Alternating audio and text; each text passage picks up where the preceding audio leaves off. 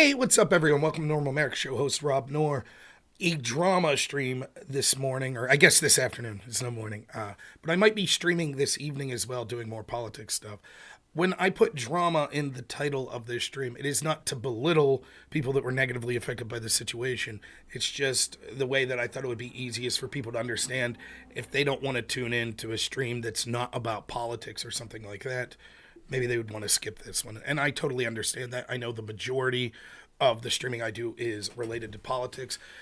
That's what brings me to this story because, yes, politics is my primary focus, but being someone who's a political streamer on this space, honestly, much of the debating and types of things that I like doing the most go through people that are around, connected, etc., to Destiny. And that's actually a credit to his skill at being able to build up an audience and basically, in a large part, being one of the people that had a big audience that first started doing sort of online debate stuff.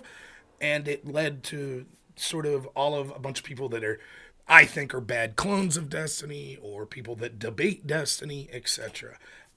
Being sort of the prominent voices that you see on a lot of the space that I interact with. And so this story has always been something that interested me. If you're just tuning into this for the first time, you go back and check out my live streams. There's been a lot of interactions with Destiny and me. Most of them have been antagonistic towards each other. I thought he's always been within bounds to me as far as criticisms like Rob sucks at politics, Rob used AI, Rob lies about this. That stuff's all on board. He behind the scenes, he helped me with a couple technical issues here and there. Hasn't done anything that I would consider personally egregious to me. I have no complaints with that. Didn't wish him any ill whatsoever. I never made fun of his open relationship. I never commented on any of the scandals that were going on around him whatsoever. The initial commentary I had on this story was when the videos of Destiny were leaked. And there were a lot of people that were mocking him for that. And when I was asked about it, I said that I felt terrible for him. And I still do. And I'll talk about this a little because a lot of people in my community take umbrage with me saying, in that sense, Destiny is a victim. He is a victim in the fact that his nudes without consent were leaked to the public. That doesn't mean that he can't also be a person that's responsible. But unless he purposely leaked those to the public, if he just gave them to a third party, he would still be a victim of the public seeing this. You might say, well, he deserves it because he leaked without people's consent. That's fair enough. That's your own opinion. But just wanted to clear that up because I saw a lot of people. I'm not trying to say that what Destiny did should be overlooked because he too is a victim or that he is a victim in the same sense as Pixie or these other people. I'm not trying to say any of that whatsoever. So maybe a misunderstanding or miscommunication between me and other people. If you're just hearing this story for the first time, I'll make it as quick as possible. Destiny had been accused in the past of inappropriate sexual behavior. It appears that it was stuff like using his position for people that wanted clout or whatever, and then to have sex with people, denying those relationships, saying scummy things about people online. It sounded like all just nothing illegal or heavily, that would interest me and, and then this story breaks where a couple months ago, a bunch of sex tapes of Destiny were leaked with multiple partners. And then it appears that at least one of the people that were in that was a friend of Destiny's named Pixie, who said that I never consented for Destiny to give those to anyone else. And Destiny's version is he gave them to a third party, and then that third party was hacked. And so there's all but an admission that Destiny filmed himself having sex with this young woman, and then without informing that young woman, gave tapes of that to another young woman, presumably in an effort to try to have sex with her. And now there are more allegations surfacing that perhaps Destiny, a young woman named Cherry, says that she was audio recorded having sex with Destiny, and then without her consent, which is even worse. And then those recordings were sent to other people. That's the allegations at hand. I've talked about these allegations previously, so you can see my thoughts on them. I'm trying to be as even-handed as possible. Pixie, I believe, is 25 now, but I believe at the time of her hookups and maybe the recording, she was 19. So one of the big concerns I had with this is obviously, first and foremost, that the people that are actual victims of this get some sort of recompense, get some sort of justice. I don't really have a stake on exactly what that would be, if it's monetary, if it's wanting Destiny criminally punished. Pixie is not filing criminal charges to my knowledge, but she is filing a lawsuit. Cherry claims to be filing, excuse me, criminal charges, and I don't know if she plans on doing a lawsuit. But from my perspective, and like, well, what does this matter to me? It does have a lot to do with sort of this online space and maybe how scummy things could get. And I think it's worth talking about it to sort of shine a light to make sure that this sort of stuff isn't happening in the future. There are questions of sort of hypocrisy and, someone like Destiny who went after the red pill community, which I'm not part of, but went after them and for their mistreatment of women. And then this seems to be occurring. So there's questions like that.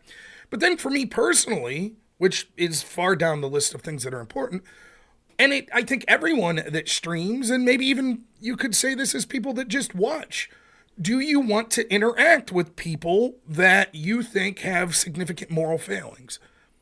All of us have moral failings, but does what Destiny did rise to the level of, I don't want to stream with him anymore, or I don't want to watch his content, or if you're in a business relationship with him, I don't want to be in a business relationship with you anymore?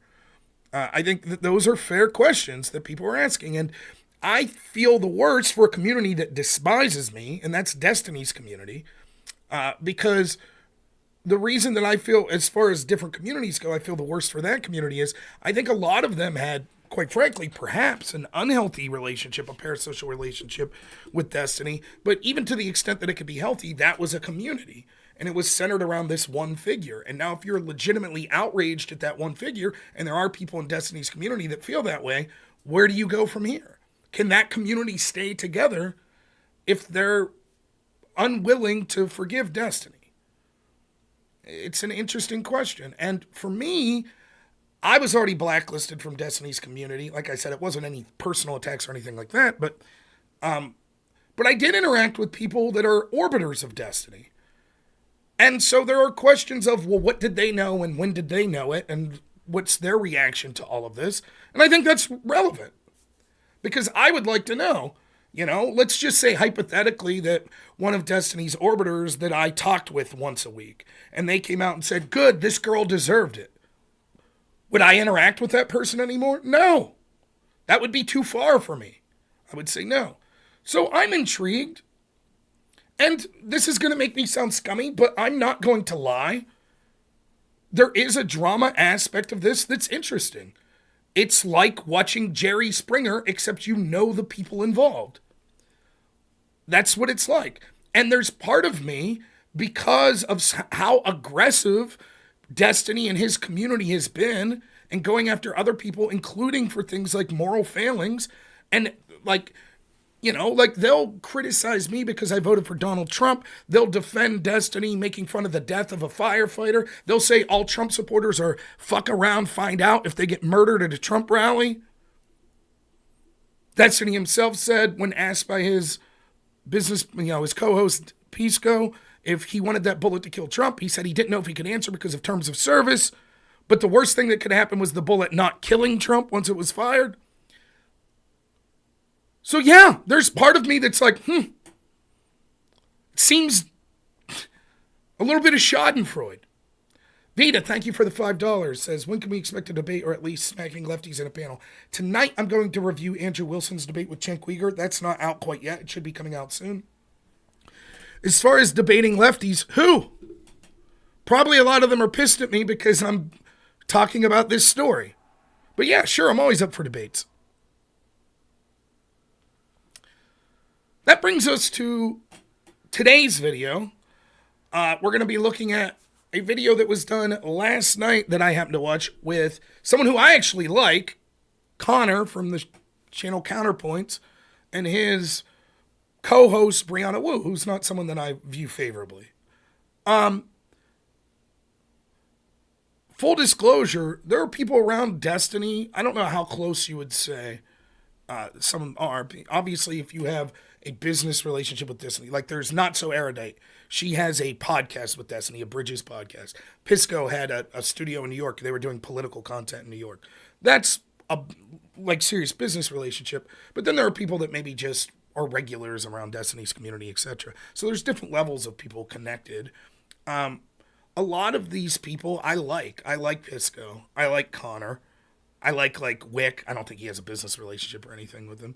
But those people I like. And then most of the people I don't even have a negative view of. Like Erudite, I can't say I dislike Erudite. I just have only interacted with her like once. It was a pleasant enough interaction.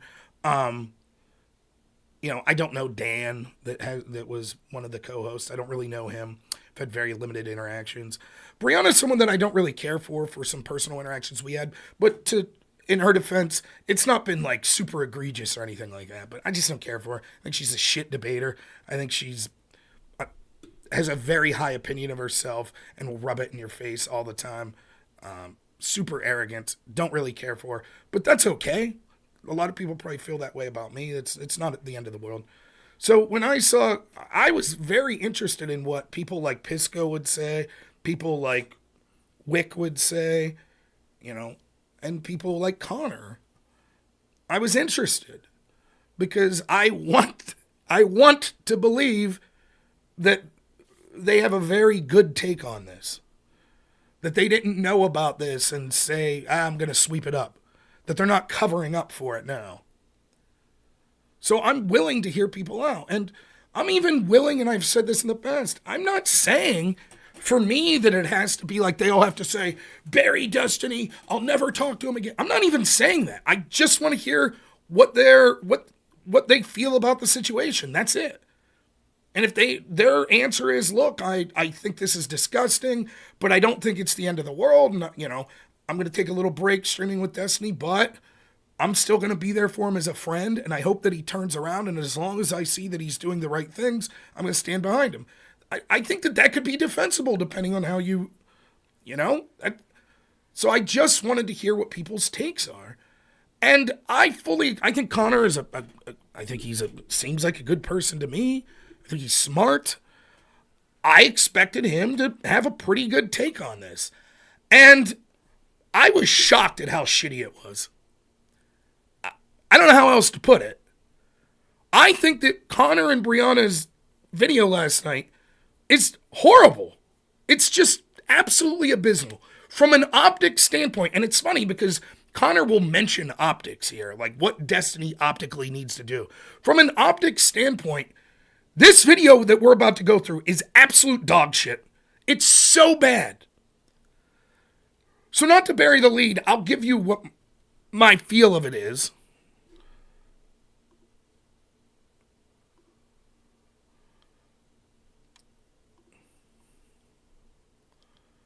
Both Brianna, I put this on X, both Brianna and Conor have commented. I said, I'll summarize the Conor and Brianna Wu video regarding the Destiny situation. Quote, Destiny had trauma as a child. He's such a talented and big-hearted person, doing great work in politics. President Sunday is horrible. Mr. Girl's ex post showing him in a tank top, posting about this shows that he's disgusting. Lav said things about Hassan before that needs to be explained. Oh yeah, and what Destiny did's bad and there should be some sort of repercussions. That's basically what their take is. They're going to yell and scream. Now, I'm not saying that they're not entitled to their opinion. They can say whatever they want. I hope they're being honest. That's I'm not entitled to shit. Give your opinions, fine. But as we go through this, yes, they're saying, oh, I'm outraged. Oh, I feel bad for the victims. But look at the tone of it. Well, Destiny had a bad childhood, and he's such a talented person, and he's very charismatic. And all these people reporting on it are shitty people. That may be. For example, one of the first people that put out a video, President Sunday, I think he may have announced Pixie's name before she came public, the victim. And that's not cool. Could have broke the story without using her name. Now, I could be wrong about that, about President Sunday, but that's what I've heard alleged. What I do know is, because I've seen part of his video that says this, he's basically criticizing Pixie because she's making overtures to a lawsuit and to wanting money. And he's like, well, who's to say she's not entitled to money? Could it be that she doesn't really give a shit about any of this and just wants money? I suppose. But that seems like a really shitty thing to do if you're putting a video out talking about concern for this guy Destiny being an abuser of women in various ways, and you're just going to instantly assume the worst of the person that's a confirmed victim. So do I have a problem with Conor or Brianna saying, we think that's shitty? No. Similar, another person that's involved is Mr. Girl. Mr. Girl he's had beef with Destiny. I didn't follow this shit. He's accused Destiny of basically inappropriate sexual stuff in the past. He put out a whole video or whatever on it. He's sort of taking a victory lap. Is that maybe scummy if you're Destiny's friend or if you're Pixie's friend? Maybe. But that's where you're going to put the majority of your focus? That's what you're going to do? Oh, yeah, and by the way, Destiny's bad too. What? To me, that's the vibe I get from this video. And it's like, yeah, it almost comes across as, well, this is what we know we have to say. We have to say, yeah, what Destiny did was bad. Yeah, we support the victim. Yeah, their lawsuits, yep, sure, great. And yeah, there should be repercussions. But he's great. He's really great. He's really talented. And he had a screwed up childhood. And all these other people were the real shitheads. Thanks, Cody, for the $5. Says happy Friday, Rob. All is well, thank you. So I got this nagging cough, but. And again, I can't be more clear about this as well. No one in that community owes me shit. If I'm Conor or Brianna or Pisco or Dan or Erudite, they can all be like, hey, Rob, eat shit. You're a right-winger that disagrees with Destiny politically, so you're just going to dance on his grave. We don't give a shit what you think. And to be honest, I wouldn't really blame them for that opinion. That's probably fair. Now, I do give a shit about the women that feel they're victims, or men, by the way. Because for all we know, there was a video released publicly that was hacked of Destiny in a sex act with a man. Maybe that man didn't give consent. And he feels terrible because now publicly, even though people don't know that person's name yet necessarily, still he knows it's his body that people are seeing. And I actually, to the chagrin of my audience, for 2 months, my take on this was Destiny's a victim. This is shit. I'm not going to pick on him for this shit. I feel terrible for him. Go back and watch my shit. Ask anyone in my chat. And I still feel bad for Destiny in that sense. I feel less bad if he did what's alleged, which seems to be true, which was he gave these videos without consent, at least without everyone's consent.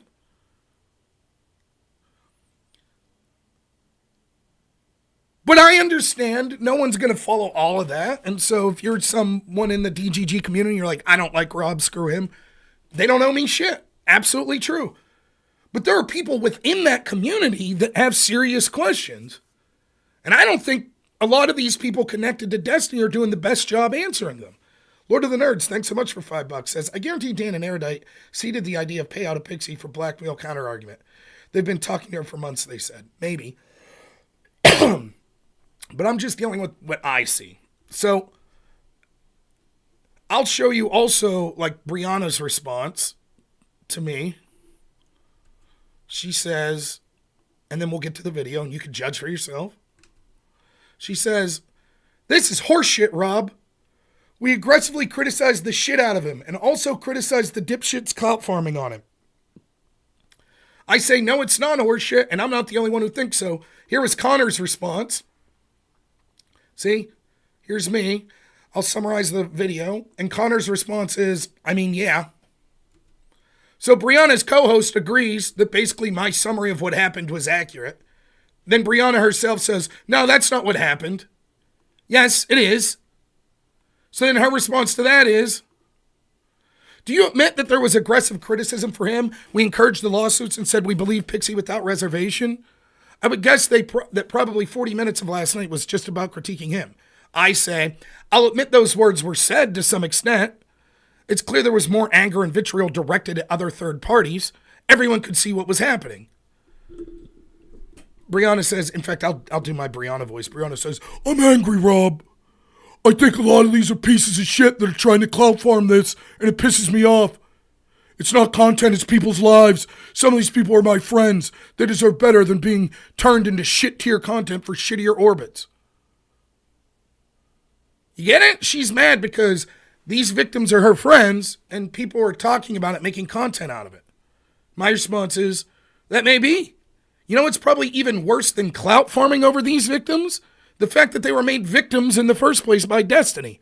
People may think that you spending more time being outraged at the people calling out Destiny as opposed to Destiny himself seems a little misguided and calculated. She says, you don't give a shit about the victims. I said, I disagree, and I do think you give a shit about them. You just give a shit more about your image and what you can benefit from a little more than you care about them. Brianna says, this is exactly accurate as views on January 6th. What the fuck's that have to do with anything? In any case, I'm out. I can't deal with mentally unhealthy people like yourself any further. I wish you the best. To which my response is, I'm mentally unhealthy? Thank you so much for your diagnosis. And you were able to give it to me without ever having met me. If only you could have been as capable of a psychologist with your good friend Destiny, you could have prevented your friends becoming victims.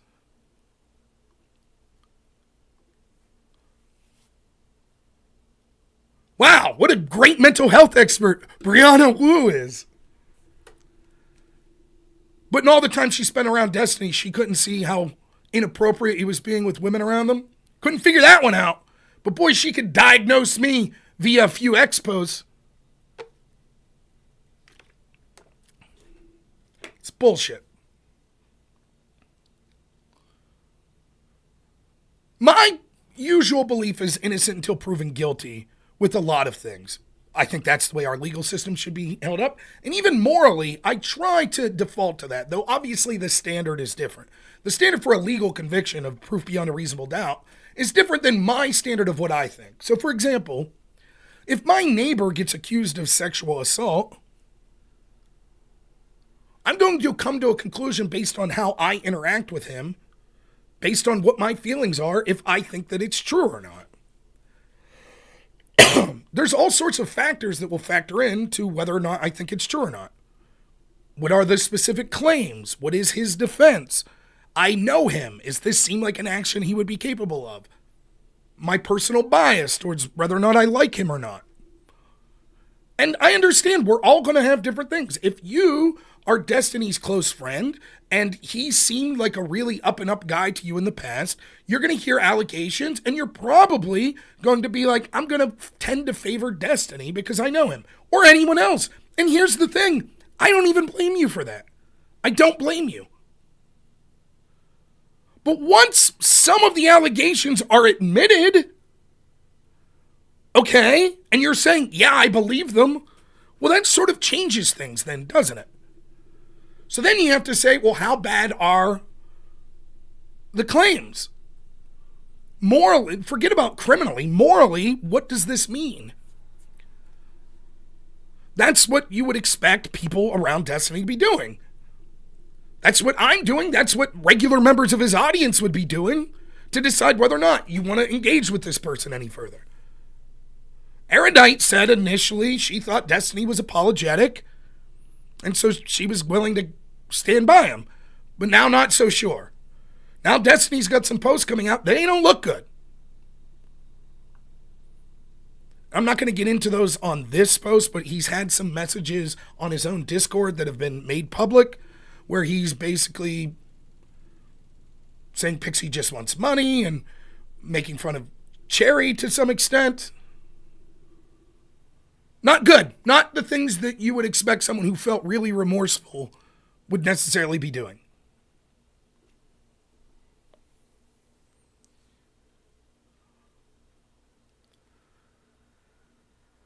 So if you're going to claim, if your claim's like, look, I think this is bad, but not that bad. You know, I feel bad for Pixie, but at the end of the day, I don't think it's super bad. You know, I'm going to stand with Destiny. That's fine. Come out and say it with your chest. But if you're going to be like, oh, this is super bad and I feel terrible for Pixie and she's my friend and blah, blah, blah, and then spend all your, the majority of your focus bitching because Mr. Girl is commenting on this on X and he put up a little, hey, my video coming soon on this, and it's him in a wife beater with sunglasses, and you're like, that's outrageous. He could have dressed more appropriately. What the fuck are you talking about? Now, am I saying, we're about to get to the video, am I saying that Conor or Brianna should be canceled? No. This is my opinions on the shit. You might agree with them and say, we think this statement that they made was fantastic. Okay? I'm just giving my opinion on what I see with this. And I thought, even if they're like, assume the worst. Even if they're like, I don't think this is that bad, and I like Destiny, and fuck, I like Destiny because it helps me get clout and money. I'm not saying that's exactly what they're thinking, but assume the worst. I still thought they'd be smart enough to come up with a better statement than this, just to cover their own ass. But it's certainly even worse if they're claiming that that's not how they feel, that they're not just saying this for clout, for advantage for themselves. So let's start watching the video. Now, full disclosure, we're not going to watch the full video because I'm just going to start it when Brianna comes in and I'm going to end it when Brianna leaves. And the reason for it is this. I think the show is them together. And there's just a little bit of stalling at the beginning till Brianna gets there, in which Conor does say some things about the situation. Not much, but he says a little. And then after Brianna leaves, Conor has a discussion with Lav and I forget the other person's name. You can check that out if you want. I'll put the link, which Conor looks really bad in that conversation too. But that's sort of different than their statement. So let's get to it. Maybe, if I can figure this out.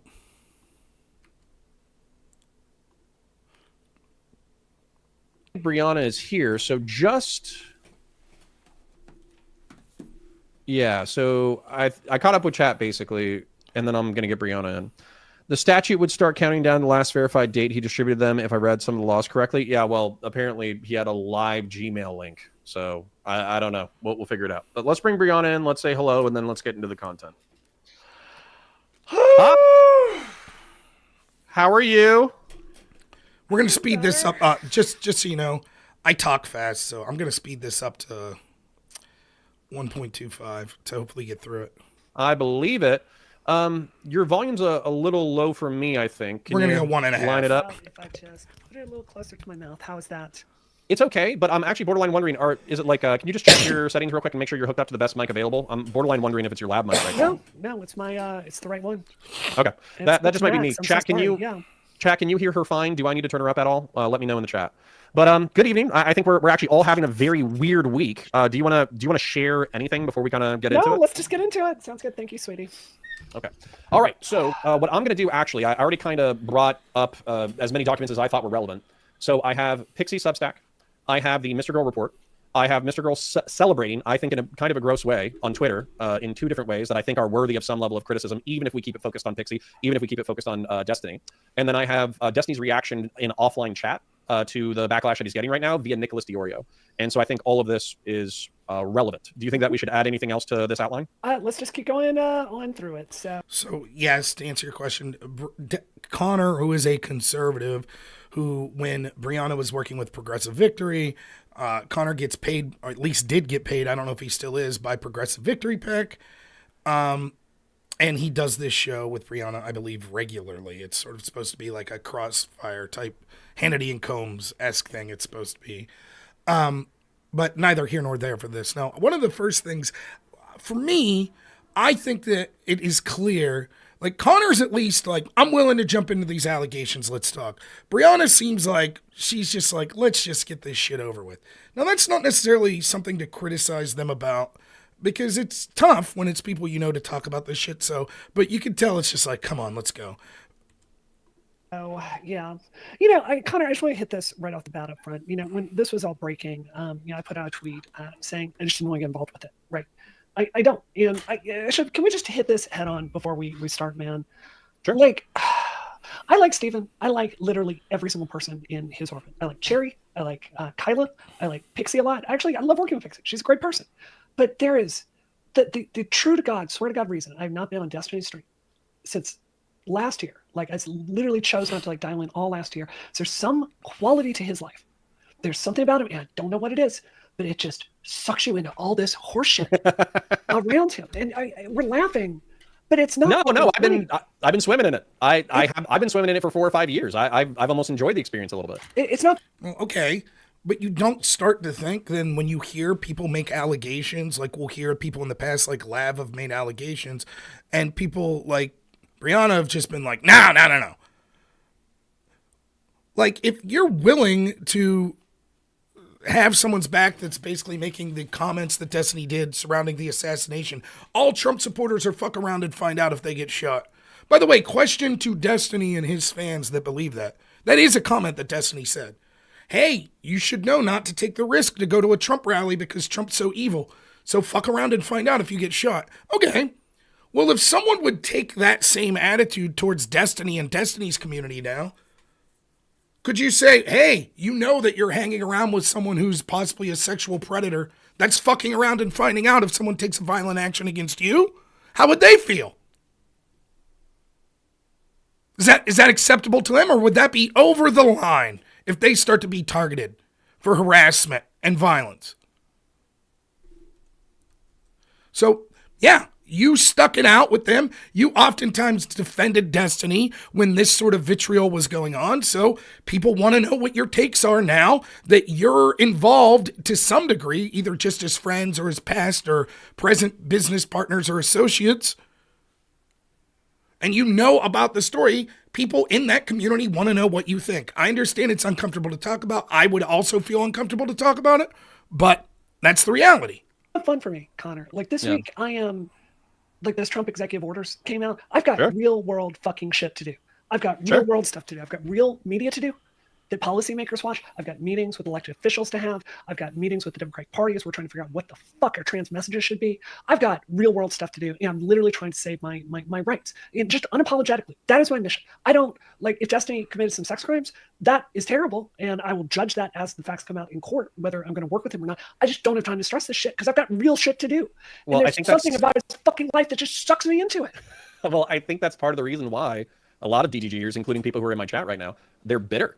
They're angry. And the reason why they're bitter and angry is because you have this guy who, listen, if you're a Destiny hater in the chat, that's totally fine, but I'm just going to lay it out, I think, the way most people within his community perceive him. He's intelligent. Yeah. He's charismatic. He can hold his own in a debate. He's a decent researcher, and he's an effective rhetorician, right? Yeah. Like, if he was Adolf Hitler levels of crimes, these things would still be true, right? And so he kind of, I would say, from 2022 to 2024, it looked like he dedicated himself to getting into the largest rooms possible based off of his clout and influence in orbit, and it seemed like he was really scratching at like the door to the mainstream. You know, been on Piers Morgan, talking to the DNC chair, talking to real world politicians, talking to these people, talking to that people, been on every big podcast that's available. Basically. I worked very hard to get that door open for him. Oh my God. Did you hear that comment? Like, first off, let's talk about what Conor's saying here. All of that could be true. And I would say most of that is true. But your concern here is his victim. That's the take that they're taking. The victims are what's most important.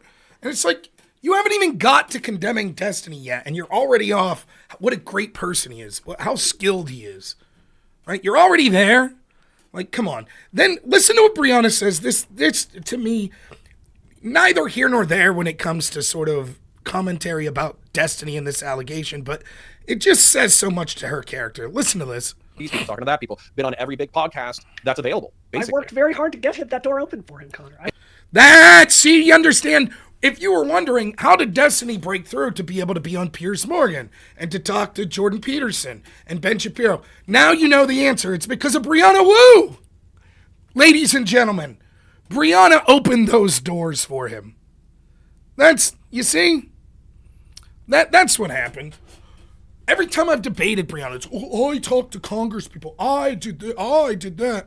Like, Jesus. Everything. Yeah, we know, Brianna, you're clearly the most talented person around. You did it. You opened these doors. Good for you. Whatever. Neither here nor there, though, about the allegations. I worked really, really hard in that change. And so right when he's reaching the mainstream or whatever, he has this dipshit sex scandal that effectively implodes not just the goodwill of people outside of his community, but implodes the goodwill of a healthy chunk of people within his community. And so he's we should and will focus on the victims, but he's really hurt himself bad in the dumbest way possible. We should focus on the victims, but we're still going to talk about what a shame for Destiny. Okay. Destiny aside, I entirely agree with every single word you just said. What is it about? I like Steven so much. I wish he's one of the strongest figures we've got for articulating democratic beliefs. I've really enjoyed a lot of his stuff. What is it about him that causes him to have so much thoughtfulness in how he engages on these issues and makes such obviously poor decisions in his personal life that affect everyone around him? Do you want me to give you a spoiler? I can give you a spoiler right now. So so far we're when did Brianna come in? We're 6-7 minutes into this. And also we've heard about how talented and great Destiny is. And he's so good at what he does. Look, Destiny's an effective debater, but have you ever stopped to think that maybe he's not as good as you think? He's so thoughtful in how he articulates his debates. Horseshit.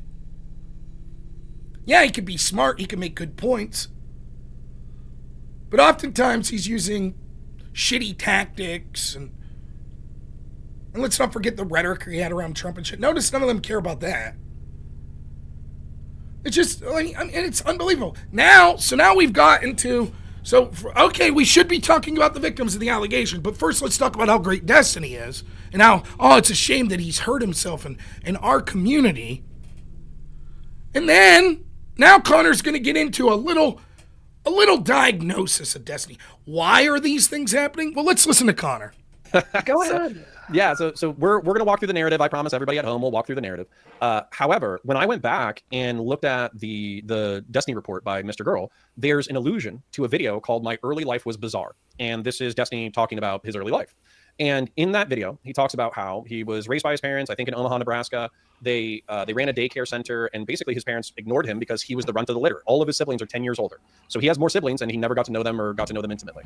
Then he was ignored for the daycare, and he talks about how he actually felt pretty bad and would sometimes go hide in the backyard or hide in the front yard, waiting to see how long his parents would take to notice that he was gone.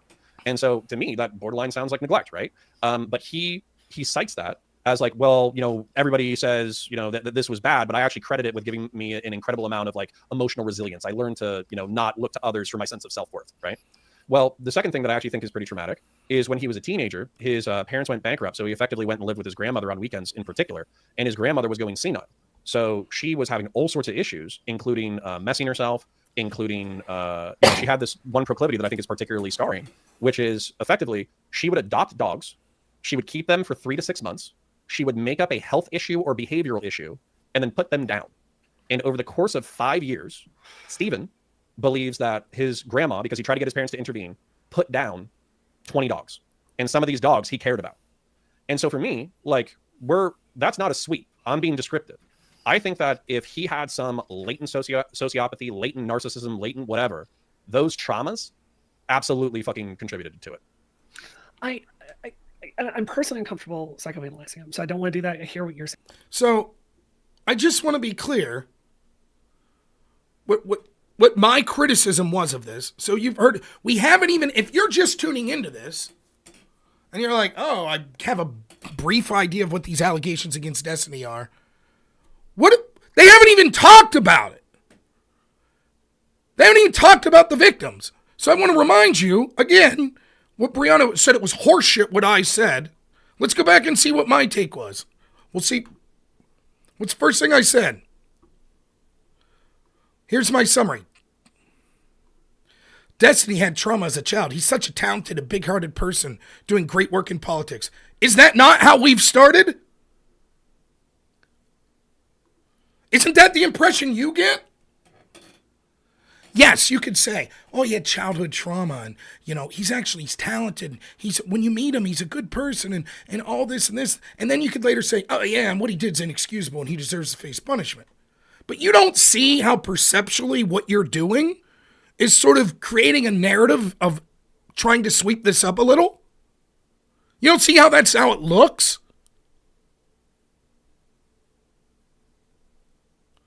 Now, I see people in the chat that are saying, Lav sucks, Queeman sucks. They're both going to come on later. That could be true. Mr. Girl sucks. Could be true. President Sunday sucks. Could be true. What does that have anything to do with this? What does that have anything to do with it? Potentially criminal. Thanks so much. How you doing, sir? For $5 says, Conor has to sweep. He took money from progressive money affiliated with Destiny and he ran with them. That's exactly right. For me, it seems, and I think I can't 100% prove this, but the most likely explanation is they're downplaying, they're covering, they're sweeping because there is personal benefit in it for them. I shouldn't even say this. This is risky to say, but I've heard this accusation. I will ask Conor personally if I have the chance if this is true. But I heard the accusation when the controversy about Vosh came about, which I also didn't really comment on, about him having animated pornography of underagers. Which, by the way, as grotesque as that is not as bad as actually having real photos, but nonetheless, not to get into that.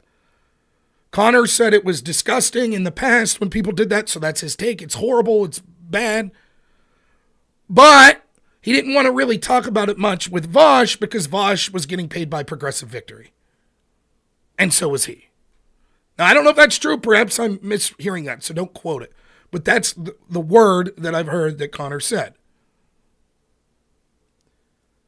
So it seems if that's true, he has a pattern of the people that he now aligns with in his little group that he's with.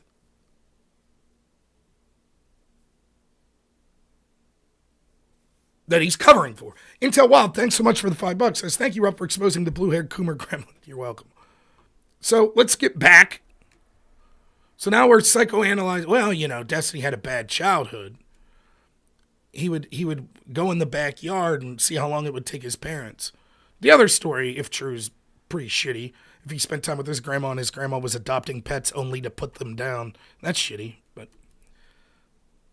saying. Yeah. What I would say is, look, I'm a trans. My childhood was extremely bad. Like my family disowned me. My adopted family threw me out like trash. Like I get Trump, but the thing is, you have to at some point address that and develop some healthy behaviors. That is our responsibility as adults.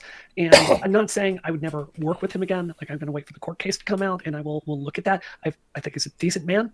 I genuinely like Stephen. Every time I've hung out with him, every time I've worked with him, he's been forthright, honest, smart, has asked incisive questions. But I'm just saying, professionally, the cost of being in this world around him is so fucking stressful. It is so fucking exhausting. And it takes it out, not on me, because I'm just on the periphery, but the people that are closer to him. So I think that's pretty insightful, don't you? First off, I agree with what she's saying. Look, you're talking about trauma. You need to overcome that. That I agree with. That's not an excuse, right? But then what she says there is pretty insightful, right? She's like, well, he's a good person. He's always been good around me. I have more respect for someone that says, you know what? This is my friend who I think's a good person deep down, and he fucked up. He made a mistake. I'm going to stand by him. I have more respect for that position than what she goes on to say is, but it's bad for business. You see, it's bad for business. Isn't that sort of giving the game away? She's right. At this point, it is bad for business. But then that raises the question, what if it wasn't bad for business? Lord of the Nerds, thanks so much for $2, says, Progressive Victory, now known to finance sex pests and apologists.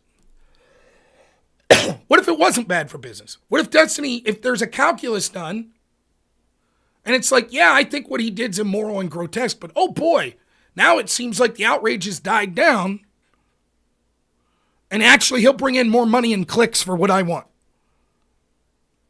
Anonymous Coward, thanks so much for $5. Says, Andrew Wilson versus Chink on Piers is up. You think Destiny was supposed to be on there and then they bailed? Dude can never talk about consent again.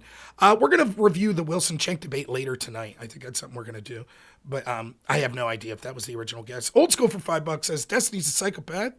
ASPD. I've known since my older sister is diagnosed. And yes, when you first meet her, she's kind and charming. Sparky, my friend, how you doing? For $10 says, Rob, please stop pretending Conor is conservative.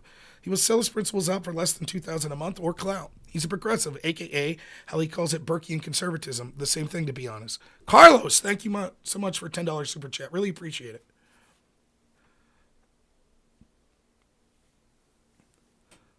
So, I mean, and then she talks about the court case, and this is something that there's going to be this conflation.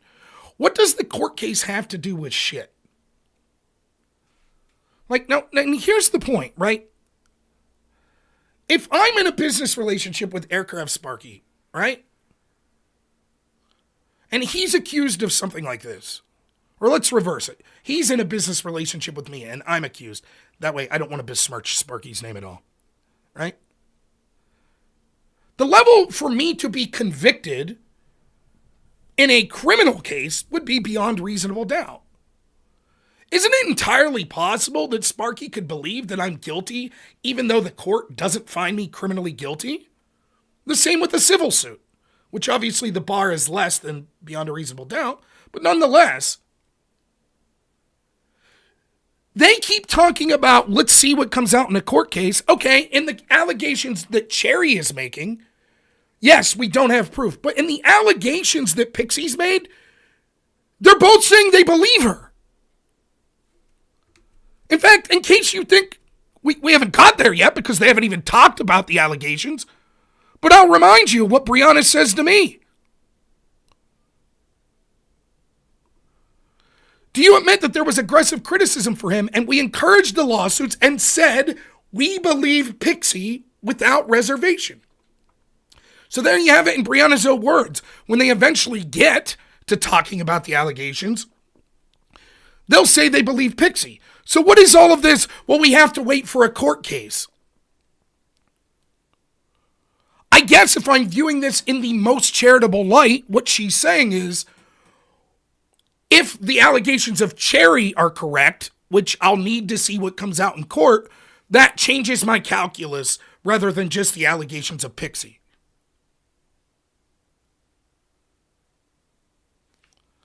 MG42 says, see them super chats? That's why we doing drama. I respect the grift. Is that why?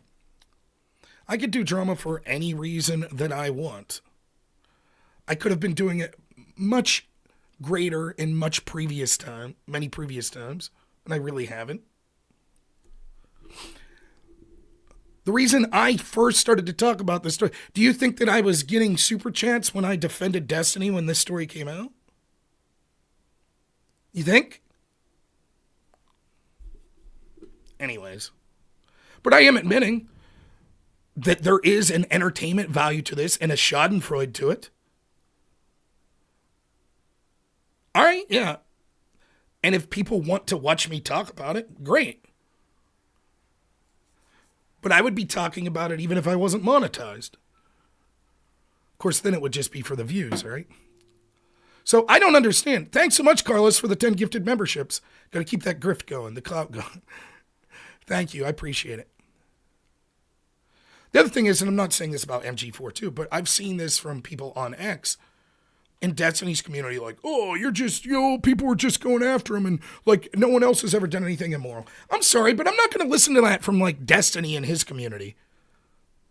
I mean, back when Biden was destroying this country in the middle of his administration and the people I knew couldn't afford groceries and were struggling mightily, I used to comment all the time on Destiny and so many other people. What were they doing? It was red pill content. Let's argue about Andrew Tate. He's aggressive towards women. Or how about the drama with Vaj Hassan that came from their community? But oh boy, let's just put it this way.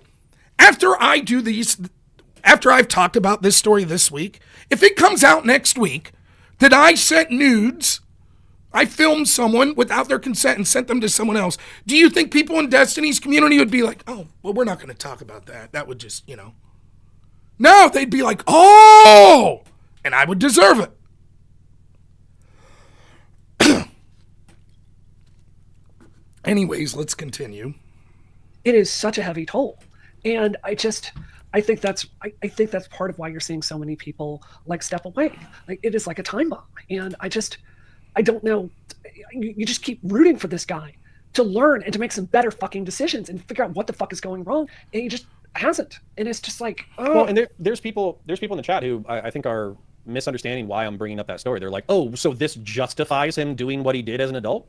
No, 100% no. As a matter of fact, kind of like Brianna just said, kind of like a couple other people in chat said, no, your childhood trauma does not give you unlimited license to be a dickhead for the rest of your life. No. As a matter of fact, you are almost morally called. I would say you are morally culpable. As soon as you identify that, oh shit, I have horrible behaviors that are rooted in childhood trauma, it is incumbent upon you to fix those issues.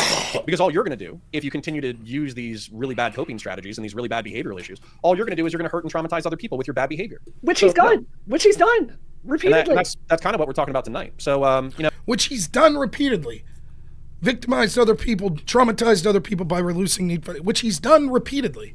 Then why only now are you refusing to work with him? Why, when people were making these allegations in the past, did you poo-poo them? Anonymous Coward for $5 says, the horse lover is a higher, more grounding than Destiny. At least his victims are cartoon goblins. No, there's a half a dozen angry chats who are like, oh, you're saying that he has unlimited license? No, absolutely not. Absolutely not. I'm giving you color for why I think this happened, which, by the way, there could still be 10,000 other reasons why it happened. I'm just saying that if I'm using the Mr. Girl report as like a narrative vehicle, I would tie his emotional callousness to these events. But I want to be really clear about something else, Conor. Yeah, the New York Times has not written a fucking story about Destiny with 2 sources. The Washington Post has not written a story about Destiny with multiple sources. I've not seen a CNN story about this where an actual fucking reporter went out and looked at this and substantiated. What I've got is a bunch of stuff, like there's something from Pixie. I know Pixie. Pixie is actually someone I really care about. I talk to her all the time. I work with her. If I'm hiring for a project, Pixie is one of the first people I call because she's really easy to work with and really fun to work with and has a shitload of talent. I really care about Pixie. I do. I don't have kids, and one of the ways I manifest like that energy is I try to help younger women like get a start in their career, and I'm proud of like how I've helped Pixie develop professional skills. I'm really genuinely proud of that. Yeah, you did it, Brianna. At the same time, it's like, so I know if she's saying stuff, it's true because I know her and I can make that assessment. All the rest of this, I just don't know these people. A journalist hasn't vetted it out. I've read the documents. I saw none of this firsthand, and it is the most reasonable fucking thing in the world if a reporter has not looked at this to go, you know what? I'm just going to hold back and wait for a court case and wait for some facts to come out. Okay. Let's talk about that claim there for a second. First, right before Brianna went off on this little tirade, she just admitted in response to Conor, when Conor said, you end up leaking to a bunch of women and traumatize them. She says, yes, and he's done it a lot. Right?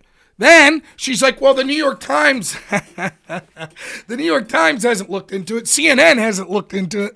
Holy shit. Talk about laughable. Okay. So I'm not going to comment. Yet she admits she believes Pixie. So why hasn't she commented on the Pixie allegations?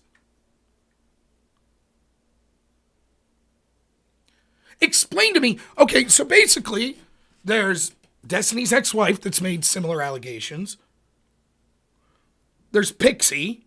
There's Cherry that's making allegations that are worse.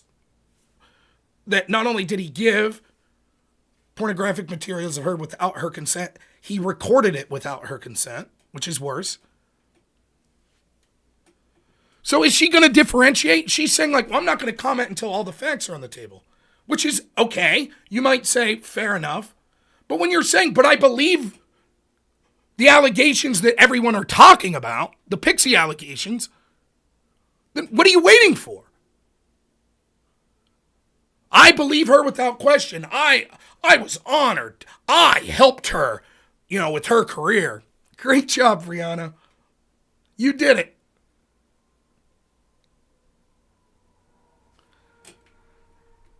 So she was only going to cover it if it was a court case? That's it? Now, as someone who probably calls themselves a feminist in the case of Brianna, wouldn't she be aware that rich, powerful people, oftentimes, particularly men, oftentimes could squash court cases because of their wealth and their power? So what if there's victims of Destiny that were incapable of bringing a court case? Tough shit. I'm not going to look into it unless CNN comments. That's the excuse? That's the defense here? All that matters is what CNN, the New York Times, or a court says. I might be a little bit more judgmental. Maybe I'll be a little bit, but I'll cite the reasons as we go. So, are you ready to do Pixie's Substack? I have not seen it, so walk me through it. Okay. So we're about 15 minutes in. Now let's get to some allegations after we've given excuses for Destiny based on his childhood trauma and then said, well, it's not really an excuse. Then we talked about how great and talented Destiny is. Okay, now let's get to it. So I'm going to go to the share screen. I'm going to present. I'm going to pick this up, and I'm just narrating this because I want you guys to not be lonely without my beautiful voice. And then let me add this. Okay, cool. Chat, sorry if you can't see it perfectly, but I will be reading it aloud anyways. And just pause me intermittently, and I'll pause myself intermittently. So this is Pixie. This is a young lady that... Hold on, just want to pause. Sure. The question in the chat, do I believe Pixie or not? Yeah, I believe Pixie 100%. I know her. So just stop with this bullshit. I'm really not in the mood tonight. Well, and by the way, I believe Pixie too. I think Destiny believes Pixie. I think everybody believes Pixie. Yeah. So I think everybody in the scenario believes Pixie. So, yeah. Anyways, continuing. Okay. Like, listen. I think what people want to know, again, fuck me, I get it. I'm from outside the community. They ain't gonna like me. That's fine. But if I'm in that community, if I'm just like a viewer in the DGG community, I want to know, okay, do you believe this? What is the story? And then what are your feelings on it? Like, what are you going to do? Are you going to keep working with Destiny? How bad do you think this is? Like, they still haven't commented on it. In fact, as you'll see from later here, publicly, Conor's first post on this was something to the effect of, and he'll admit this, it was like, apparently Pixie was offered $500,000 or $1 million. For $1 million, I'll send pictures of my junk. And it's like, I don't give a shit. You could joke around about it. But I understand why people that are outraged in this community for Pixie would say, that seems a little cold. And then you're going to do a video covering it, and you spend the first 15 minutes glazing Destiny. So when you're like, oh, yeah, we believe her, well, your actions don't show that you're taking it seriously. So Pixie writes, we're going to let her narrate, and then if we want to add color based off of our perspectives, we will.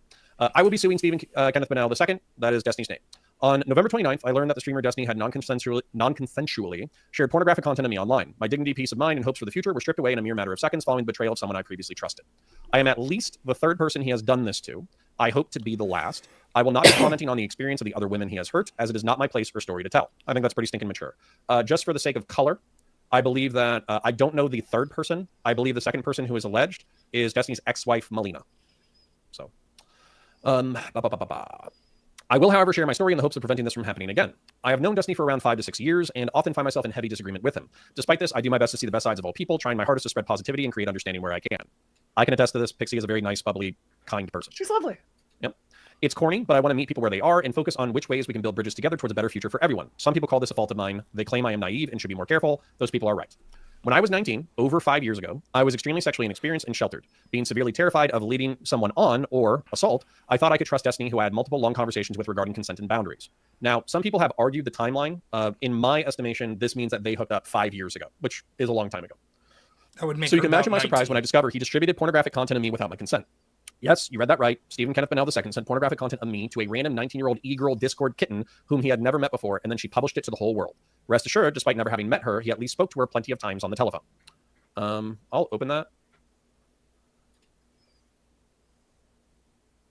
Basically, it's just a DM from him saying that he talked to her several times. I think that's actually sarcastic. She's saying that, like, his sense of intimacy with this random person is misplaced. Yeah.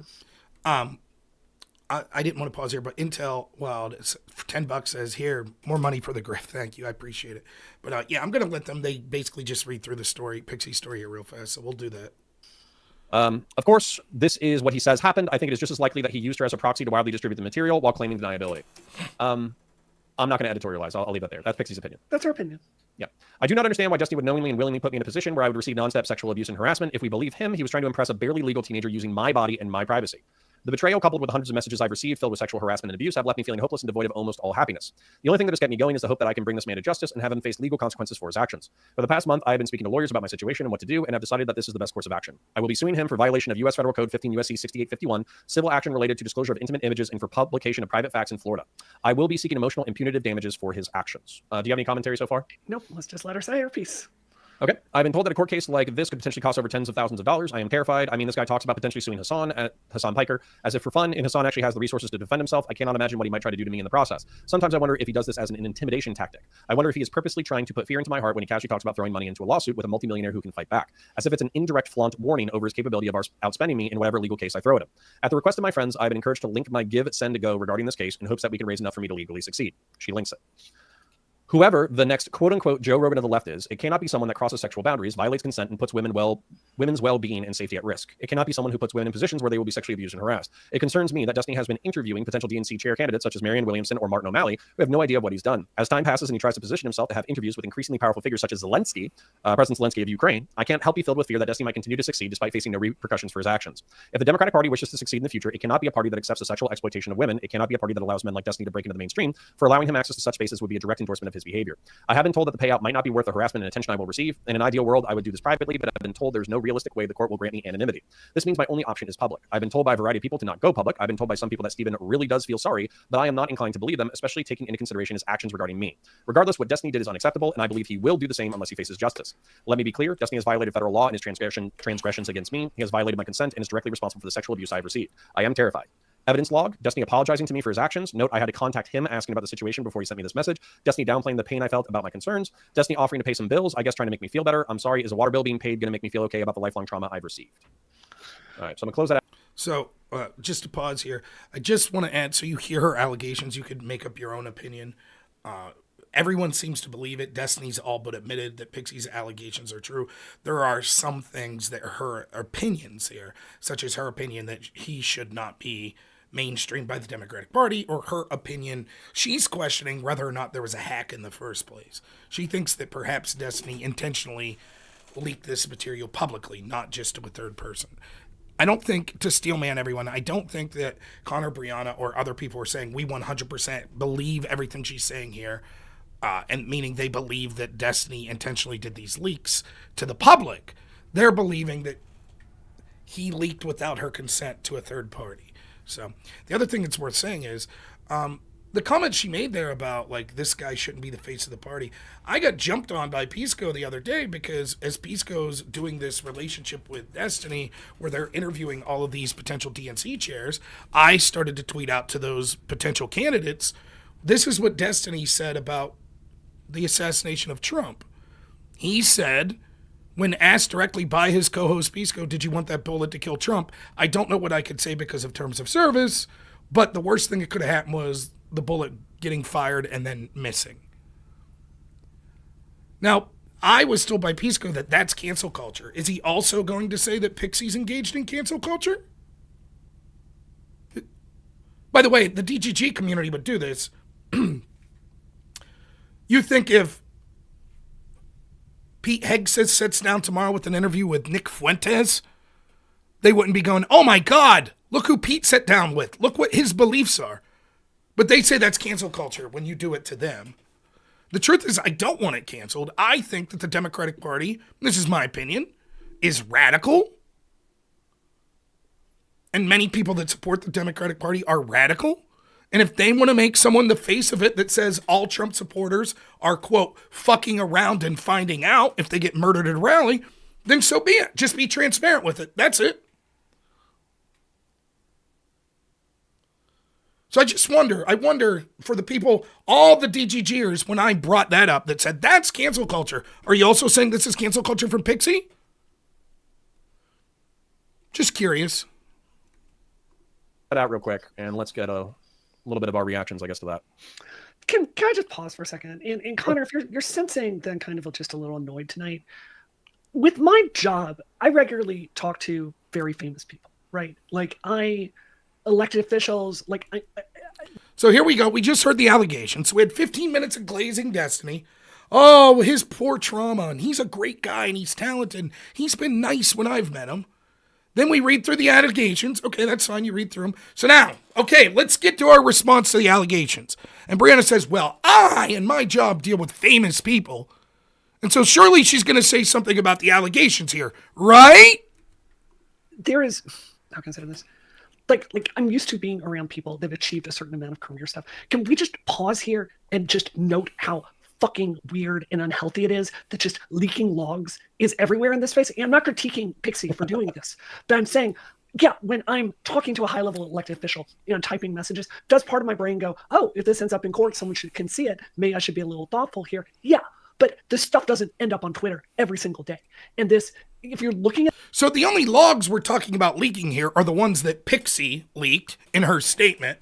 And now after hearing this statement, her first take is, can we just pause and say that leaking this stuff, it's just ridiculous? Oh, I'm not saying Pixie. Then who are you talking about?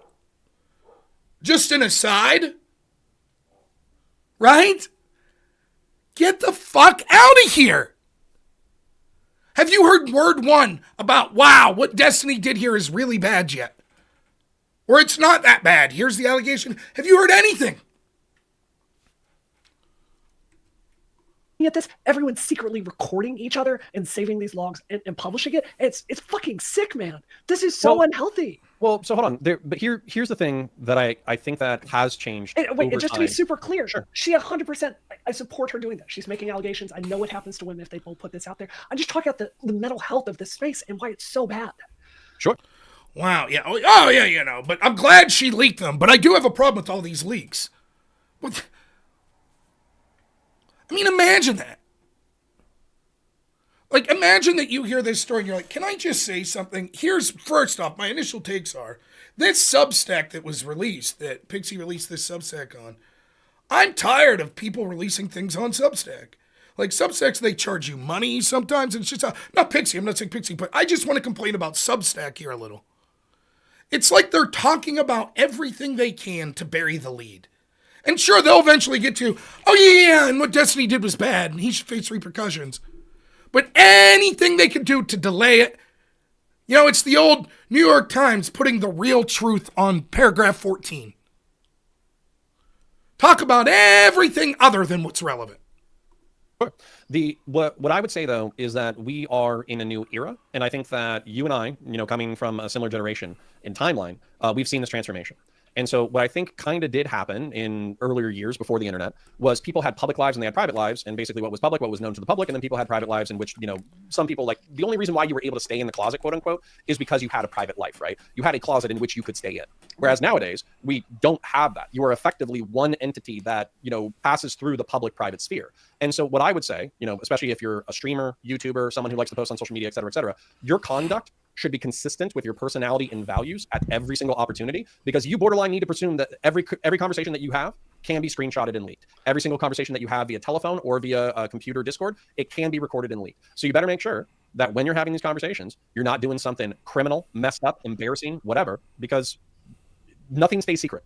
I agree with you to a point, Connor. What I'm saying is the unhealthiness of this entire space. That, yeah, do politicians occasionally have DMs leak? Yeah, of course, but it's not every single day for freaking content. But this is the game, and I'm not. And I just want to say here, I sort of feel bad for Conor here, because part of being a co-host is you have a back and forth. Like, Brianna's the one that broached this subject, and what Conor's saying is not wrong. But it's like, what does this really have to do with the allegations? And then, okay, Conor wraps it up, okay, and Brianna brings it right back. Well, I'm not trying to dog Zoomers too much, but this is a little bit of a game, I would say, of the Zoomers, where I seriously think that lockdown, and I'm not talking about Pixie, and I'm not talking about Steven necessarily, but if the shoe fits, wear it, okay? I think that a lot of sex and social games are played online.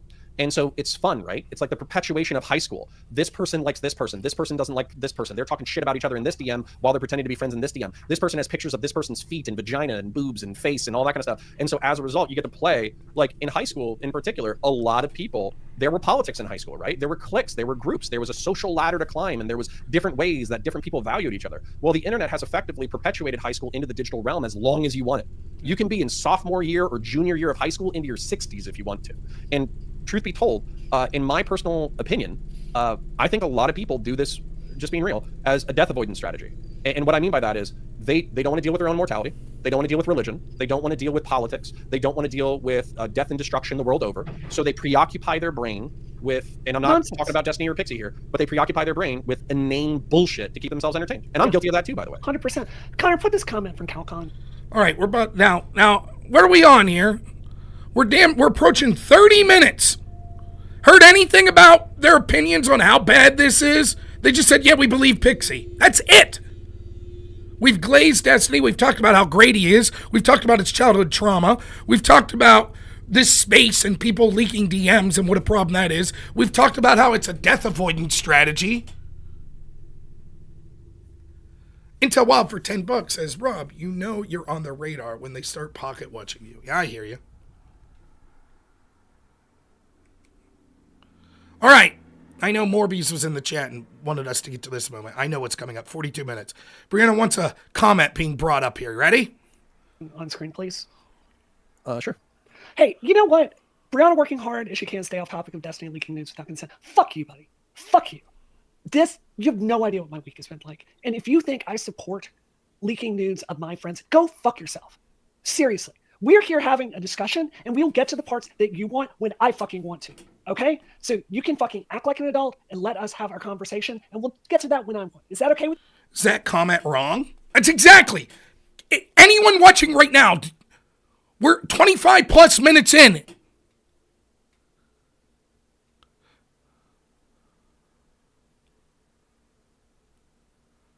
And then when someone's like, hey, what the fuck? Like, are you going to comment on this? Fuck you. Fuck you. We'll say what we want. Okay. Great answer. That's why I said when I'm arguing with Brianna about this on X, yeah, they do eventually say, oh, what Destiny did was bad. After they're goaded into it by the audience, not my audience, mind you, their audience. That's finally getting fed up. You already heard Conor once say, yeah, there's like 6 people in the audience saying I'm making excuses for Destiny, but that's not what I'm doing.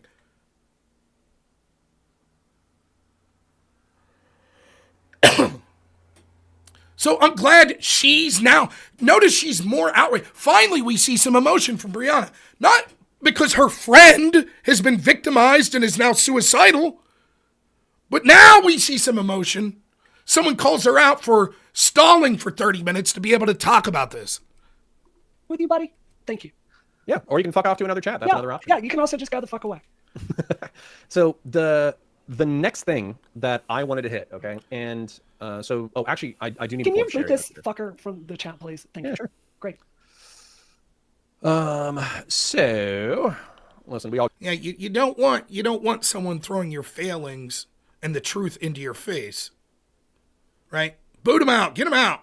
We don't have time to talk about people that are pointing out the fact that we're delaying and not talking about the actual issue at hand. We don't have time for that. I'll get one guide. One guide is what we do. I'm going to pull up Sherry real quick as well, because I think it is relevant. So when it comes to Pixie, the allegation is that more than 5 years ago, they hooked up. He and she did a intimate recording, basically. And then he has been sharing that since then as, just a way to flirt with more women. That's the Pixie allegation. And I think that the civil statute that she is using is appropriate. Yeah. Right. I 1,000% support this lawsuit. If this happened and Pixie can prove it, I 1,000,000,000% support this lawsuit. Like, absolutely. Like, without question. Like, she should go get a lawyer. She should adjudicate this, and she should try to get a civil settlement if that's true. It's 100. Okay, 2 things. First, thanks for the super chat. Walter Mellon for $5 says, my theory is that Wu is waiting to see what comes out since Destiny connected referred streamers to Progressive Victory. Could be. This idea of a lawsuit, and you're going to hear Conor start talking about the legality of this as well. I don't have a problem talking about the potential legality, but that's not what most people are concerned about. And this isn't just me saying this. Again, I can't stress this enough. If you're someone watching and you're from the DGG community or Brianna or Conor's community, you probably don't like me. I'm a filthy Trump supporter, right? I've argued against Destiny. Destiny accused me of just using AI to do debates with him and all this shit. My opinion's irrelevant to that community, and I understand that. I actually do. I don't have a problem with the Destiny fan saying, hey, screw you, Rob. What do you care anyways? That's fine. But it's not me that's the only one asking these questions. Just go to Destiny's Reddit. To their credit, there are a lot of people in Destiny's community that are really outraged by this. And listen to what they're saying. They're saying, look, it's not really about whether or not this triggered a legal statute. Oh, well, technically, it didn't quite meet the revenge porn thing. So, no. They're like, the question is the moral failings. And what does this mean morally? And as a friend, and as a member of the community, and as a viewer, what are we going to do? Are we going to continue viewing? It's fine to talk about the legal cases, but notice how everything they're saying has hedged on that. Well, let's wait and see what CNN says or what the courts say. Well, if this is true, let her file the legal claim. But they're not saying what it means to them, what it means morally. They're saying they believe Pixie, so if she files a lawsuit and for whatever reason, Destiny has fantastic lawyers, Pixie has a change of heart and doesn't want to go through with the lawsuit because she feels she's being harassed, or a jury or a judge just says, nope, we don't think this raises to the level of the civil statute, does that mean all of a sudden Brianna's like, therefore I'm fine with Destiny not facing any consequences? We don't know because they're not talking about it. They're just hedging, hey, whatever the lawsuit says, it says. 100% called for. You agree too, Conor, right? Yeah. No, here's my thing. I'm just going to be crass about it. So the statute that she's suing under, the maximum damages are $150,000. Okay. Now I'm thinking with somebody else's money. I'm thinking with somebody else's career. Maybe this is presumptive. The statute, is that the federal statute or the Florida? Okay. So this is the federal civil statute. Okay? Now whether or not you can get more damages or something like that, it says something about liquidated damages. I wish Pisco was here to weigh in on it, but I don't understand all the terminology. But it basically says that liquidated damages are payable out at a maximum of $150,000 or something like that. Okay. I'm pretty sure that based off of Steven's numbers, based off of his members, based off of this, based off of that, I'm pretty sure that is approximately or even less than a month's worth of income. Yeah. Right. And so if that is, if I'm off, I'm off. But I've heard that anything else does really well. He obviously gets a lot of ad revenue. He obviously gets a lot of post-recorded views. I don't think it would take him particularly long to find that cash, right? No, of course not. And so as an apology for saying, you were my friend, I violated your trust, I leaked content of you, and you have had to suffer for months as a result, I think that would be an appropriate conciliatory apology. Now, do you hear what Conor just said? Do you hear what he just said? I was shocked. I was listening to this. My wife, I'll sit there and listen to politics video and shit in bed. So my wife, we're not in bed yet. We're up watching TV. My son, for whatever reason, went to bed really late last night. So he's in our room watching TV. In case you're wondering what we were watching, it was Blaze and the Monster Machines.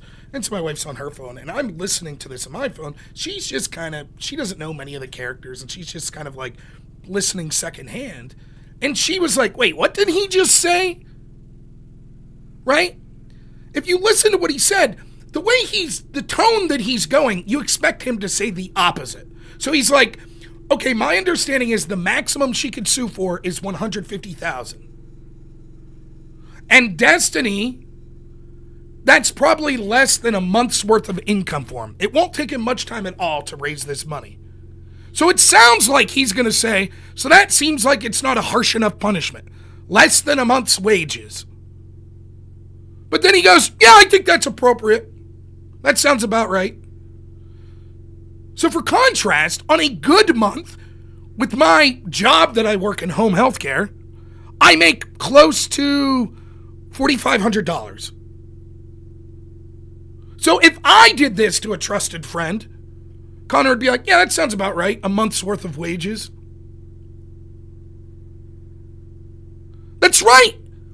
Pixie's entire position, what she's saying at least, you might say I don't believe her, but what she's saying is, it's not about her receiving the money. She wants punitive action against Destiny to make sure that it affects him so much that he'll never do this again. And Conor's like, yeah, $150,000, that sounds about right. That seems incredible to me. I mean, it's his opinion, that's fine.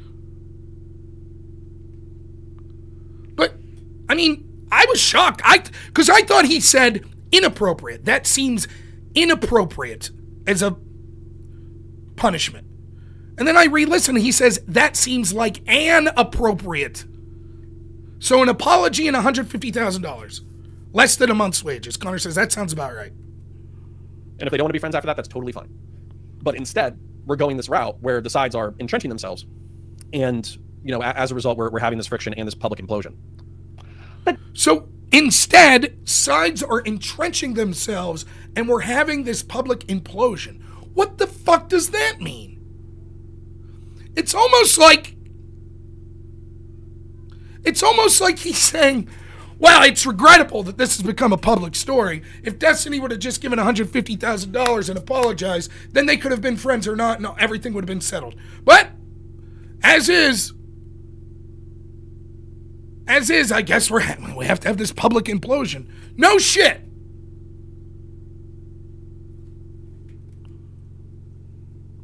I mean, let's get back to the core thing here is messages were leaked about Pixie without her consent to Sunday, who is a piece of absolute human. Oh, he's such an asshole. And there we go. Now we get to the real villain. You see? Let's go back for a second. I'm like, oh, finally, Brianna's going to talk about Destiny leaking this and how bad it is. Ready?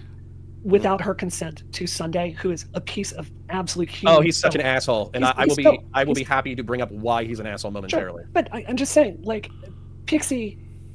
Oh, now, again, can we go back to what my post was explaining what I thought this video was, and Brianna said it was horseshit?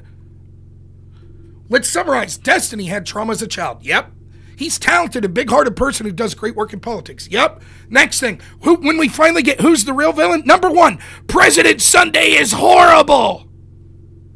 There you go. Now, I'm not saying that she's wrong. For what it seems like, it does seem like President Sunday possibly went public with this while Pixie was asking people not to. And that's scummy. And it seems like he said in his video, maybe she's a little money grubby. And that's not cool. But holy shit, they still haven't really criticized Destiny. Well, if the courts, whatever the courts say, I haven't seen a report from the New York Times. Yeah, I believe Pixie, and yeah, let the lawsuit do what it does. But oh boy, was President Sunday shitty. Potentially criminal. Thanks so much for $2. Says Sunday is the man who killed their golden goose. Right, that's why they're more pissed at him.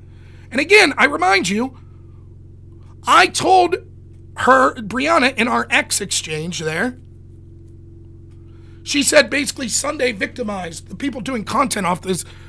It's her friends that are victims. And I said, that may be, and maybe you're upset that people are making content off it. But you know what's worse than that? The person who made your friends victims. You know, Destiny?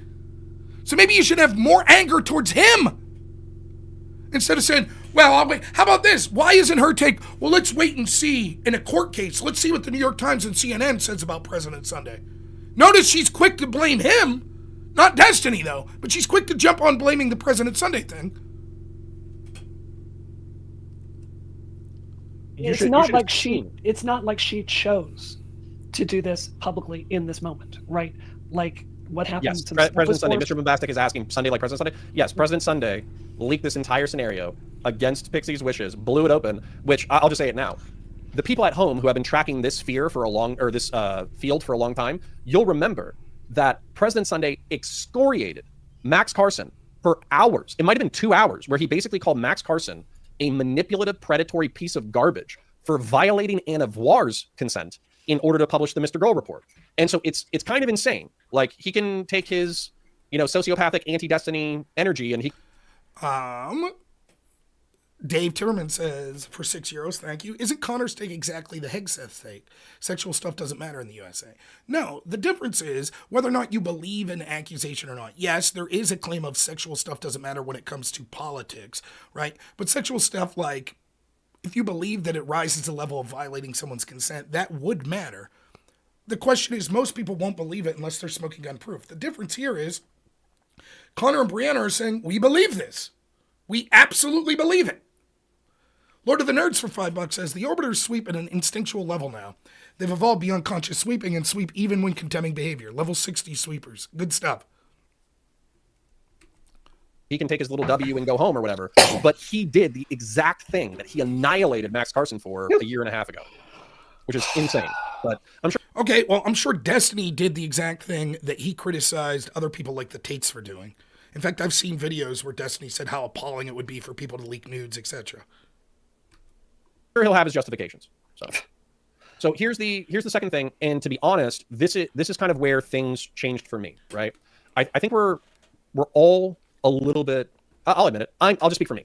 I'm a little uncomfortable, right? And the reason why is because I've been friendly with Steven for several years. We've done multiple debates. We worked with PV together. I've met him in person multiple times. I've been down to the Miami studio a couple of times. You know, like we didn't shoot any content down there, but we hung out a few times down there. And in all, I've had pleasant experiences. That doesn't mean everybody's had pleasant experiences. That just means I have, right? And so when somebody comes out and they say, hey, did you know the guy that you like is actually a dirtbag who did something unbelievably messed up? My reflex was to make light of the situation and joke about it because frankly, Destiny's been through a series of dramas before and they have involved sex and they have involved people's hurt feelings. But this is where my calculation or my evaluation changes, right? Okay, so let's break that down here for a second. I agree with Conor in principle, but there's a difference. So he's like, when I heard the Pixie allegations, I was like, these are like the allegations in the past. Nothing will ever be proven. I make fun of it. Fair enough, right? The problem is you're now claiming you 100% believe those allegations. In fact, at this point, you would have to...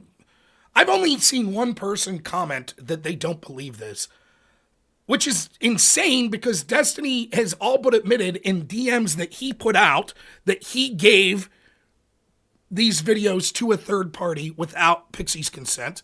And then Erudite did an interview with Turkey Tom where she said, I talked to Destiny. He said yes. He all but said, yes, I did leak this. So you would have to, at this point, you have to really, really be trying to carry water for Destiny and not believe that. So this is different than allegations in the past that you heard rumors, but you didn't know if they were true.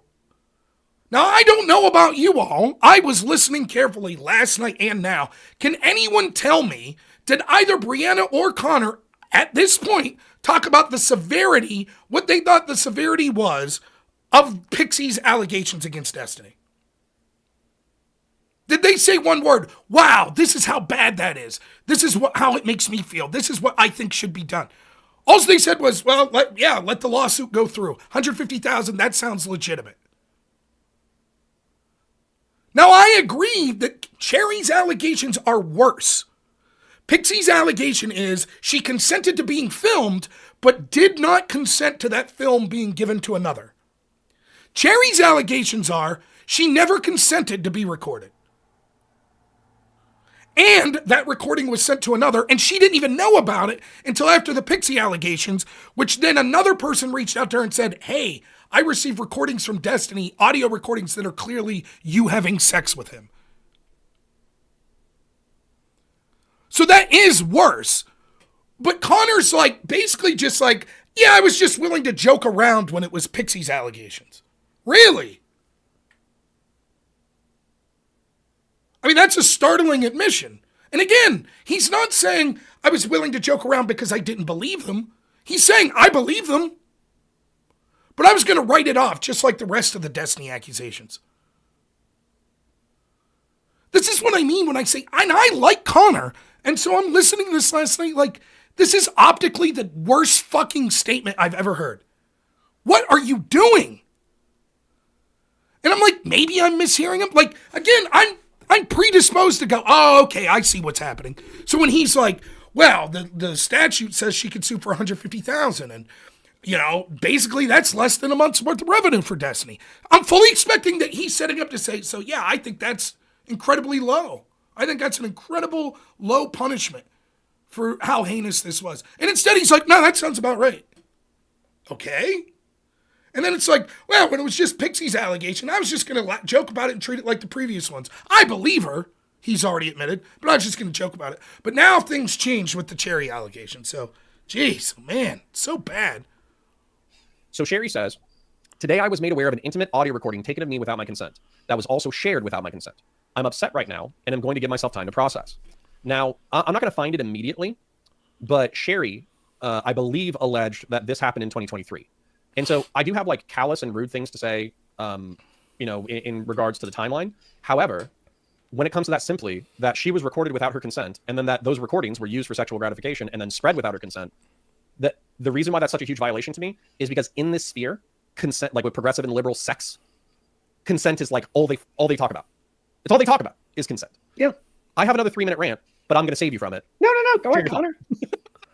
I mean, I don't understand that point. Like, yeah, you're right. Consent is a big deal to people in this sphere on the left that talk about consent, so much so that they'll say, like, you have to get consent for every single act in the middle of sex. Like, okay, yeah. But how's that different from from Pixie's accusation? Pixie also makes an accusation of consent being violated. And Conor just told you, well, when it was her, my reaction was just to joke around and brush it off like previous accusations. So, yes, there is a second level of consent being violated that Cherry's alleging. But if that's him, he's like, because basically he's making a claim of hypocrisy. That's why he's saying, well, this community claims to care about consent. And so what was done allegedly to Cherry is clearly a violation of consent. And that's why I'm sort of outraged. Okay, but that's what Pixie's also alleging. Cherry's alleging her consent was violated twice, in the act of the filming and in the act of the giving that tape. Pixie's alleging her consent was violated once, the act of giving the tape. So I don't understand Conor's differentiation here. Now he's got a 3-minute rant for us. Ready? my thought is very straightforward. It's the exact same as Pixie. If she's got evidence of this, I 100% her bringing a lawsuit forward and proving it in court, and Stephen can face the consequences of his actions, like determined by judge and jury, right?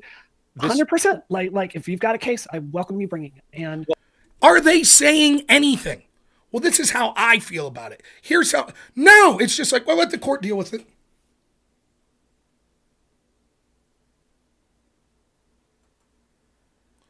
Reflective journey. Let me be clear.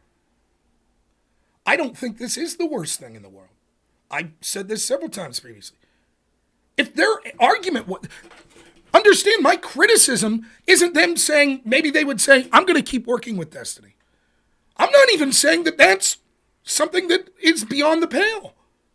They're not saying anything is my criticism. They're not saying, listen, this is really bad. He violated Pixie's consent. That's terrible. And yeah, the courts will decide what the courts will decide. But personally, for me, I'm not going to work with a guy like that. And I think that he shouldn't be the face of the DNC. He shouldn't be someone that's being mainstream. They're not saying that, or they're not saying, look, I think it's bad, but it's not the end of the world. And he seems apologetic, and so, I'm going to stand by him. They're not saying any of that. Brianna says the Cherry thing, it's the same as Pixie. Let it go to court. It is not the same. In fact, Cherry is claiming that she's not just filing civil charges, she's filing criminal charges.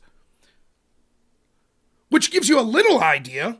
You don't have to rely on the court cases, but it gives you a little idea that there is something different here. Again, this is why I think it's a reasonable interpretation to watch this.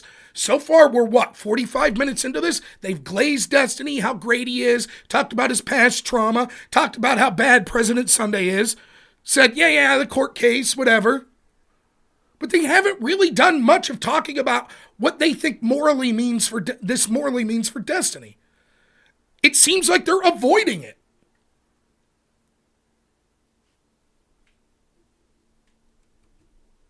Well, this is where it does get a little bit weird. Okay, so when it comes to the criminal statutes, because I was researching this on Twitter as best I could with other people who were linking me statutes.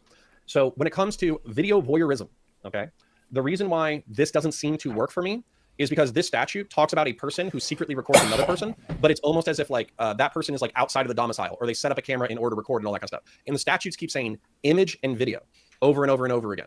And there was not an image or video generated in this situation, as far as I know. It was an audio recording. And so the voyeurism statute, I don't think applies.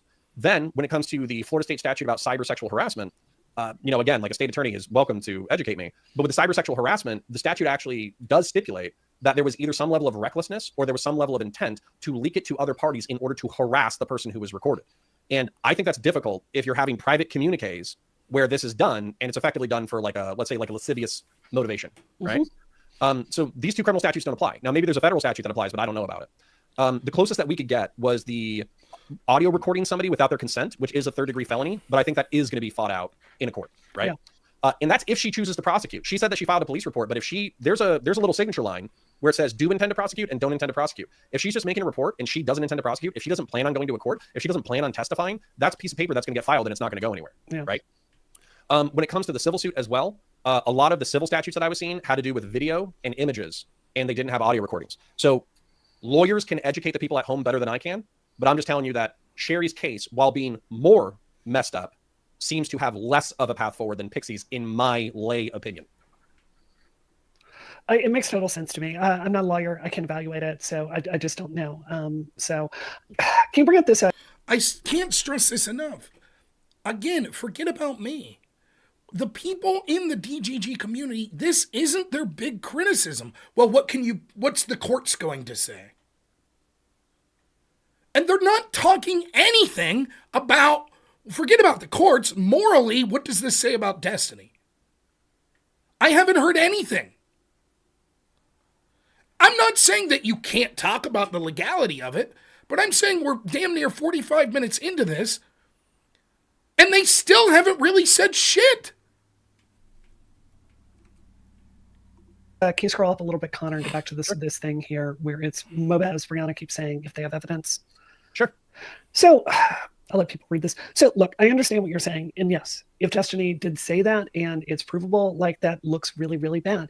I feel like the difference of perspective I have on this is you've got to think through every aspect of the court case, right?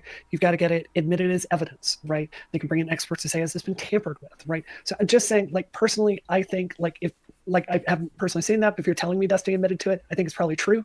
I also think it's a different thing to get evidence as being admissible in a court of law. Like, evidence is dismissed all the time. So, but that Marbles was in my chat here earlier. That's not why Marbles is saying this. He's saying, look, you keep hedging on, well, whatever the courts say is what my opinion will be. And he's saying, but we have the evidence. In fact, you're saying you believe Pixie. So just saying, well, whatever the courts decide doesn't seem to be sufficient. The courts decide guilt or not, and then they'll levy a punishment. You've already assigned guilt, Brianna, in your own words, because you're saying, I believe Pixie's right. So what is the punishment that you think that members of the community should deal out? And punishment doesn't have to mean that you are attacking him or anything, but the punishment in this sense would mean, how are you going to react now that you think he's guilty? We haven't heard word one.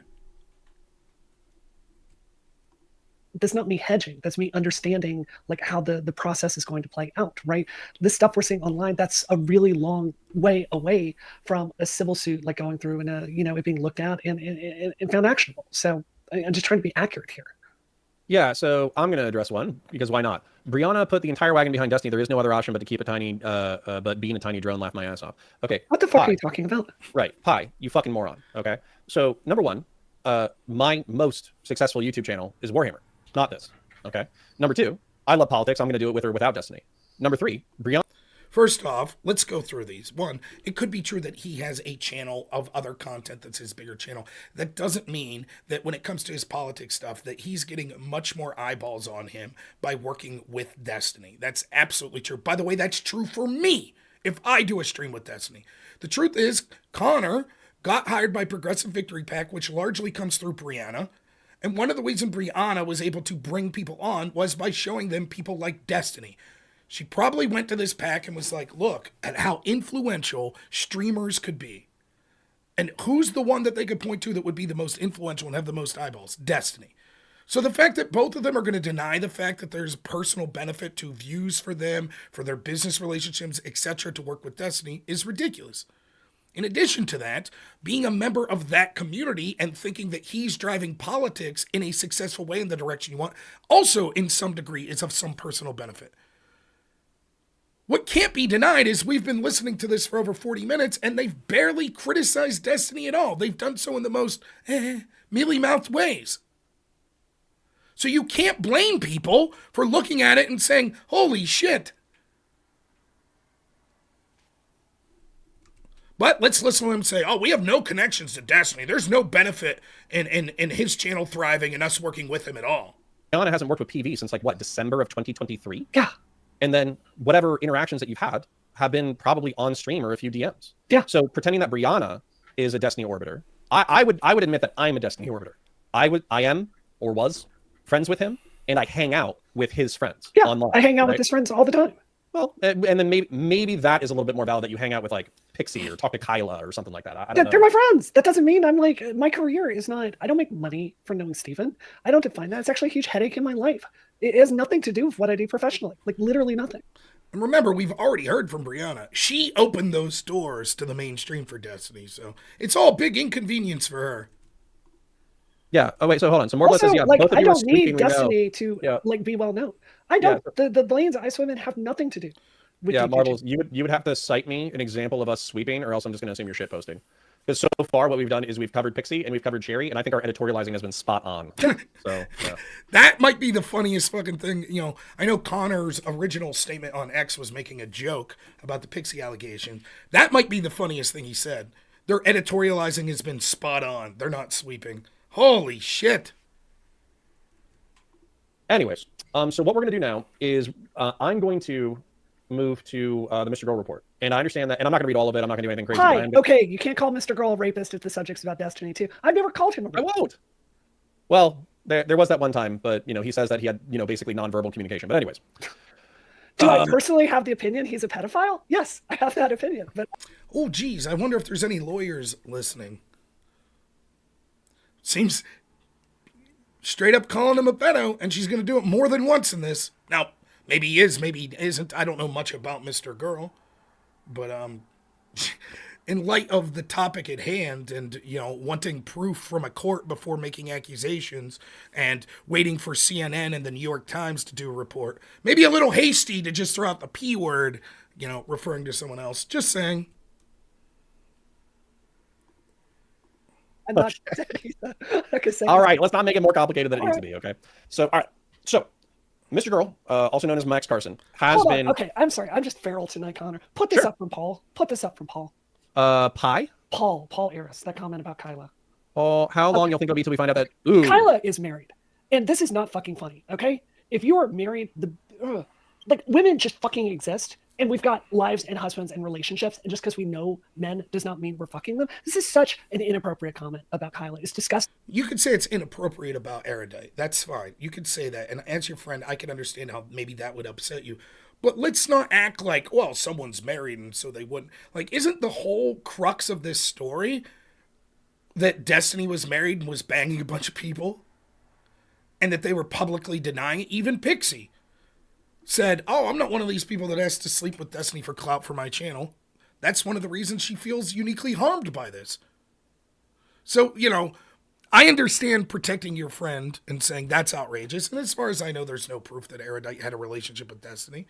So I'm not weighing in on that, and I understand the defense of. But please, let's get off our horse of, you know, oh, marriage, women don't have to just screw everyone that blah, blah, blah. It's like, well, that's kind of the story that's going on here. Not saying Erudite did that. I'm not making that accusation. I'm just saying that Brianna's like incredulousness seems a bit off. It's not funny. I don't know why people do this. Just fucking stop. It's obnoxious. It makes you a creep and the biggest asshole on earth.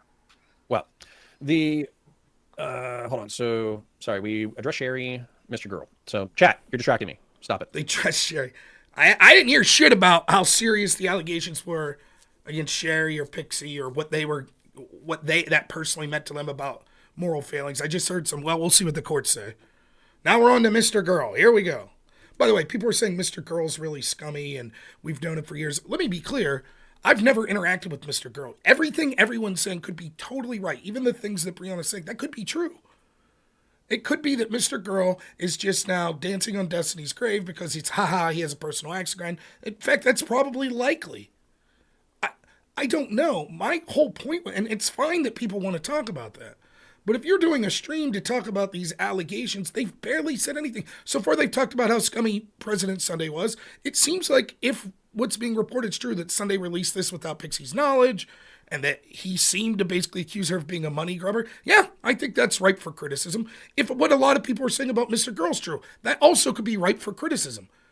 But what the Destiny situation? And they're gonna, again, my criticism of this was it seemed like they were like, well, Destiny's such a good guy. And he has trauma in his life. And President Sunday sucks. And Mr. Girl sucks. And Lav sucks. Oh, yeah, and what Destiny did was bad. It's not just the words you're saying, it's how you're presenting it. And it seems evident to me. Again, we're approaching 50 minutes into this. They've barely said shit all about morally what they think this means about Destiny.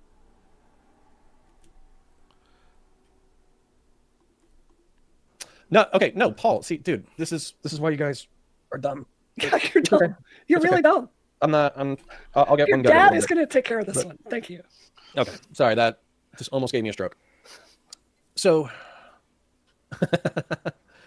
okay, so let's run through this because I think this is actually a decent narrative and chronological frame with which to address it. So this isn't happening in a vacuum, right? And I think part of the reason why this is hitting the way that it is right now is because about a year and a half ago, it might be 2 years ago now, I think it was actually the end of 2023, Mr. Girl, also known as Max Carson, and Destiny, they'd previously been friends, they had a split, right? And Max took a variety of issues with Steven. The primary ones that he cited was he felt like he was platforming Nick Fuentes irresponsibly, and then also he felt like he had inappropriate relationships with his orbiters. So that is the main things, right? And in the report, there's actually the beginning of the summary. I have it on a sticky note because I had it on a Google Drive, but I don't want to expose my Google Drive to 220 people. So here are the things, and I would actually like to walk down the allegations of the report, and I'm going to give my opinion, and if you want to give your opinion, do so as well. So the first allegation by Mr. Girl in the report is that Destiny has unequal sexual partnerships. What do you think about that sentence? I have long agreed with Kyla that I think women should be free to make choices and also stand by those decisions. And I think treating women like we're somehow unable to consent is belittling. And I think the next consequence of that is like, what, women can't sign contracts for credit cards because it's too scary for us. Yeah. I think it's just this reasoning chain. Like, is there a discussion in the workplace we need to have about power dynamics? Yeah. And, if I work at a company, do I think there should be HR policies about senior people sleeping with junior people? Yeah, that makes sense. But let's be really clear here. Like, look at what Lav did, where she did everything she could to go fuck Destiny, right? There are a lot of girls out there that see Destiny who is devastated. He's really cute in person. So, hold on. Really cute. Yeah. Lav So okay, so we get some going at Lav a little there. Okay, whatever. But okay, what Brianna is saying is not totally undefensible here, by the way. But I'll bet she had a different take when the Me Too shit was coming. I could be wrong. I don't have proof. I'm just speculating. Maybe Brianna or someone else will be able to send me the links that prove that I'm totally wrong. But a big part of Me Too was powerful men sleeping with women that didn't have power. Yes, some of Me Too was forcing themselves on it, but some of the accusations weren't that. It was, well, maybe it'll help your career. Yeah, like the Weinstein stuff and stuff of that nature. And I'm just guessing she had a different take on that. So that's all I have to say on that point specifically, but is still following me on Twitter despite several of the people blocking me or muting me. Well, I guess I don't know about mute, but several people have blocked me, or at least Sherry blocked me. Sure. With Lav, I think that she would want it specified that, and this is gross, but well, it's not gross. It's weird that I have to be this pedantic. But anyways, he gave her oral, but they did not have genital to genital sex. Okay. The reason why I bring this up is because every time that it's brought up that she had sex with Destiny, she corrects it to that. I don't care. That's fine. My point is women can make decisions to, like, this is not the first generation to go fuck a star, right? In this case, it's a Well, streamer. she contacted Destiny I don't because of the Anne of War drama, which is interesting, right?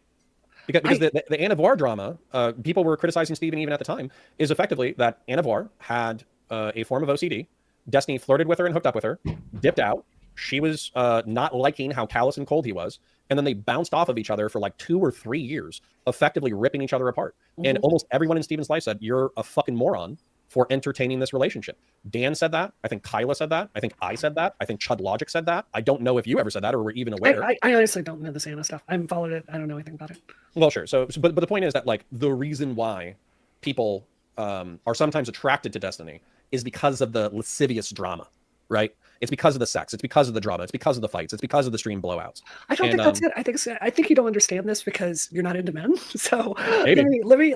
This is my point of view. So when you see Steven in person, he has a magnetism. Like some people are just. Oh, he's charismatic. He's very charismatic, and he has a way of listening where it feels like he's really, really listening. Good guy. It's attractive. So I don't know. I think that is.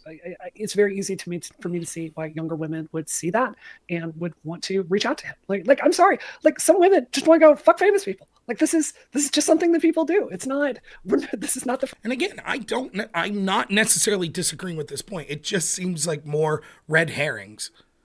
Yeah, I think it's ridiculous. Like if I remember one of the stories that really around this that raised my eyebrow was David Letterman, who was single, slept with one of the lower level people that worked on his show, this woman. And this was even before the Weinstein stuff. People were like, well, that's inappropriate because power dynamics. And it's like, well, I don't know. Maybe she liked him for the power. Maybe he liked her because she was attractive. So would you say, well, it's inappropriate for attractive women to sleep with schlubby men because there's a power imbalance? So I don't know. I've always been skeptical. I understand what people are saying, but I'm not saying that what Brianna and them are saying here is uniquely bad. And I understand they're referencing Mr. Girl, but in his report, but it seems like a red herring to me. First generation have that tendency. So my main point here is like I think women have the right to go make bad choices and regret them. So I'm not really believing this power imbalance idea on Twitch. If someone's an adult, I think that they can make their choices and live with the responsibility. I mean, you don't fuck around in Twitch. I certainly don't. Listen. Being real, I said as much on the first day of the drama. I understand how that's callous, and Sherry probably took issue with me saying as much. However, I am sympathetic to a 19-year-old pixie. Yeah. I am less sympathetic to middle 20-year-old and 30-year-old women. Yeah.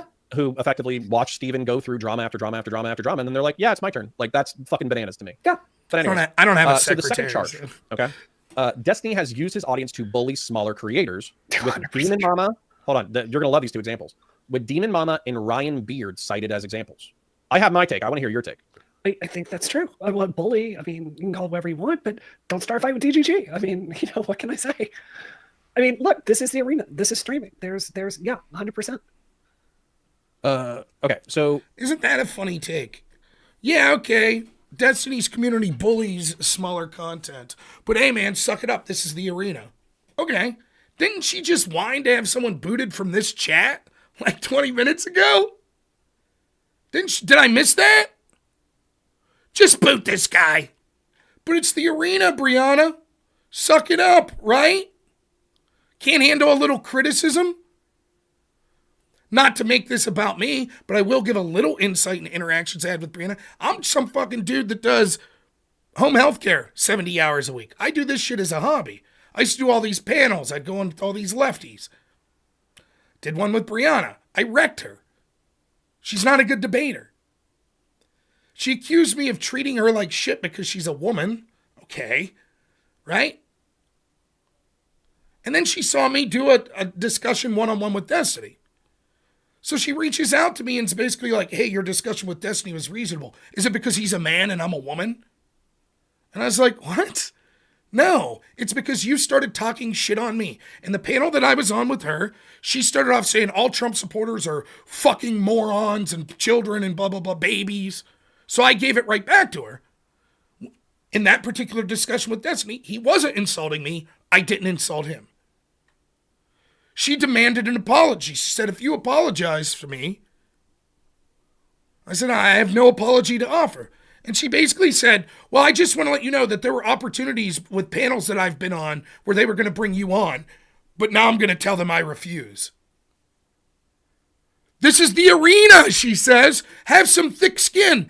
If the Destiny community is bullying you and you're a smaller content creator, suck it up, baby. And yet she's such a fucking baby after insulting me and I insult back. She's like, well, I'm telling people not to bring you on panels. It's a joke. Like, it would be completely different, I'm guessing, if she was on the other end of this. If a huge community targeted her. Now, I don't necessarily disagree with it. Depends on what the harassment you're getting. But I've long since said that I get people from Destiny's community that send me DMs telling me to kill myself and making fun of my appearance and making all sorts of jokes at my expense. I don't blame Destiny for that. It'd be different if Destiny specifically told them if there was evidence of that. But yeah, Destiny's hostile and shit. I've said this at the outset. With all of the political disagreements that I've had with Destiny, never once has he said something that I thought was personally egregious about me. So I'm certainly not going to blame him if his audience does that. So in spirit, again, I'm not disagreeing with what's being said here. It's just funny to listen to her, who just demanded that someone be booted from their own chat because, he's saying mean things about me. But then when someone says Destiny's community bullies smaller communities, well, that's just the way it is. Gotta have thick skin. I agree with this statement. What question? Sorry, somebody saying that we're avoiding the question, so I want to ask them what question.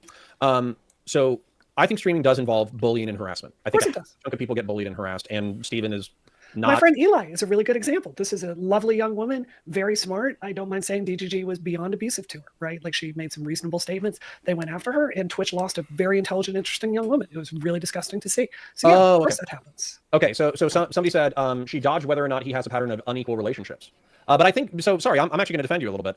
I think she answered that question, which is basically that when you're an adult, you are an adult woman, you are an autonomous individual who's responsible for who you sleep with. I think that was the answer. I think with a 19-year-old, is unequal. With a 19-year-old, it's a little different, but you're still an adult, 100%. Yeah. So, and sorry, like I'm gonna say that as well. So I am more sympathetic to a 19-year-old Pixie. However, we did decide that at 18, you're an adult. And this is the way that I said it. I checked in with my wife multiple times to make sure that I wasn't fucking crazy. But a lot of people will position this in if you have a daughter. And people have asked me this question, Tori says, Taronga says, you're doing the same thing, Rob. You're ignoring that Destiny's a piece of shit. You just don't know. He's not slighted you personally. Well, no, that's not what I'm doing. I'm saying on specific allegations, like on the allegations of, do we blame Destiny because his community bullies smaller content creators? I don't mind. I think it's ironic that Brianna is saying that given the situation I gave. And I've been bullied by some people in Destiny's audience, but I'm just saying, to my knowledge, he didn't direct it, so I don't blame him for that. I could say the same of many other streamers. I think Destiny seems like a shitty, immoral person. Yeah, I don't have any trouble saying that. But when we're talking about each specific thing, I'm just being honest. I'm giving my honest opinion. I can't think of any situation where I've dealt with a content creator. And I used to deal with like a lot of people in the Twitch sphere in the trans community that when I would debate them, my channel would get mass flagged. I never blamed one of the creators. I was like, yeah, I don't want to deal with that creator anymore because of how toxic their community is. But I can't draw a direct line from the creator told them to do that. So I didn't blame them. That's Destiny. That's tons of other streamers. But I'm not saying that Destiny's not an immoral person. To the contrary, what he did with Pixie's clearly that. What he said about the assassination attempt shows that. That's all. Multiple times, you're like, well, what if it was your daughter? What if it was your daughter? And my answer consistently has been, I would go, just being real, I would go beat the fuck out of Steven, and I would tell my daughter to stop being such a fucking retard, right? And that, listen, that's callous, sexist, whatever, right? But the reason, let's just run a scenario real quick and see if we're on the same page with our chat, okay?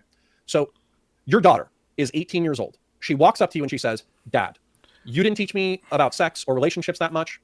I don't know a whole lot. There's a polyamorous sex guru on the internet with thousands of fans, and he wants to have a short-term hookup relationship with me. Kevin wants to know where Destiny touched me. In the heart. Should I do this? What is your answer? Because I know my answer 100 times out of 100 is, no, you fucking dipshit. Do not have sex with a fucking sex guru, polyamorous person. Like that is, what the fuck? Why do I have to pretend that this is like secret knowledge? Like no, anybody with like a fucking IQ above 80 can figure this shit out. All right, I've had it. It's rude. It's mean. My apologies. No. This isn't about you. I fully agree. Well, I'm going to answer are you doing something else? So I should answer the second question while you're doing it? Keep going.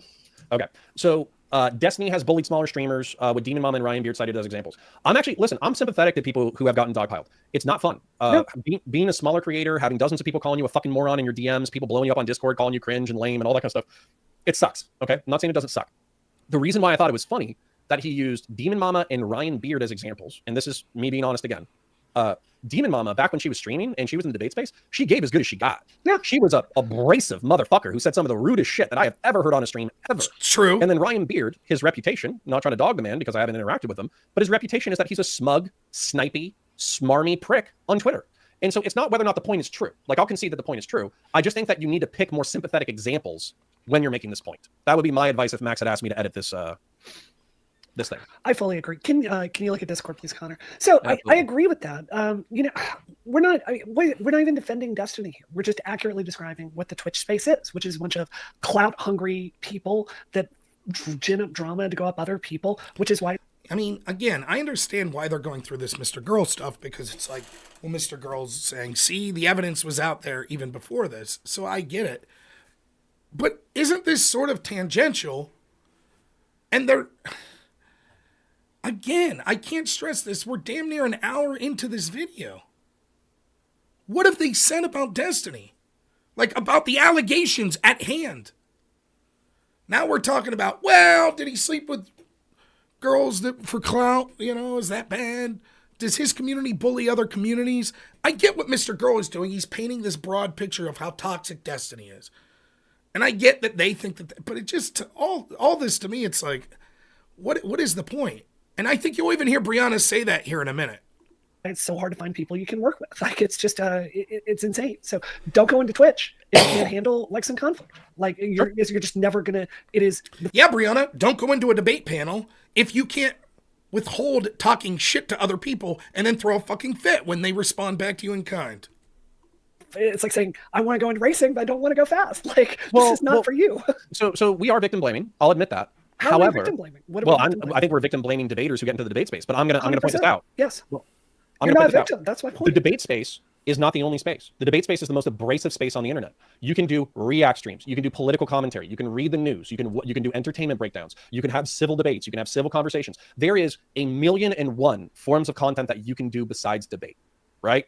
And so if it is too abrasive, if it is too shocking, if it is mean, then maybe it's not for you, and that's fine. That's fine. Go create a different kind of content if it's not for you. Fully agree. Let's keep going through this. Sure. Next point. Destiny has hosted emotionally damaging gladiator matches at the expense of other creators to entertain his sociopathic audience. That might be a little bit paraphrasing on my end, but I think that's an accurate summation of the point. How do you feel about that point? Why are we even talking about this? Like, of course, that's DGG. It excels in... Why are we even talking about this? Yeah. The point there is that, like, Destiny intentionally brings on conflict that he knows is very toxic and personal. And I think what Max is saying, I haven't read Max's thing, Mr. Girl. I haven't read his thing. But I think what he's trying to say is basically Destiny's toxic and sociopathic. And so this point specifically is like, he'll bring people on to discuss, like, highly toxic personal shit for his own enjoyment. He's like the Roman emperor sitting there watching two people in the gladiator ring. And it's not like arguing, who's better, Biden or Trump? It's like, should you have cheated on your boyfriend type shit. And he, like, gets off as a sociopath watching this. I think's what they're trying to say, so. Combat. That's the purpose of that. Well, okay, I'll tell you the reason why we're going over these points is because Max Carson is currently doing a victory lap.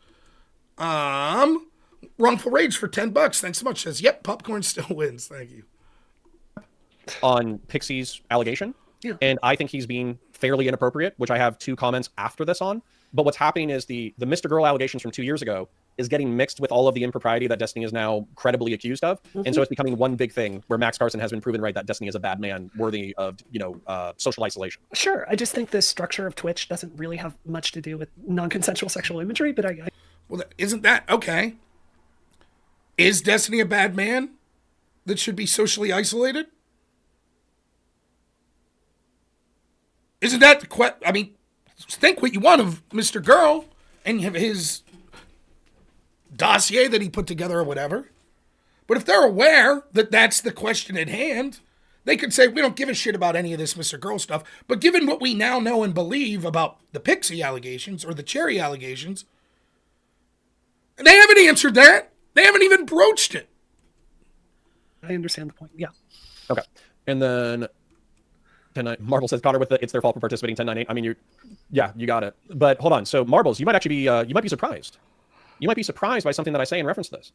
I agree that the debate scene is particularly gladiatorial, and there can be highly emotional and borderline abusive debates. I agree with that. Yeah. One of the examples brought up in the Destiny report that I think is credible is Melina fighting Darius after they went to Austin, Texas, where Melina had said that Darius's dog, who was infected with parvo and on the verge of death, should be put down because Darius could not afford the care for the dog. And then Steven brought both of them on in order to debate that on stream. I'm going to tell you, in my opinion, that is psycho shit. Yeah, that's right? over the line. That's way over the line. Anybody with like an ounce of empathy, and this actually includes all three, because I do think all three of them are partially responsible. However, somebody, and Steven's the host of the show, right? I think that he should have had the maturity to understand that his wife was under an incredible amount of pressure at that time, partially because of their relationship, but also because of that drama unfolding. I think that he should have been sympathetic to Darius, who was obviously under a bunch of emotional stress. He usually is, but at the same time, they were having a really bad time. And he basically said, well, let's take this offline. And he said that once. And then after that, he kind of led a circus of them ripping themselves apart on stream. And that was actually one of the examples that I agreed with. I just flat out agreed with. I think that was some fucking crazy shit. So, I mean, my take on all of this is this seems to point to evidence of Destiny being a shitty person. And I don't know any of these specific examples to weigh in. But to me, I would say these types of allegations of, oh, you're intentionally bringing people on to fight with each other for your own amusement, that's nowhere near filming people committing sex acts without their consent, or giving filmed sex acts to a third party without their consent. That's a completely different level. So for me, it's like, I get the idea. It's like, well, Destiny's a shitty person, and we all knew that for a long time. Okay. I'm personally willing to work with a shitty person. I'm willing to go on a panel with them. I don't know that I'm willing to work with someone who's filming people without their consent, committing sex acts, and then giving that to other people. So it contextualizes like the character in general, but I'm sort of, to me, this part of it's just irrelevant. Shit. That should have never been on stream. The fuck does this have to do with the allegations? I already said what it has to do with it. Mr. Girl's doing a victory lap, so we're checking to see whether or not the Mr. So they're more concerned with Mr. Girl's victory lap and whether or not he should be allowed to take a victory lap than like giving us their opinions on what this means for Destiny. And again, I want to be clear, Kevin. I am not saying what Destiny's alleged to have done rises to the level of like sexual assault. I think it can harm you in different ways psychologically, but I do think there's a reasonable discussion to be had. If we think that Destiny is guilty of these things, what does that rise to the level of unacceptability that we have? All of us have people in our lives that we're probably still close with that have done shitty things in their lives. All of us have done shitty things. The question is, when do we each as an individual decide this is too much for me? If you have a friend who one time you were at a party and showed you pictures of a lady's breast and said, I hooked up with that lady, should that person be fired from their job and never be allowed to work again and you'll never talk to them? Maybe some people say yes. Maybe some say, that's shitty. You tell them, like, what the fuck are you doing? That's gross. Get away from me. But it's a fair discussion. But that's not what I see occurring here. I don't see it. Again, the questions I had was things like, when did people know and believe these allegations? And then what did they do? Because the one thing that I can't get over is, if you believe Pixie's, and there's a lot of people close to Destiny saying, well, we knew about Pixie's allegations and believed them for months. Okay, but then publicly you're still working with Destiny.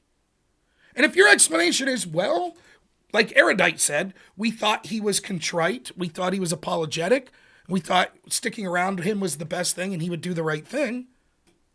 But now that accusations have been made publicly, you're backing off. Why? Because it seems like the reason you're backing off is, now it can harm you. So you're not backing off because it was the moral thing to do. You're backing off because, now I'm getting blowback. You heard Brianna say earlier, it's bad for business. Interesting phrase.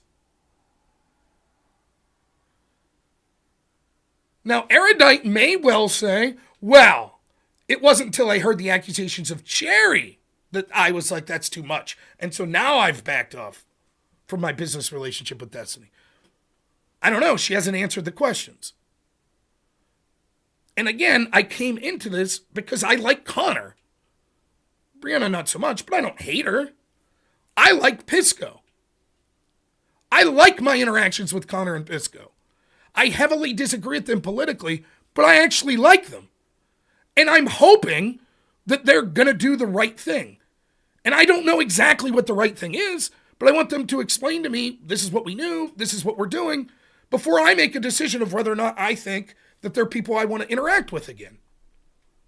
They don't owe me shit. They can tell me eat shit. That's fine. But I have questions. It's not like gotchas that I'm trying to bury people. I have questions like, okay, what did you know? When did you know it? Are you going to keep interacting with Destiny? What was the final straw that you decided you weren't going to interact with him? Why did you continue to interact with him if you knew this and believed it? Those are questions that I have. And I think not just me, but a lot of people that are lefties that are in this community. And so I tune into this last night to hear, again, I don't really interact with Brianna, but to hear like, oh, I wonder what Conor's going to say about this. And this is one of the most dog shit, worthless videos I've ever seen. It optically is so bad. Again, all they've done is so far, about over an hour into the video, this is all they've done. They've been like, well, Destiny had a lot of trauma as a child. And Destiny's actually a really talented debater at politics, and he's a charming person. And oh, President Sunday's a piece of shit for putting this stuff out there. Oh, and we're going to get next to Max Carson. He fucking sucks.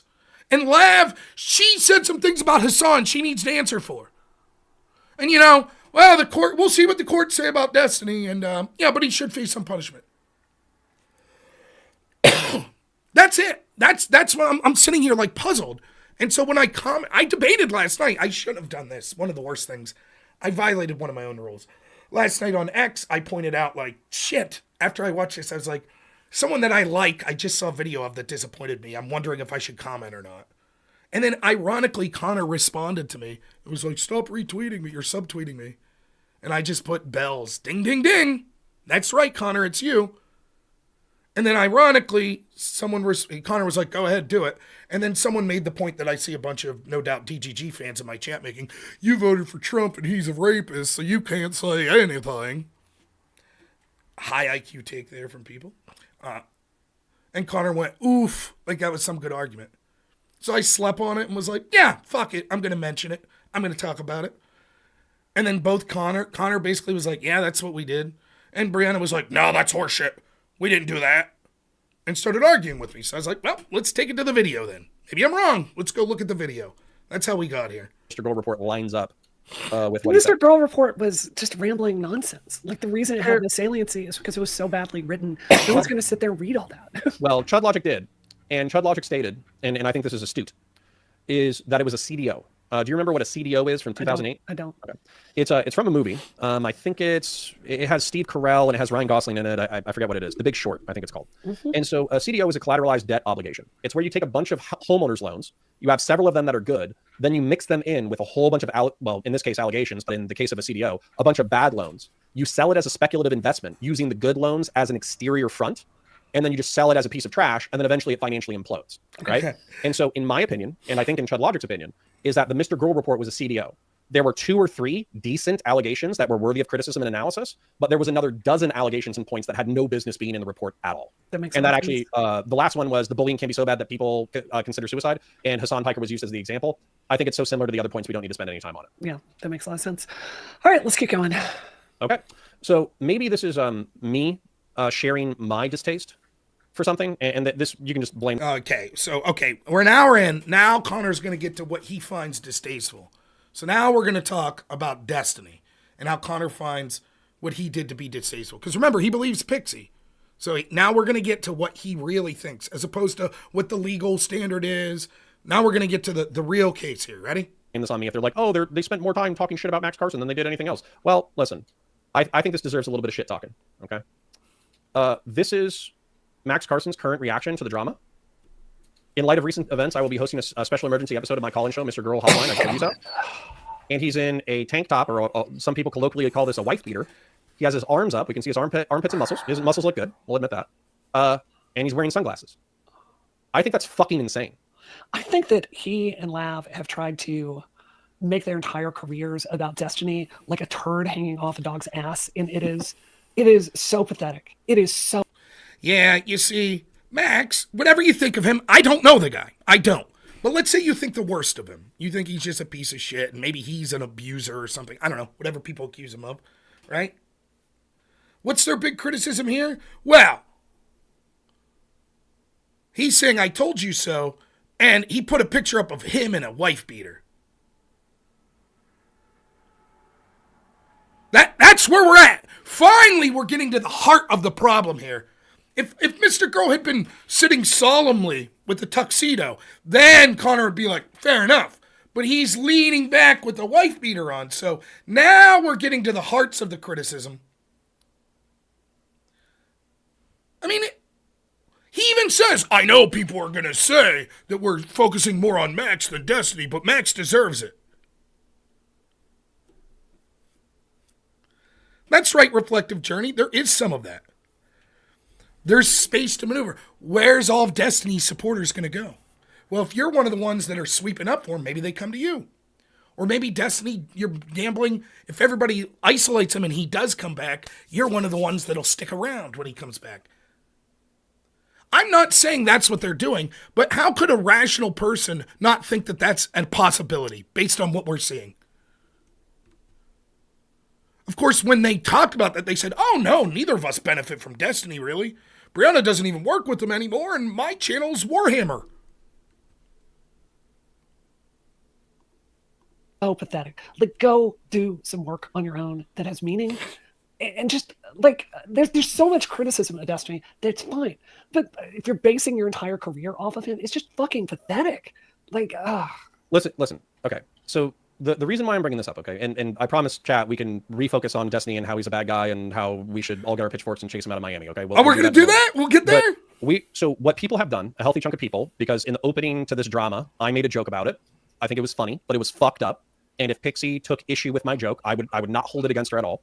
If Lonerbox came back and he took issue with my joke, I wouldn't hold it against him at all. I made light of a fucked up situation, okay? So I did. I'll just admit what that. Joke is this? It was something to the effect of, I like Pixie, I like Lonerbox, and pending anything horrific, I like Destiny. However, if somebody mentioned, I think President Sunday mentioned that $1 million was mentioned at some point, and for $1 million, I will send you pictures of my junk, and I will have my wife take the picture. Which, by the way, my wife read that tweet because I was just being a dick, and she was like, yeah, that's accurate, go ahead. So, wife-approved tweet. It's a fucked up tweet. It's rude. It's callous. I will admit that fully. Okay. Now, I'm just saying, I don't have a problem with that joke. I don't. At all. Brianna just laughed at it, by the way. But I'm not friends with Pixie, like Brianna's claiming. If it was my friend, and I thought they were suicidal because someone filmed them having sex and then released it to a third party and now it's broadcast over the internet, I don't know how quick I'd be to be making jokes or laughing. Now, maybe that's how you get over things. But fair enough. If you do that, you have to expect that you're going to get some heat, that people are going to be like, hey, what the fuck? I didn't say it. I didn't jump in on Conor with that. So then when you further explain yourself in this video and you're doing such a shitty job, can you blame people for being like, so your initial take was to belittle it and make light of it? And then when we watch your video, we're an hour and something in, and it seems like all you've been doing is blaming other people and sweeping for Destiny and saying, we're going to get to Destiny, we're going to get to him. Can you blame people for being like, what are you doing? It almost seems like you really don't give a shit. Okay? Yeah. But a lot of the moral frogs came after me for that tweet, and they said, oh, this is messed up. You're being so callous, and you're joking about your friend's pain, and you're being a dick during something serious. But here's the thing. In my opinion, Max Carson and Lav have led this crusade so far, and they've said, this is unbelievably fucked up. This is unforgivable. Steven's a fucking monster. He's a piece of shit. He's been abusing women for a decade, and everybody swept for him. Pixie is a brave, stunning and brave champion of women's rights for doing what she's doing, and Sherry is also an incredible victim of unbelievable fucked up circumstance. These are the tweets that I'm reading, right? These are the comments and replies that I'm getting from these communities, but this is how we're going over the drama. Yeah. Right? There's no seriousness here. No. There's no acknowledgement of pain. Thank you. It's not about Pixie or anyone else. Okay, couldn't that same criticism be levied here? I mean, yeah, you're saying, oh yeah, we support Pixie. But have you really been talking about the person she's saying victimized her? It's fucking content. And it's a play to be relevant again. Which is why this whole thing is so disgusting. This isn't content that Conor and Brianna are doing? I think it can be both, right? I think you can be passionate about something, and I think you can take the piss out of it, right? However, I do think that if you're going to keep saying like all this, like, Conor, don't joke, it's fucked up, you know, you're joking about your friend's pain, et cetera, then you can't post that fucking picture, okay? You can't post that picture with that fucking title, right? Conor, if this is actually about women, if this space is actually caring about women, if this discussion is actually about women, why has it been so hard to have a real conversation about the way that women are treated in the streaming space? Like, why has it been so hard for DGG to get over some of these impulses they have of how they treat women, which are frankly disturbing sometimes, right? Because that's not as entertaining as being a sociopath and doubling down on Destiny's negative behavior. And that's not as entertaining as being a moral crusader against him, trying to get his head on a pitchfork. It's just not as entertaining. That's right. So that's right. And I took actions in private this week. But here's the thing, right? Okay, let's assume, let's give the benefit of the doubt and say Brianna feels that way. She's been upset for a long while about how Destiny's community treats women. But when she was tasked at Progressive Victory for hiring streamers, didn't she hire Destiny? Didn't she know? If she was troubled by how his community treated women, why would she intentionally put someone into that situation that she knew their community would treat women poorly? And there have been accusations that came out that there were women at some of those canvassing events that felt that they were treated improperly. It almost seems like that they're making the point, you don't really care about the victims, Max Carson. You just want to use this for content, for your own personal benefit. But couldn't a similar criticism be levied at them? Despite the fact they're saying, oh, we knew Destiny was shitty and his community went after smaller communities. His community treated women like shit. But we still willfully associated with them and didn't say much about it. And we really care about the victims. That's why we're not going to talk about Destiny for the first hour or so of this video, really. Couldn't the same criticism be levied at me? Rob, you've never even met Pixie. You've talked to Cherry a handful of times. You don't give a shit. You're just doing this for content. You're just doing this to kind of wag your finger at a community that's came after you aggressively before. Maybe. I feel I do care about the victims. Fair enough. I don't mind people making that criticism about me. And as I said, a lot of this is, my interest in it is, almost everyone that I've debated on this sphere on the left is connected to Destiny. And to watch this community implode is like a Jerry Springer episode where you know all of the participants. And yes, I well know that I have more people watching me right now because of the title of this video being about Destiny than if I was going on about Trump's executive orders. So yes, a similar criticism could be made of me. I don't think it's just about the content. I think I actually care about the victims as well. But nonetheless, for them to say, well, those others just care about the content and just care about personal shit, and then to quickly, but that wouldn't be us. And I'm not the one claiming to be friends with the victims. That I thought were the right thing to do, right? I did things that I think were helpful for this, and I didn't go on Twitter and moralize everything, right? It's so fucking disgusting. Like, no one in this fucking space gives a shit about any of this. They're just trying to grow their brands because they don't have any fucking talent, except like Destiny. Except you, it is Brianna, so right? bizarre. I mean, especially Max. Max is someone who, if he would get over his resentment here and his pedophilia, like, he's got some talent here. Like, he's got interesting stuff to say. He's a charismatic person, but he can't get over all this flaw inside of him. I kill pedophiles as a bot. Yeah, I agree. So guys, don't worry. We have a few moral frogs in chat who are saying, get back to Destiny, get back to Destiny. We need to know that he's evil. We need to know that you think he's evil. Don't worry. We'll do that. We have Nicholas Diorio. I have one more Max Carson post, and then we'll move to Nicholas Diorio. We'll talk about how evil Destiny is, and then we'll figure out the rest of the evening. But this one chafed my ass. This is actually the worst one to me. So Max is calling out Ukrainian Anna for defending, he writes like 10 paragraphs about how Ukrainian Anna is a piece of shit for sweeping for Destiny back when the Mr. Girl report was released, and that she's so concerned with fundraising from BGG that she's actually a monstrous piece of shit for stepping on the victims of Destiny's sexual abuse. Okay, that's essentially the tweet. So the last time I talked to Ukrainian Anna, she was texting me pictures of some Russians that came to a village next door and booby trapped some dead civilian bodies of Ukrainians with mines in a war crime, and she couldn't go in there and like clean the building out because of that war crime. Okay? You're getting at what I'm pushing at. Okay, I am happy to talk about Destiny and his drama and his sex issues and his abuse and all that kind of stuff, and we'll do all that with Nicholas DiOrio in a fucking second.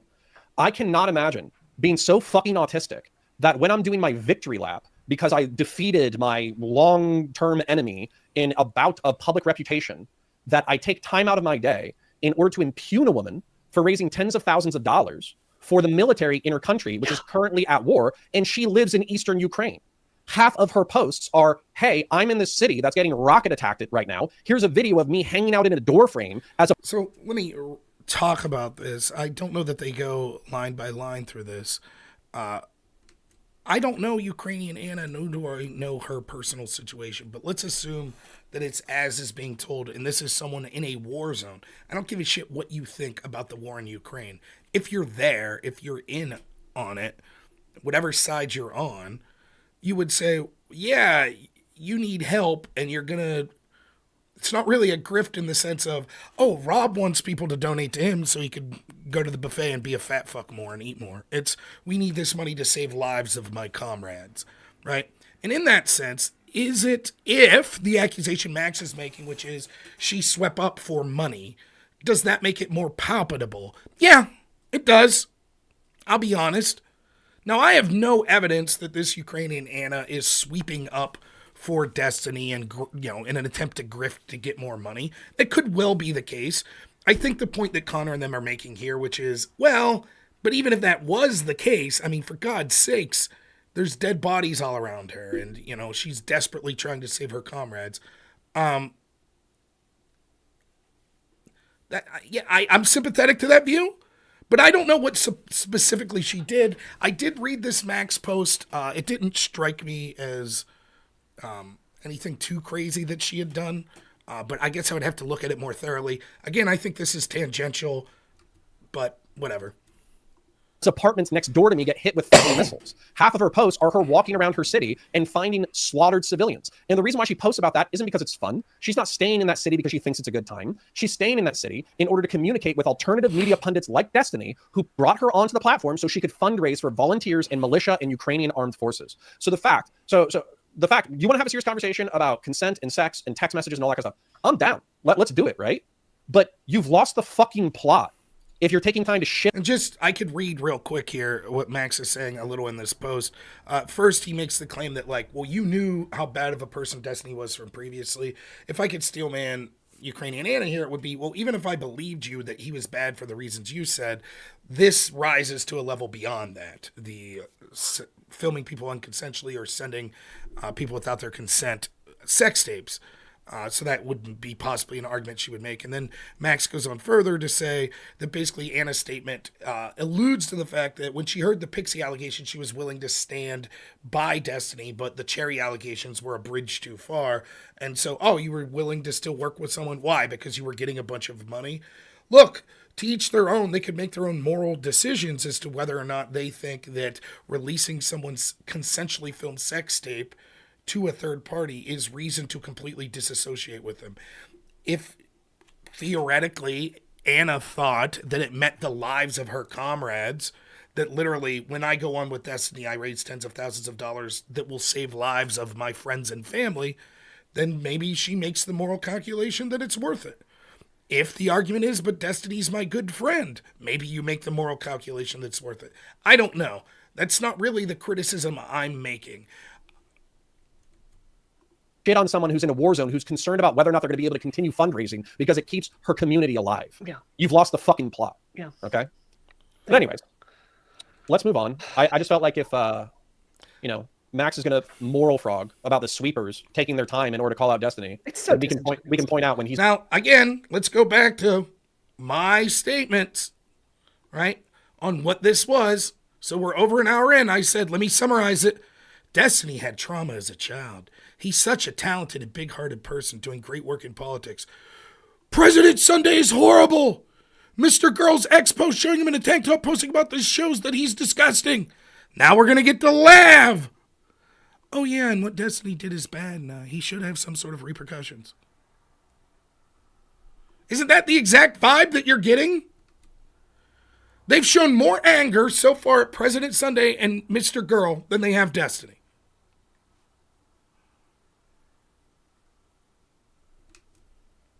He's being a fucking moron.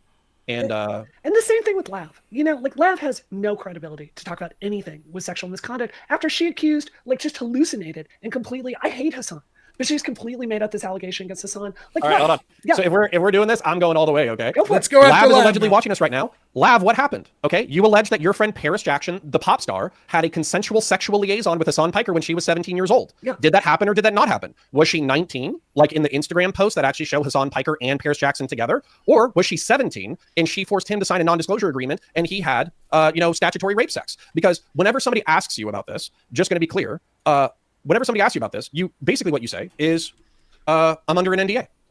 That's what you say. What does this have to do with anything? Well, Lav, she one time said that her friend slept with Hassan when she was underage. What does that have to do with Pixie's allegations, Cherry's allegations? This is no different than the people from DGG when people are asking questions go, you voted for Trump, he's a rapist. I don't believe that Trump is a rapist. I don't give a shit that a court said he was. I think that it was unfair. If I believed and said, yeah, E. John Carroll was my friend, she was my friend, and I believe her accusations, but I'm still going to stick behind Trump, that'd be a problem. That's what we're talking about, these people close to Destiny.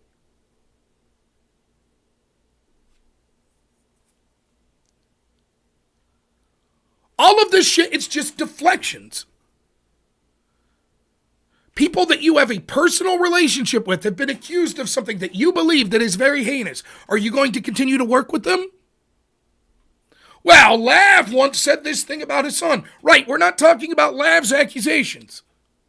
We're talking about Pixie, who you claim is your friend, whom you believe.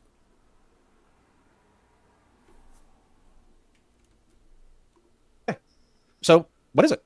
Yeah. It's been a few years. Paris Jackson is getting married. Hassan Piker doesn't give a fuck. So, I would love to know. Yeah.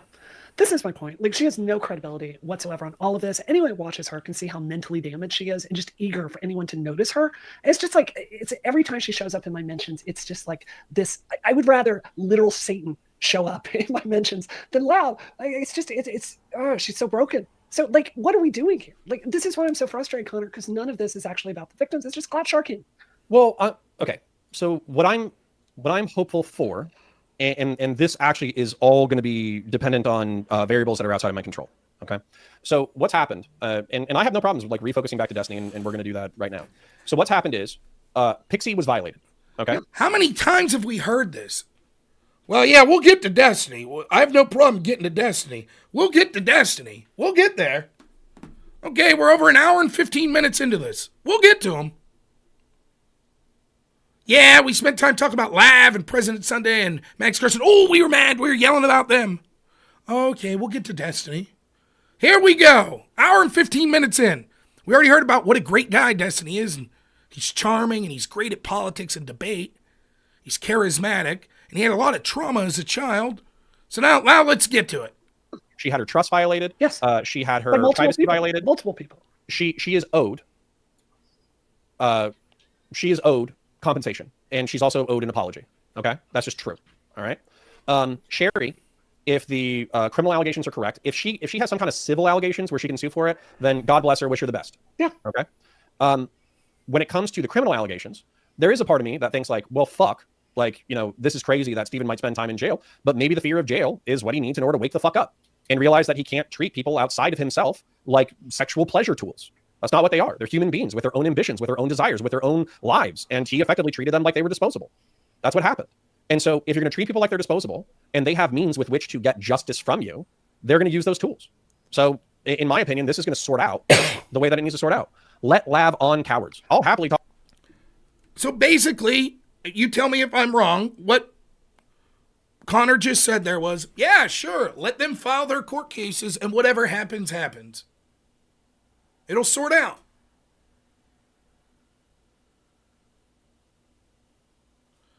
Am I wrong? Isn't that what he just said? Isn't that what he said? Okay, Pixie's a victim. Cherry as well.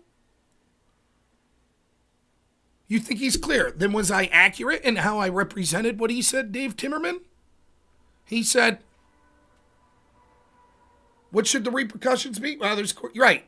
There's court cases. It'll sort out. What if the court cases fall through?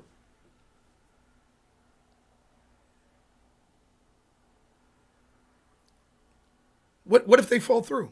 What if he's right when he was explaining Cherry's court case? Well, the problem is that the revenge porn statute doesn't really, it has to be malicious, and the other statutes have to be video.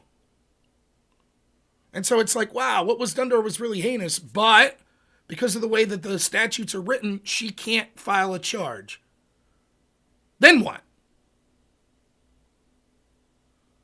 I guess that's it. The court process played out then, right? Well, there you go. That's justice, right?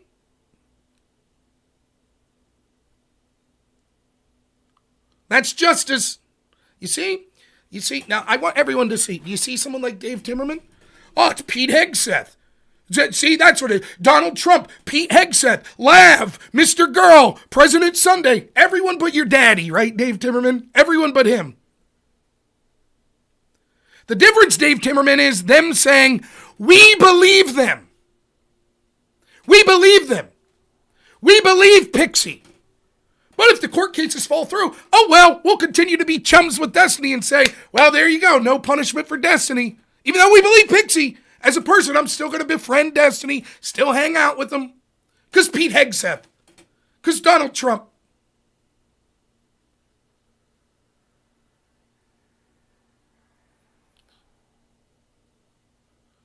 That's not what people are asking. And again, I'm not talking about me. I'm talking about people in the DGG community. They want to say, fuck you, Rob. You're not involved with Destiny, blah, blah, blah. You're politically opposed to him. Fine, so be it. They're right.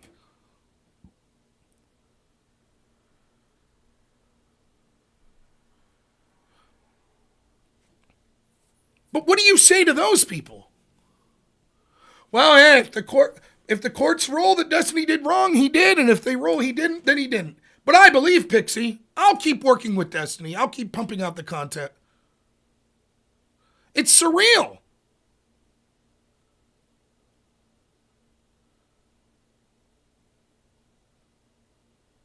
He's hiding what he personally will interact with Destiny, what moral culpability he personally puts on Destiny, what his actions will be regarding Destiny going forward. Yes, he's hiding in that he hasn't said any of that. He's only said, yeah, Pixie's a friend. I believe her. This feels gross. Let the courts decide. Talk to Lab at a different time. I don't think Brianna would talk to Lab. I would not. And then on top of that, did she answer the question? Like honestly, like if you that would be interesting. So we have half a dozen. It wouldn't be interesting, Connor, because what happens is the same thing that happened in the whole Lab saga to begin with. Like she just loves the attention and she shifts on it and she just jumps around. Like she's like this broken toy that everything about her is so dark and needing attention and like. You see, so then at least to Connor, he said, yeah, let the courts go the way they would. What did Brianna say? Like, sure, now let's go back to yelling about Lav. It doesn't matter if it's good attention. It doesn't matter if it's bad. She'll like twist everything around. She's just the most disgusting human being I've ever seen in this entire space. And the bar is not low. So no, I will not talk to Lav. Okay. And I'll be happy to talk to Lav at a different time. Yeah, so we still have a dozen people saying, let Lav on, let Lav on, let Lav on, let Lav on. We don't have an answer to the question that I asked. And the question that I asked was, it was alleged that Pear Shaxton and Hassan Piker had an illicit but consenting sexual liaison. And I would just like a clear answer on it. So, sure. So is Connor saying here, I would have brought Lav on, but she won't answer my question? So Lav talking about Destiny in this situation, he says, I would have brought her on, but she won't answer what she said about her friend sleeping with Hassan. What does that have to do with anything? I'd have no problem with Conor saying, yeah, I'm doing a show with Brianna. She doesn't want Lav to come on. We're not bringing Lav on. Next. But he's making it sound like, oh, well, she refuses to answer the question. That's why. So if you want to answer that question for me, I'll be happy to talk to Lav at a time that is not inconvenient to Miss Brianna. So anyways, so what I'll admit that I was I know fairly Lav callous does come on after. early on. I was probably making light of the situation, and I was probably coping. Okay, With what? Your $1 million tweet? Yeah. I was making fun of it. I was being mean. I was being callous, and it's not nice, right? I will admit that there is a part of me, like I doubt Steven would consider us friends, but I've hung out with Steven enough that I'd be like, yeah, we're friendly acquaintances, we're professional peers in a way. We at least talk to each other and have debates and all that kind of stuff. And I enjoy talking to him. I think he's an intelligent person. Yeah. However, basically, I think there's like a mourning process to when you lose a relationship that you liked, right? And so maybe I was in denial, maybe I was coping, right? But what I've kind of always held true, and I actually applaud Kyla to a certain degree for saying publicly, Kyla said that she doesn't like cutting people off entirely, and if people are willing to like change and all that kind of stuff, then maybe they can be friends in the future or work together in the future, right? Well, I think I said or thought something similar, which is like, if you basically reform or whatever, then maybe I could work with you in the future, right? But this is... There we go. Now we're finally at least getting to what he personally would do. Finally! Hour and 20 minutes in. What you did was really immoral. I don't like to cut people out. But if you seem like you're apologetic and you're willing to make amends, I'm not going to completely cut you out. That's an answer. Not even one that's unreasonable. An hour and 20 minutes in.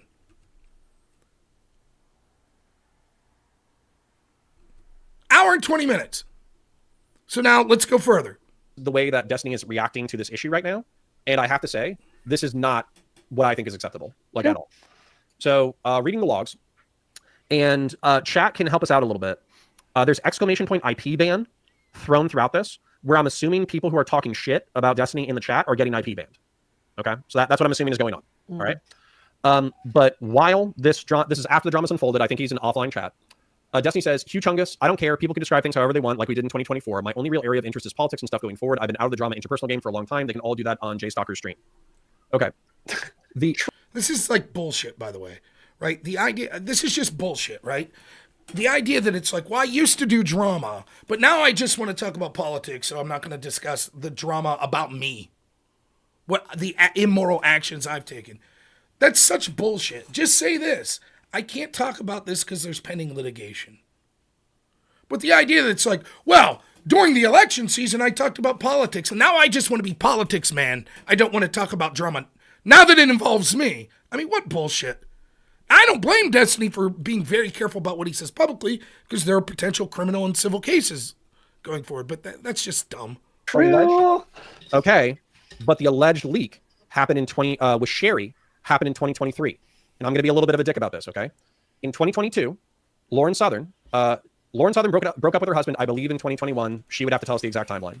Stephen was a friend and confidant during that time period, in which she was a single mother in Canada, and her ex-husband went back to Australia without her, okay? The conservatives are obviously going to eat her alive if they find out that she's a single mother. And Destiny is one of the few people that knows her life, right? So they become friends. They get together. They hook up. They have an emotional connection. And then they break up in the summer, which, according to almost everyone involved, is an emotionally devastating issue for both parties. Now, on top of that, this was while Stephen was married to Melina, and yes, they had an open relationship, but he cheated on his wife in order to pursue that relationship with Lauren, right? So Melina fucks off to Austin in order to figure out whether or not they're going to stay together. She comes back, but eventually they do break up. And Melina watches the Lav fallout and watches the Mr. Girl fallout for 6 months before she leaves. So that maybe even a year. And then while this is happening, he's sexting Anna Voir. And then while this is happening, he's also sending messages to Sherry. And while this is happening, he's also sharing nudes and lewds with this 19-year-old OnlyFans girl. And so for me, if a full year after you've lost your wife, lost somebody you love, lost somebody who was basically your side girl, lost another side girl, lost a bunch of friends, this isn't in this chat, we'll read it in a moment. He says that I got on Vyvanse and I haven't been like this since then. This isn't something that you fix with a prescription medication. Yeah, thank you. That's really insightful. I agree. So like, no, the situation absolutely demands infinitely more introspection than he's given so far. 100%. I mean, Now, what he's saying here, This is getting close to, like, I think why I was tuning in. I wanted to hear, like, do you think Destiny's sorry? How are you going to interact with him? But notice that, like, all this, like I said, the reason I'm so disappointed in my X post was, oh, well, Destiny has trauma, and Destiny's a really cool guy, and he's really good at what he does, and Lav sucks, and President Sunday sucks, and Mr. Girl sucks. And then an hour and 20 minutes into it, you're like, yeah, this was really shitty, and maybe I will cut him off. And I think that the way he's acting doesn't show that he's apologetic. Yeah, that's what people are wondering about. And it took us this long to get here. The lead's sort of been buried. How can I put it? He has such a rich network of people around him that could help him grow, right? Kyla particularly. Kyla is a lovely person. I was having some professional conflict one time, and I called Kyla up to ask for her help about it, and she suggested a book to me that was written by a hostage negotiator. She goes, you know what? I think you would really, really benefit from this. And I read that book, and I go, holy shit, Kyla's really a good friend to suggest this to me, because this is my problem I'm having at work right now. And I read it, and I read it again, and I took notes with it, and changed the way I behaved. And that is why I really care about Kyla, because she was a friend to give me some really helpful professional insight that made me better at my job.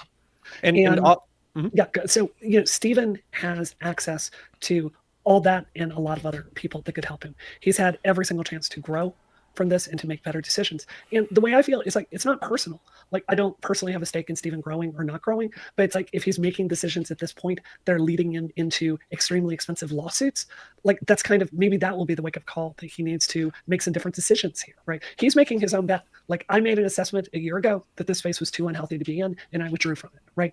And I think that other people are making that decision right now. I think he's got a lot of talent. I would like to see him address this area of his life that's causing chaos, not just to him, but the people around him, and get better. And maybe this will help him do it, but it's ultimately just not, it's not my problem. Well, So let me give credit to Brianna here. She's saying, I did withdraw from the space a year ago, and he has a problem. He needs to get help. I think both her and Conor's statements here aren't great. But at least they're getting to the heart of it now, an hour and 20 something minutes in. But notice how their tone's different here. Lord of the Nerds for $2 says, they called everyone disgusting except Destiny. Right. The tone when they're talking about President Sunday or Lav or Mr. Girl, completely different than we're talking about Destiny. Well, he needs to seek help, and he needs to better himself.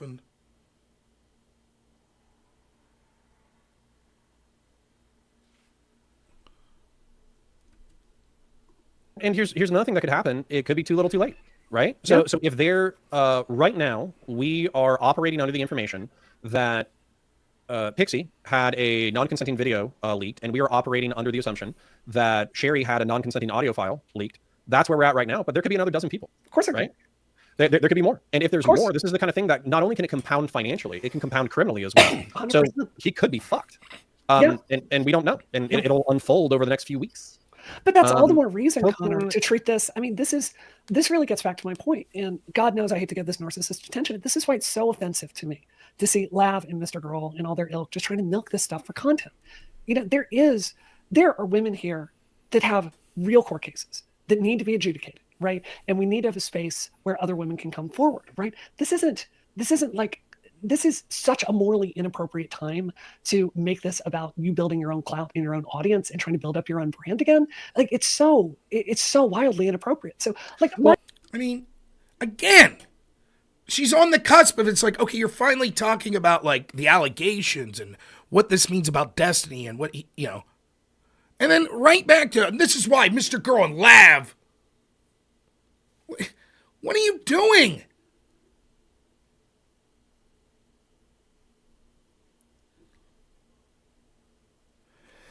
And by the way, it's just ironic. Every time I've interacted with Brianna Wu, it's always me. I don't know if you knew this, but I interact with senators, and she said in this video, I opened those doors for Steven to go into the mainstream. My message, go ahead. Well, I was going to say, I'm not shocked. Right. So, the reason why I'm not shocked is because I think that the people who are most willing to capitalize on the downfall of others will often rise to the top. And so if there's not just Lav and Mr. Girl, but if there's other drama channels, and you know, we know a few of them who are like, yeah, fuck Destiny. I hope he burns even more. I hope he fucks up even more. I hope I find out more. It's like, yeah, like people are preying on your downfall. Right. And Conor, this is why I literally, like, we started this show to come in and have a real right versus left conversation every single week about politics and try to have a saner conversation than the screaming matches both of us have done in Twitch Poll, right? I actually really didn't want to do the show tonight. I nearly called to cancel 5 million times because I knew exactly what would happen. All these dipshit people in commentary that in bad faith are just looking for their next shitty video to put out, taking stuff out of context. They're doing it right now in the chat. I knew this would happen. And it's just like, it's so far from... That's me. I'm doing content off of Brianna, except I'm playing the whole damn thing, not just taking things out of context. And by the way, this is a criticism I have of Brianna. Brianna has no self-reflection whatsoever. Again, the time I debated her and she starts off insulting, and then like, oh, Trump supporters are all babies. They're all stupid. They don't know. All they do is whine. Her opening statement, first thing anyone says in the debate. Then I come on and give shit back. Yeah, Brianna says I'm stupid, but I'm fucking wrecking her on this point, this point, and this point. Why is Rob so rude? You started being rude. Oh, sorry I hurt your feelings. You didn't. I'm not the one bitching about rudeness. I accepted it with a smile on my face and gave it back. But why were you so rude? Why won't you apologize to me? Are you a misogynist? What the fuck are you talking about? You have no ability to look and say, geez, did I say things that led to the toxicity of that?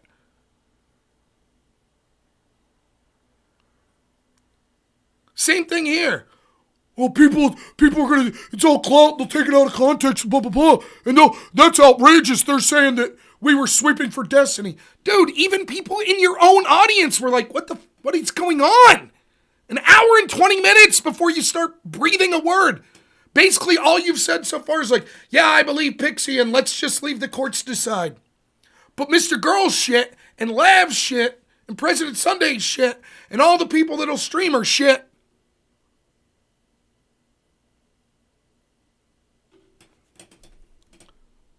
By the way, I don't deny that maybe her and Conor didn't want to do this video. But aren't they doing it for content too? They'd say, well, we have other reasons to do it. So do I.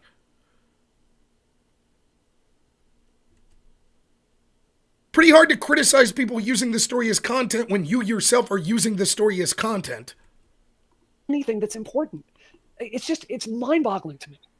Well, so Poking Tongue says, what drama channel said that? I'm pretty sure that, like, you know, Turkey Tom and Nick Diorio and Chud Logic and Queeman in private now, so I don't have like the logs or whatever, but I'm pretty sure it was mentioned that everybody essentially knew that they were eating good for the next month because of this drama. Yeah. They basically knew that this was like on the verge of like breaking, and as soon as it did, they would have something to talk about. As a matter of fact, you know what? Poking Tongue says, no, I already know who I was thinking about. It's Augie RFC. That's who I was thinking about. Augie RFC was ecstatic. He was ecstatic that this was coming down the pipe because he's been preying on his downfall since the fire, since the fireman got killed at the Trump rally. So anyways, but let's refocus. Yeah, about that. That was cool and the gang and right and everything. But again, I don't understand what this point is. Do you think for 1 second that, like, if Hassan had a story like this break, that Destiny and his community wouldn't have covered it? It'd be one thing if it's like, you know, some random streamer who's a big streamer that's never really weighed in on any issue like this. You know, they're just talking every day about their carpentry. Hey, 1,000 people be watching every day as I build sheds. And then you find out he has a horrible possible lawsuit with an ex-girlfriend that he exposed pictures of her. And you'd say, oh, man, that's a shame. People are just jumping on this for content. This guy'd never do anything like that. But we're talking about the Destiny community that thrives on this shit. I was trying to talk politics, 2022, 2023. They weren't really interested. Didn't have shit to say when Joe Biden's administration was going so poorly. Nope, instead it was Andrew Tate red pill content.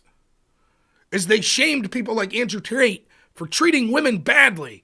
And all they gleefully talked about his court cases, didn't they? So please spare me the faux outrage. Oh, it's just content. Focus. You know, the haters, they need to know that we think that Stephen Bonnell is a bad guy. So let's focus on what Stephen Bonnell said for a moment. Let's go. So Frozen Broccoli says, quote unquote, sex therapy. That's the other thing. Did you hear how Conor said that? Okay, the haters need us to say that Destiny's bad, so let's do that. And that's sort of the vibe I was getting. Like, it's like they're drug kicking and screaming to be like, okay, I guess this is bad. I guess everyone, they've been listening to us for an hour and 20 minutes. I guess, okay, if you insist, Destiny's bad. It's like, what are you doing? Therapy, lol W. Like I said, if I need quote unquote sex therapy, then so do like 100 other streamers. The reality is, ever since I started my Vivance, my desire for any of these types of interactions has fallen off a cliff. That's why all this shit is pre 2024. Yo, this isn't good enough, right? This is not good enough for me. Okay, yeah. Like, lol W. I get that this is, you know, off-stream chat or whatever, but you have to know that everybody's looking at you under a microscope. You have to know that this is going to go public, right? So even if you don't want to go to sex therapy, or even if you don't want to reform your sexual behaviors, you have to say, you have to be contrite. You have to show some level of remorse. Yeah. Like, hey, through my compulsions, I fucking, not just compulsions is sweeping. Through my compulsions and choices, I hurt people who were the closest to me. And it's fucked up, and I will atone. Like that's what it should be. Yeah, and I mean, Conor's right on this, right? That statement from Destiny is particularly bad. You know, I can understand not wanting to go to sex therapy, but acting like, no, that's this, all these problems that are coming out about me giving sex videos to other people without consent. That was old Destiny. Before I was on Vivance. Now I'm on Vivance, I'm cured. All this drama is just about stuff I used to do. It's all good now. Like, that's bullshit. That's bullshit. That doesn't, like Erudite said originally, I talked to Destiny and I thought he was remorseful. That doesn't sound like a guy that's accepting guilt and saying I'm remorseful. Well, you know, when people say maybe you need to go to therapy, sex therapy. No, come on, no way. That's old Destiny, not this guy. I'm on Vivance now. It's all good. That's horseshit. That's a terrible thing to say. And as Conor said, to his credit, you have to know, as you're saying this on your Discord, that it's going to be made public. So how could again, I want to stress this, and I know people don't believe me. I'm telling you right now, though, this is the truth. Had someone, like Erudite's statement, there are questions I have about Erudite's statement, but Erudite's statement that's like, I heard about Pixie, I'm willing to stick with him because I think that he is remorseful and he wants to make amends. I don't know that that's outside the realm of, to me, it's like, oh, and maybe she kept doing the Bridges podcast with him. Take a little bit of a break, but then jump back in. I don't know that makes Erudite, that's in the realm of things I'm willing to hear out. But how can you believe he's remorseful if you see statements like this? And maybe that's what Erudite will say. I thought he was remorseful, and then I started to see some of his statements, and I was like, what is he doing? No. That's why I've decided I'm halting working with him. I don't know. I asked Erudite on X some questions, and she said, yeah, I agree these deserve to be answered, but my internet connection's been really spotty. So maybe she'll call in to talk to me, or she'll answer those questions on X, or she'll talk to someone else and she'll answer questions like that. But my position has never been Destiny needs to be blacklisted forever. YouTube should ban him. No one, it's immoral to ever talk to him.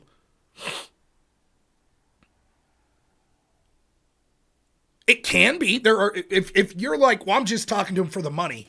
Yeah, then fuck you. But if you have an explanation, so be it. And Destiny's got to know that there's going to be a lot of that, right? Listen, let's be honest. Here's my personal opinion. You might think that I'm wrong, but my personal opinion is people are going to have an incentive to want to give Destiny the benefit of the doubt because they like him, or they like his community, or they think that they could get clout from him. And so it's like, give him a reason, Destiny. Give him a reason. I'm so sorry. What I did was monstrous. I can't talk much about it because there are lawsuits. So, you know, statements like that, like coming out, wow, that was, you know, I'm on Vivance now. It's no problem. Like, oof. Just so bad. What a bad thing to say in the middle of this. But we're not getting that. I mean, we've seen this pattern from him a ton, right? When he's under pressure, his instinct is to attack. I mean, that's who he is. This situation is different to me for a variety of reasons. Look, I'm not defending this, Conor. I'm saying this is his fundamental character flaw. I mean, yeah. So anyway, like I said before, I've definitely made mistakes and fucked up. All I can do is promise to be better and change behavior going forward. I'll figure out and settle what needs to be settled in the background. It's too much, then leave. If not, welcome to 2025. Okay, so for me, this thing right here, I've definitely made mistakes and fucked up. Like, I get that he's not talking to Pixie. He's not talking to Sherry. He's not talking to anybody else he might have heard.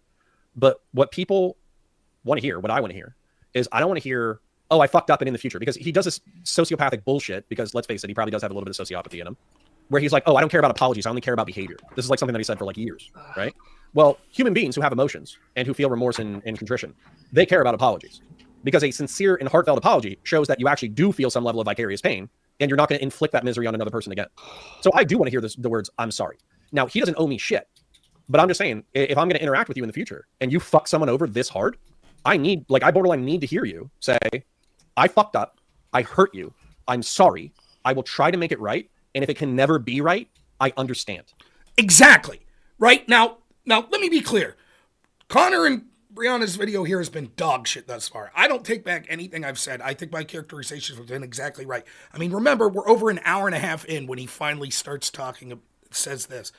But his take is very similar to my take, except my take's not just about Destiny. I'm looking at it as, yes, it's Destiny, and I've already blacklisted. Destiny blacklisted me and rage quit the last time I debated him. So I don't know that I had prospects of being on a panel or doing a show with Destiny in the future anyways, and they're few and far between regardless. But there's certainly a lot of people. The Twitch, YouTube politics sphere sort of centers around Destiny a lot. At least those people that I interact with. So a lot of panels that I do are people that are in Progressive Victory that worked with Destiny, or people that are Destiny orbiters. And presumably, I'll keep debating people. My life will move on. I'll keep doing the types of content that I've always done. And that means I'll be dealing with people in Destiny's orbit. And much like Conor is asking the question that I would ask about Destiny, I'm not saying I would never do another debate against him. But before I'm willing to do something like that, I need to see what the details of this is. Is it someone who fucked up and made a mistake and really feels bad and is trying to make things better? That's different than if it's someone that's like, well, shit, I got caught. Let's throw money at the problem and move on like nothing happened. I don't want to deal with that, if that's your attitude on this. But I also feel like that about the orbiters. If my conclusion is, I think that you're money-grubbing assholes that were just around Destiny for clout, and you wouldn't have said word one about this until it was made public, then I don't want to deal with you. And that goes from people that I don't really get along with, like Brianna Wu, right up to the people that I really liked, like Pisco and Conor. I'm not saying they should be banned. I'm not saying that anyone else is immoral if they listen to their shows.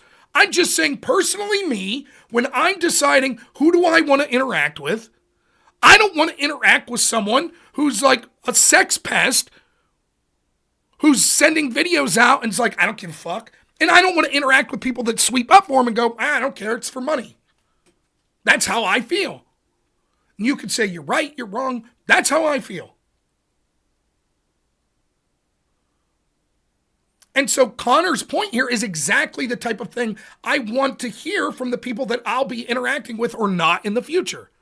Look, this is what I feel about what Destiny said. This is if I believe it or not. This is why I will continue to engage with him or not. That's it.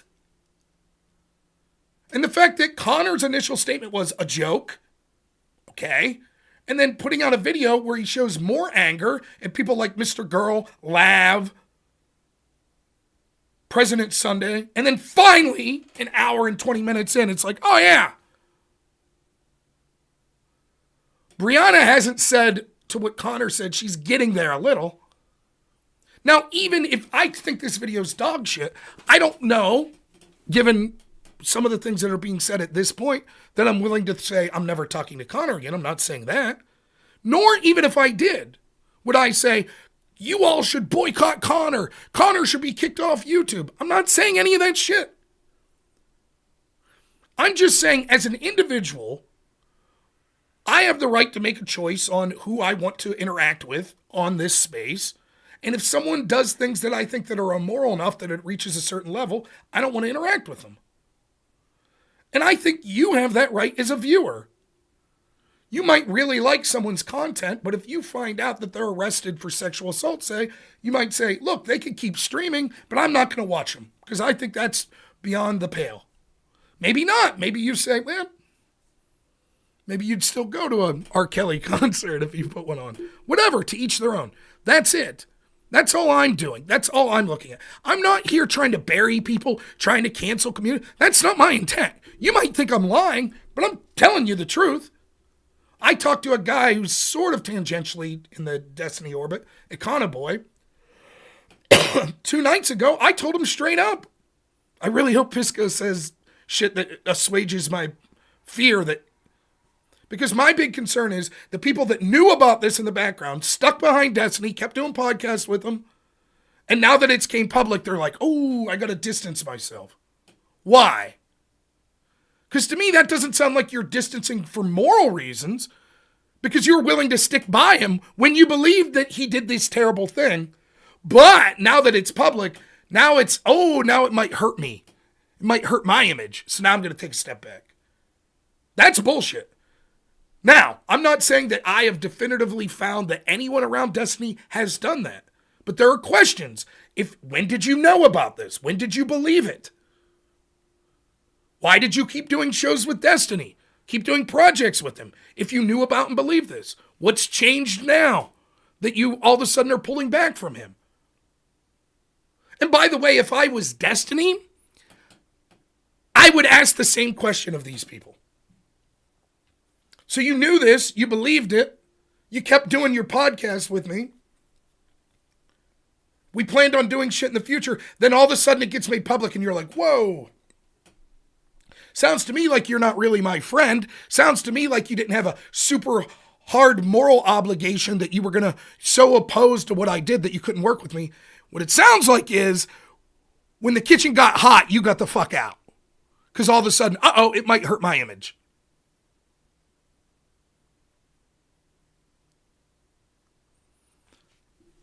All right, let's keep going. And then you have to never do it again. You don't just get to never do it again, but never atone for the fuck up. You have to atone for the fuck up first. Yeah. I think it's well said. I obviously agree with you, Conor. Okay. Strong words from Brianna. Yeah, I agree. Boy, get her on Lav, though, and she's got some opinions, huh? Then this one is probably sarcastic, but I'm going to read it. In fact, it's actually super epic and hilarious when vids of guys get leaked or when you tweet out random sexual details like 15-2 to epically own them publicly. So for those of you who don't get the reference, he's probably being sarcastic because his own sex stuff was leaked. However, nobody gives a fuck about you right now. Okay, yeah. You can feel bad that your dick pic got leaked. You can feel bad that like. Let me say, I get where Destiny's coming from this. The problem is he has no. You're getting an insight into his mind.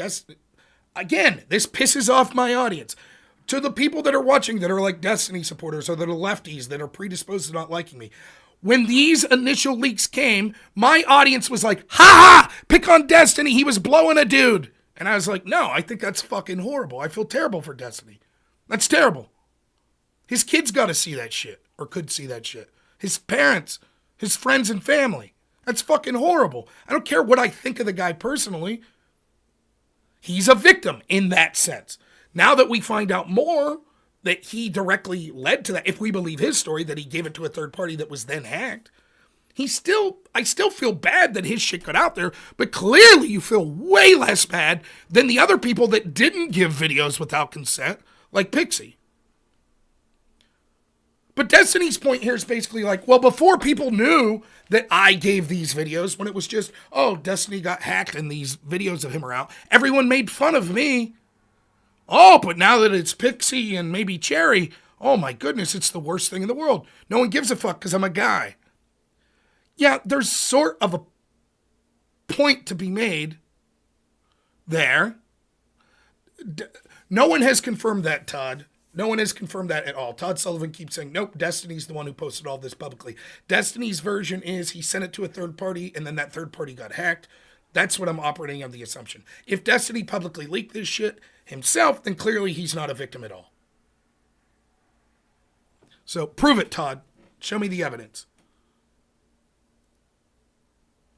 You're being very definitive. Nope. We now know it was posted and not hacked. Show me.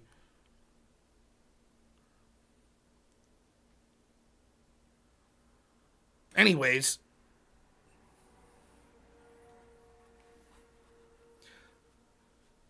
But Connor's right. Now's not the time for that shit, man.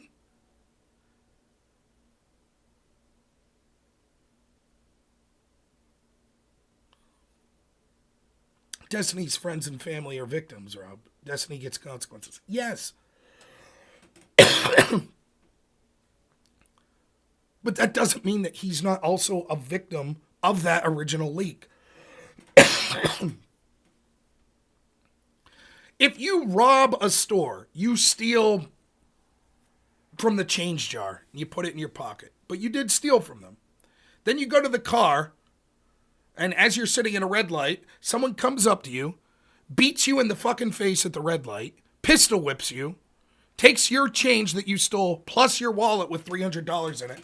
Do you say, well, you're not a victim of that crime because you stole?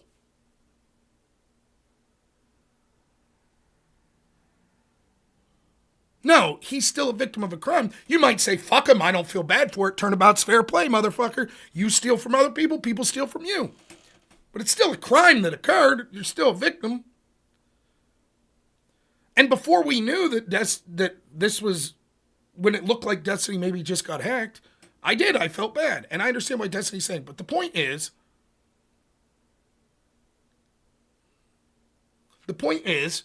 I could see him saying, well, when it's my shit getting released, everyone's like, haha. Let's do an alternate universe where Destiny never gave these videos to anyone or publicly put them out or anything, but someone did it to him. You know? He slept with someone and they released it maliciously. What do you think the majority of people's reactions would have been?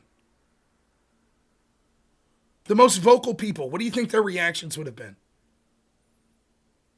The guy that Destiny's blowing, whoever that is, he releases the video. Do you think that the majority of people's reactions on X would have been like, my God, this is horrific. Poor Destiny. This guy maliciously released video of Destiny performing oral sex on him. Or do you think the majority of the reaction would have been like, ha ha, fuck that smug motherfucker. Look at him, he's blowing some dude. Ha ha. I think it would have been the latter. That's right. People would have been laughing. And that's the point that Destiny's making here. Pixie's a huge victim, but when it was me, and Connor's right, like, no one wants to hear that shit. No one wants to hear it right now. It doesn't matter. This isn't some fucking online debate panel. Thanks, Noah Clark. Appreciate it. You're not winning points. You're not in some, kick or keep or some shit. Oh, good point. You win that argument. No, dude, you did something fucking horrible. You're claiming that you're really sorry about it. You don't say, well, but what about me?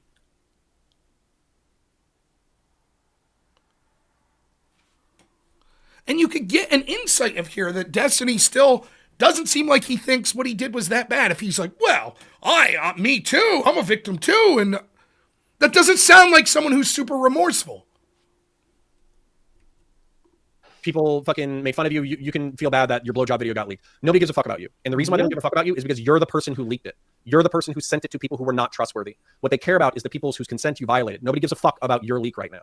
And then the other part of it, which I do think is sarcastic, is tweet out random sexual details like, AJ, you say, I would call him stupid for allowing the recording when he's famous. Yeah, but I would call anyone stupid for allowing filming of basically, hell, even if it's your intimate partner like your wife or husband, I think you're making a mistake filming a sex act. But that's one thing. But if it's just like a random hookup, even if it's someone that you know, I think you're making a mistake. But people ain't going to say that about Pixie, and I understand why, because she's a victim. Thank you so much, Noah Clark, for the 5 gifted memberships. Incredibly generous. 15-2 to epically own them publicly. This is probably a reference to Sherry. She mentioned that during their sexual liaison, which, by the way, we should all know less about each other. She mentioned that during their sexual liaison, he had 15 orgasms and she only had 2. And so that's, one, that's a detail that none of us need to know. I don't. But then 2, DGG, I'm just going to be mean and call out the entire community. They started blasting her in the replies and saying like ratio, which, listen, not going to lie, I think that's fucked up. I think it's kind of funny. But obviously with a human being, you're going to be ripping their guts out with that shit. So, how about we all stop being a little bit sociopathic? Yeah. All right. Anyways, then he's talking about work. Skeleton, I never did anything maliciously or as any of the fucking insane lab, Mr. Rapist, Jew stalker allegations say. That's fucking retarded. My only crime is being too much of a gooner in 2023 and earlier 100% sure. Though, again, I can't say anything specifically because everyone wants to come at me in court now, I guess. I think this is self-sweeping in personal code. Okay?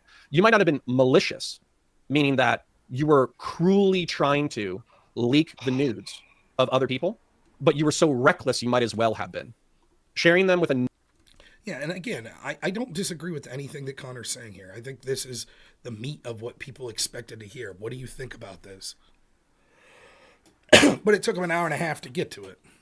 And he has more anger, it seems like, at everybody else connected to the story than Destiny. And then it'll get worse for Conor here going forward, as we'll get to. But, you know, some of these statements, I don't know if he reads these are worse.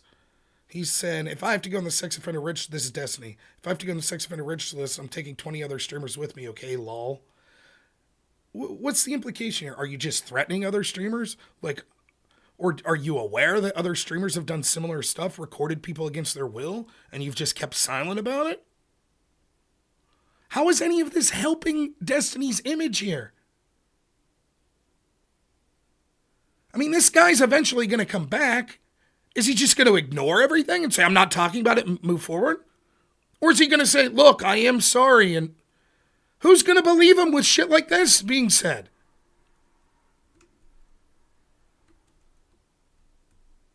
A 19-year-old with whom you had a few Discord calls is fucking insane. Of course I think, yeah. All right. If that's true, I mean, it's just beyond indefensible. Okay, help me understand this, Conor. Like, why? This is a conversation I've had with so many girlfriends this week. Like, help me understand this. Why would a man do this? Like, is it Have about this many power? girlfriends? Leaks? Yeah. Sex? Now listen, again, like, at least Conor's making, like, fuck. I don't really care for Brianna, right? But even I feel bad at how bad, like, what is she doing? Yeah, I agree, Conor. Yeah. And you can say, well, she's depressed. She don't want to talk about this shit. She wanted to talk about Lav.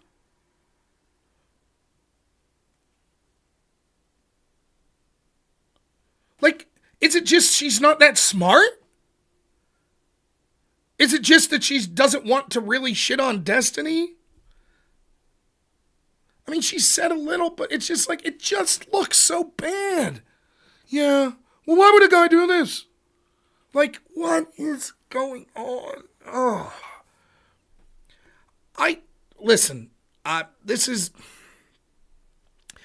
debated Destiny. I think I do quite well against Destiny. You may disagree. Whatever. I've debated Conor. I think I do quite well against Conor. You may disagree.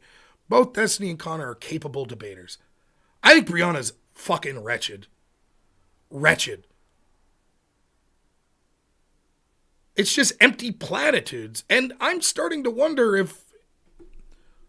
Is that everything with her? I don't know. I feel like it doesn't matter in the grand scheme of things, you know, I guess. But, my God, I don't know. Yeah, leak sex tapes. Listen, I'm Help me I am understand. 5% joking and I am 95% serious. Okay. There is I think that the trauma that we listed in the beginning actually fucked him up and made him sociopathic and made him incapable of trusting other human beings. I think that wound has festered and it's being reinforced in his personal life and professional life, that he can't trust anybody and everybody is a monstrous piece of shit who's selfish, who wants to fucking stab each other in the back. Then on top of that, I think he's been financially rewarded for being sociopathic, because while all the other streamers, they have feelings, they get their feelings hurt, they have bad relationships, they break up with people, all this kind of stuff, while everybody else is getting their fucking feelings hurt, he's just chugging along making content being a fucking sociopath. So he's being financially rewarded for being emotionally callous. And then finally, I'm just going to say it, a lot of progressives and liberals don't like this shit. There's this hysterical clip from It's Always Sunny in Philadelphia where Dennis, the sociopath of the group, is talking about how he doesn't believe in God, and so he has a religion-shaped hole in his heart, and he wants to fill it with vagina. Oh Okay? my God. I know that seems ludicrous. Listen, I do apologize for this. I can't be here all night. We're going to skip through some of this. What happens is Conor and Brianna go back and forth through their theory of why a guy would do this, just talking about it in the abstract. So I'm just going to skip through a Exploration. little. That's all lame. You know, I only get one life. I'm going to fill that hole. It's like 15. No, I obviously agree with that. But I think you're not answering the question I actually have here, Conor. So now I'm going to call you like not even talking about Destiny. particularly, but help me understand, why would a man to respect boundaries? Like, so this actually does have a distinction here, okay? A partnership, the sexual relationship we're dealing with here, but like trying to do is a bunch of his time. Me also kind of say, let's pitch in order to get. I remember Jimmy Bean's the serial killer, like in a about power. I don't know. I think it's eating feeling that a lot of people, I only pretty agree. an over on some. I really pick myself. I think that sexual content that can be created amongst couples, how hot or physical people, are going to degrade this person's I'm at. Paid off or evil. What? No, Pilking tongue. Sorry, real quick. Go You ahead. are either ignorant or paid off or evil. What? Because I shit. I'm sorry. That is crazy. Like, no, there are other people in chat who agree with the way that I'm perceiving this. What the hell? Like, I don't think nobody paid me for that take. Okay, Brianna had to say "be honest" in order for me to share that take. There's no progressive victory. There's no super chat. No, Dave, nobody paid me. I For didn't that. say that. I gave Conor $50 to say that before Dave, I did not see her on Piers Morgan. No. the stream started. Yeah, no, there's no DM, there's no stream chat, there's nothing. I got paid $0 for that take. So if you don't like that take, that's on you, but nobody paid for that one. Okay, Good let me Lord. push back on this a little bit. And maybe I Sure. was too cynical about male psychology. Like, even though I'm trans, like, something it took me a long time to understand, to realize, Conor, is I may have been socialized. No one has a And problem with me Because you skimming don't through think this, sharing. What the fuck are you talking about? We've denounced that all through the. Real quick, just pause the thought. Because you don't think sharing porn unconsensually is bad. We've denounced that all through the. No one said that. No one said that. What the fuck are you talking about? Of course it's bad. What are you talking about? No one said that the entire night anymore. They're right. They didn't say sharing videos unconsensually isn't bad. They didn't say that. They're sweeping, they're downplaying, they're burying the lead, but they didn't straight out say that. Anyways, I'm sorry for interrupting, but No. Okay, so I that is think like a comprehension problem. tell me if this is too feminist academic, where they like, or it's just you can like change me. I'm wrong. That's where they don't care about they about power. Fair enough. I do think it actually is pretty important. It might be a lot It may be erotic to some. who would socialize is have attractive, and so I would say biology. Like think that's reason. Like you can say fuck. I bumped into with something called the Nicomachean ethic. So an ace, but it's a and then in the charismatic enough iteration. By a lot of young women. I'm not sleeping like the New York. Don't love it. Sorry about this.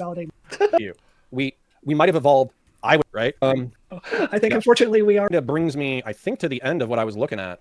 And just in case I should summarize this thing, this is not the kind of contrition that I'm looking for from Steven. This is not the kind of apology that I'm looking for from Steven. Now, he doesn't have to satisfy my expectations. You know, who gives a fuck? Like, he can go have a career without me. But I'm just saying, like, if gonna be real, there's a story of the scorpion and the frog, right? Where the scorpion and the frog are on the side of the river, and the scorpion says, "Give me a ride across the river. I need to get across." And the frog says, "No, you'll sting me, and then I'll die." And the scorpion's like, "No, why would I sting you? We would both die." And then the scorpion gets on the back of the frog. They both go into the river, and then the scorpion stings the frog. And the frog's like, "You fucking moron, you nitwit. Now we're both going to drown." And the scorpion was like, "Well, what did you expect? I'm a scorpion." And so they both die. And so that parable, that story, is that people often repeat their nature, and you need to listen to them when they tell you who they are, right? And so Steven, I think in 2022 and 2023, he has said that he's sexually selfish, that he will lie to get what he wants, that he has broken the trust of people with whom trusted him a lot and were good friends with him. And so now, in order to make sure that you don't get stung if you're Destiny's orbiter or friend, then you do need to see like change in behavior. And that's not change in behavior. That's, to me, those DMs from... No, I just want to say, like, I don't disagree with what Conor's saying here, but doesn't this speak to sort of what Mr. Girl was saying? That this is a pattern? And to Steelman Connor's position, he may say, well, yes, and 2022, 2023 Destiny was shitty, but it didn't rise to the level of shitty where I would say, this is too much for me. Like, just banging chicks and then not calling them the next day and all that shit. That's bad, but that's not filming people without their consent and sending that. But I could see where the people that were making these accusations in 2022 and 2023 of general shittiness surrounding sort of relationships would say, this is just more evidence. There's a pattern. And there are people that suggest that there was a threatening by Destiny to release nudes of people way back in like 2012 or something like that. Yes, I've debated Brianna in the past. Yes, I'd be willing to debate her. She's unwilling to debate me, I assure you. Nicholas Diorio, that's the same way that he's handled every drama for the past decade, which is minimal amounts of accountability, going on the attack, accusing everyone of having bad intentions. And by the way, he could be right. some of the people attacking him right now are probably people who have been preying on his downfall for a long time. Mike from PA is a prime example. Massive piece of shit. Fucking hate that guy, right? Garbage. Oh, I missed that one. Yep, going after Mike from P. He's a piece of shit. Okay. Right. But just because he's criticizing Steven doesn't mean he's wrong. Just because he's doing it for the wrong reasons doesn't mean he's wrong. And so if your enemies are right about something, you need to unfuck yourself. You need to fix yourself in that regard. And until I see something that actually shows that he's changed his pattern of behavior, then I'm obviously going to keep my distance because I'm not interested in being stung. So I fully agree with that. I mean, so what I see here, Conor, in addition to everything you're seeing, is wild legal culpability, right? I see this as legally actionable and something that a lawyer is going to bring up in a case to show mindset after the fact. So, if the damages are being, let's say a case is brought and a jury is looking at, like, do you have remorse for his actions? I think, like, this is my first thought. This chat log is going to come up, and I don't think it shows that. So, it's... I think it's one thing to go on the offensive and attack when it makes you money on YouTube. I think this is a case where it's going to cost him a massive amount of money if he doesn't have some more emotional control. So, I'm not surprised, but I think it increases. It's not just about the court case, though. And I don't think that they understand this or they're intentionally obfuscating from the point. It's not just about the court case. It's about what is the community at large going to do about this? Do you want to work with a guy like this? And so I think she's saying, look, this doesn't show someone that's remorseful, and you might imply then she's saying then maybe people won't work with him. But I just think, like, if I'm putting their characterization in the most positive light for those that want to give them the benefit of the doubt, it's, well, yeah, clearly we're not going to deal with them until we see change, but they're hyper-focused on this court case, and I don't think they don't realize. Again, just go to Destiny's big thread on Reddit, where, again, on his Reddit post, they basically only allow one thread, one post that you could comment on this. They'll delete every other thread that you try to make on this controversy, and it's titled like some bullshit meme title, Destiny's own statement. So even in his own statement on this, it's like, haha, a little bit of jokiness. And you can see people in Destiny's community that are like, dude, what are you doing? And like, when people are like, well, the court case, a lot of other people are like, no one gives a shit about the court case. Sure, if Pixie could win a civil suit, if Cherry could win a criminal suit, fine, yeah, great. But we're talking about beyond that.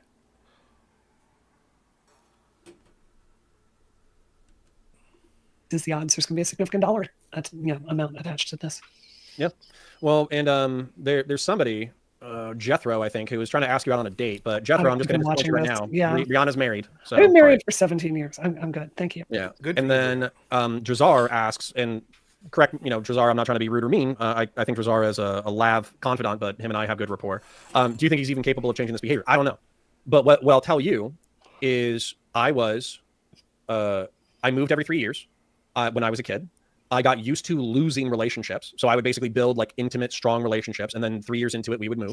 And so as a result, I became emotionally callous and I developed bad habits. I treated people not as people. I treated them as experiences because I felt like everything was transitionary. Everything was going to change. People would die. People would move. So as a result, why am I going to get so emotionally invested into people if it's all just going to end? And I can imagine that consciously or subconsciously, Steven might see the world the same way. Why are you going to get emotionally invested in people if it's all going to end? And the truth is, all of us abandoning him now is probably proving that point, right? All relationships are transitory. When he fucks up, everybody runs away from him, right? But what you're supposed to learn, and what I learned, is that that's not entirely true. And there are people with whom you can build like loving, lasting, strong relationships that make life interesting and cool. And so while I had this really like fucked up emotional coping mechanism that actually, I would say, helped me get through the military, it took me many years to figure it out, but I returned to the lessons of my parents, like the religious lessons of my parents and the example that they showed me in their marriage. And as a result, I have an amazing family. I love my wife. We've been together 12 years. I've never cheated on her. And then I also have 2 kids and we're thinking about having a 3rd kid. And I love my kids and they're fucking beautiful and they make life incredible. Yeah. So I don't know. I mean, again, the idea of giving advice to Destiny, like, oh, the way you've been brought up, you'll think relationships are transitory and stuff.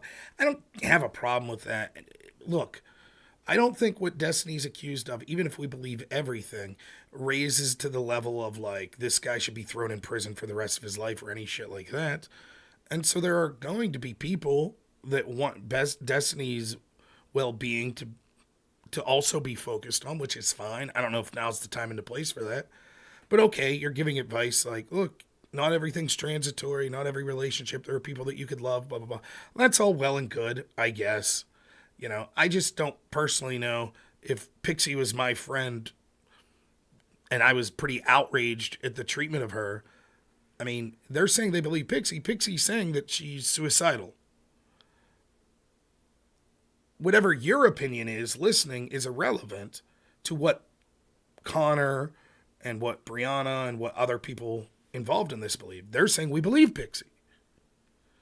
And so, you know, if it was my friend and she was suicidal because something that some piece of shit did to her like this, I don't know that I'd be like, well, you know, let's look into the trauma that he had. Let's you know, here's some advice I have for you moving forward. I don't know. Oh, if Stephen can change. I don't know if he wants to change. I know that I want him to change. I know that I see redeeming qualities in him that I think would be great as a leader of men and as a friend and maybe as a partner to somebody someday. But if he continues to be selfish and emotionally callous, then he's not going to be good to anybody. I think it's just not worth the emotional drain of being in his orbit, to be really honest with you. I just don't. I think it produces a good show, and I think you know. I mean, that's an honest answer, and it's not even that monstrous. But the obvious question is, if you're like, listen, my decision in it's not worth the drain because all the drama of being in his orbit, doesn't that beg the question? But what if this would have never came public?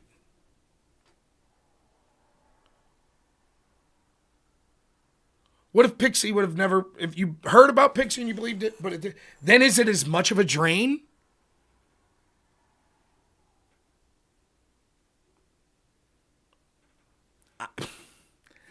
I don't know. And maybe Brianna would say, no, that's not what I mean. When I'm talking about a drain, I mean not just from having to deal with this from the public, but also behind the scenes. I don't know.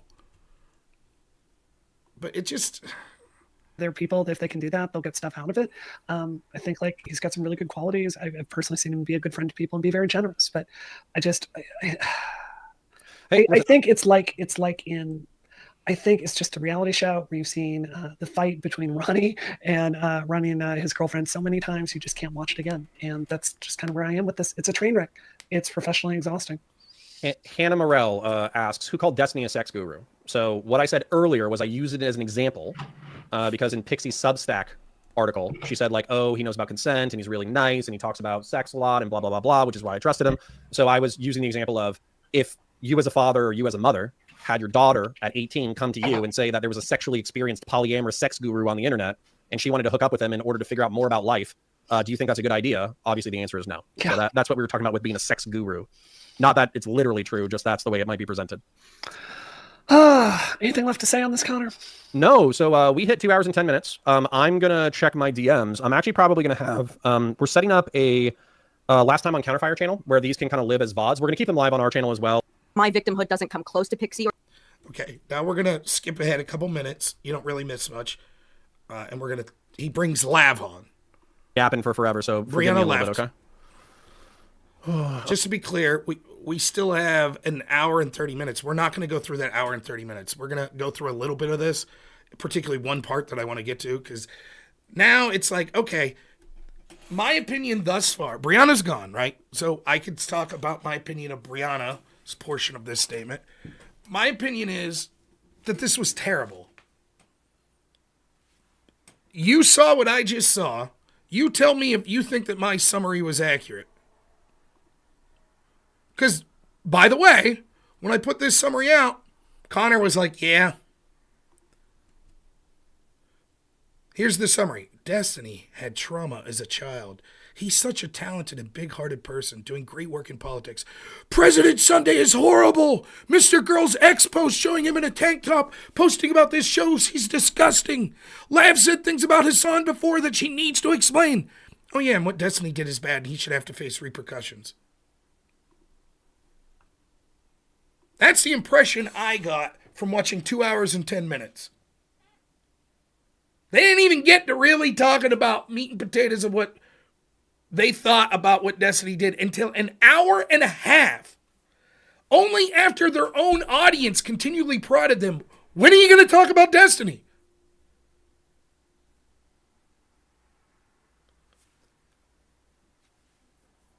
So that's my opinion on this, that it seemed like they're like, we know what we're supposed to say and what we have to say, so we'll get the words out, but we'll downplay, we'll make excuses, we'll blame other people. And if they would have started this with the last 25 minutes of what they talked about there, I don't think it would be that objectionable. Look, we're looking at Destiny. Here's the accusations. We're looking at Destiny's response. We don't think this shows someone who's sorry. These aren't good enough. I don't know if I want to hang out with a person like this. Fair. But it's the context of the whole thing. So, and I think Conor sounds better than Brianna, but maybe that's just because, let's give the benefit of the doubt and say Conor is literally saying the exact same things that's on Brianna's mind, and so she just says, yeah, I agree. Okay. But not good. Not good at all. I don't think it rises to the level that I would be unwilling to ever stream with Conor again. But it certainly diminishes my opinion of him. And I don't think that anyone could be faulted for saying, look, I think they're trying to sweep up for this guy because they see personal benefit in it. I think that's a plausible explanation. And many people, that might be the conclusion that they come to. And I'm borderline there. But even if you want to give them the benefit of the doubt, you have to admit, this was a shit statement. Now, Conor's going to bring Lav on. I have to plead ignorance. I'm not an expert in all of the ins and outs of all of this drama that's gone on for years. I understand that each character involved in this, whether it be President Sunday or Lav or, even Pixie, Cherry, Mr. Girl, Destiny's ex-wife, Destiny himself. Everybody has opinions on the morality of all these characters. I never really followed that drama in the past. I don't know that I've ever heard from Lav or anything like that. President Sunday, I've seen a video or two in drama unrelated to Destiny, some other things online, just a little bit, but not that much. Seems like kind of a wacky character. Same with Mr. Girl. He seemed like, my opinion of seeing a few Mr. Girl videos was like that he was someone that was like trying to be smarter than he actually was, like trying to talk in like deep philosophical things, and it's like, dude, you seem like a weird fucking guy to me. Maybe I'm wrong. I didn't watch any of these people enough to... So I don't know. Everyone who's going to start saying, but Lav, maybe she sucks. Maybe she's awesome. I don't know. But I know that she was mentioned a lot in this, and she had accused Destiny of shady shit in the past. That's all I know. So let's see what she has to say here. And I think, again, this is disappointing because Conor ended on, even though it wasn't great, a high point for what this video was. And now let's see what quickly happens. Oh, there's Lav. Hi, Lav. Hi, Conor. How are you? I'm actually good. How are you? I'm so good. Hold on. For some reason my touch up is like crazy. I look like a skinwalker. Okay, there we go. My touch up was like on the third thing. Hi. Hi.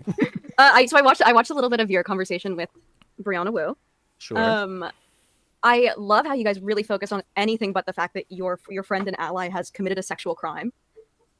You had, especially Brianna, had a lot to say about me and Max's coverage of the situation. One, I've just tweeted maybe 5 tweets about it. Today's the first day that I've said anything about it, like on stream, in like my own personal way, giving my own personal story. I've definitely taken a step back, saying my victimhood doesn't come close to Pixie or Cherry's. When I did come forward 2 years ago, it was about sexual impropriety that I thought was inappropriate, that he was using his platform to sleep with a lot of people and then completely denigrating them on stream, which was an abuse of power. It wasn't just that he was sleeping with people, it was what he was doing and also sleeping with people. Which I think is a perfectly accurate condemnation of Destiny, or at least it was before the recent allegations. Who's this? This is Queeman. Oh, Queeman, my ally, my friend and ally. Queeman, just because I've never heard of Queeman before yesterday, I happened to stumble on a live video that Queeman was doing talking about this. That's it. That's all I know about Queeman. So maybe other people know him better. That's it. So I have nothing positive or negative to say. I just don't know. And yeah, Max is doing commentary on this just as everyone else on the internet. We're not hitching our our boats and championing this. Obviously, this is something like JSTLK is speaking directly to the victims. He's having the information. I've only spoken to Pixie through maybe one DM saying like, I support you. I'm sorry for, getting caught in the machine, bullying you on stream, that sort of thing. I've only shown Cherry support publicly, like on her posts. I've not tried to get any more information. I'm not trying to be the newscaster for this or anything. I think I'm talking about it because I think anyone should be talking about this. Anyone who has been victimized by Destiny in any way, I think should be talking right now because there's strength in numbers. And I think he's a piece of shit who should never come back to the internet. And that's basically my involvement. For Brianna Wu to act like I'm making this about me, very silly. I'm only responding to this. I'm making this about me now because Brianna Wu has made it about me in accusing me of this. But otherwise, I've tried really hard, I think, to just sort of commentate the same way you have, the same way Queeman has, the same way that I mean, not even the way that Queeman has, because Queeman's like trying to get facts and like trying to report on it in a journalistic like way. Yeah, never underestimate Queeman. That's over the top. I wouldn't say journalistic, but sure. Well, but sure, but definitely more like you're trying to get the facts, whereas I'm just kind of watching it unfold and reacting to like it. an autistic cruise missile. Sure.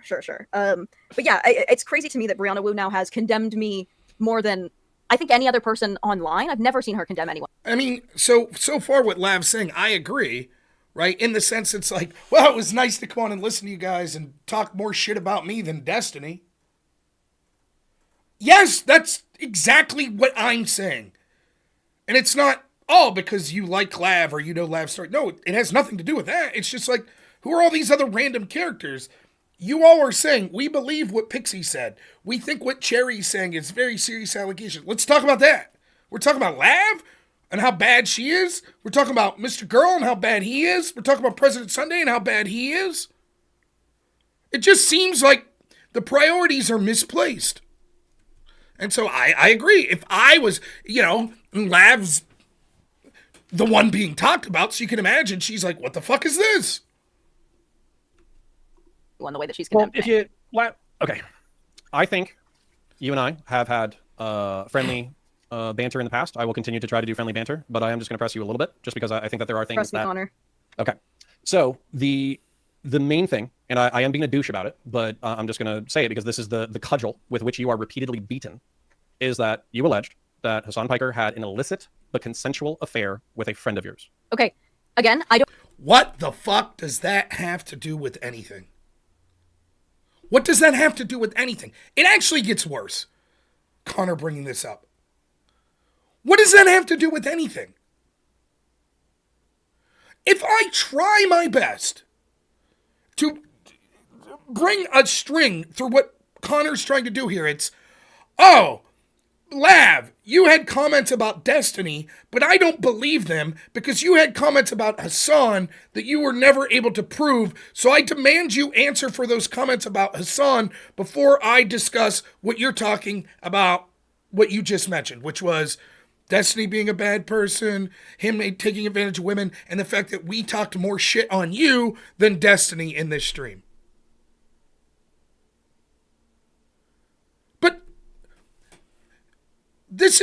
You might as well put a big sign up on your forehead if you're Conor and say, I can't respond to Lav's criticism that we had more anger at her than Destiny, so I'm just going to totally fucking change the subject.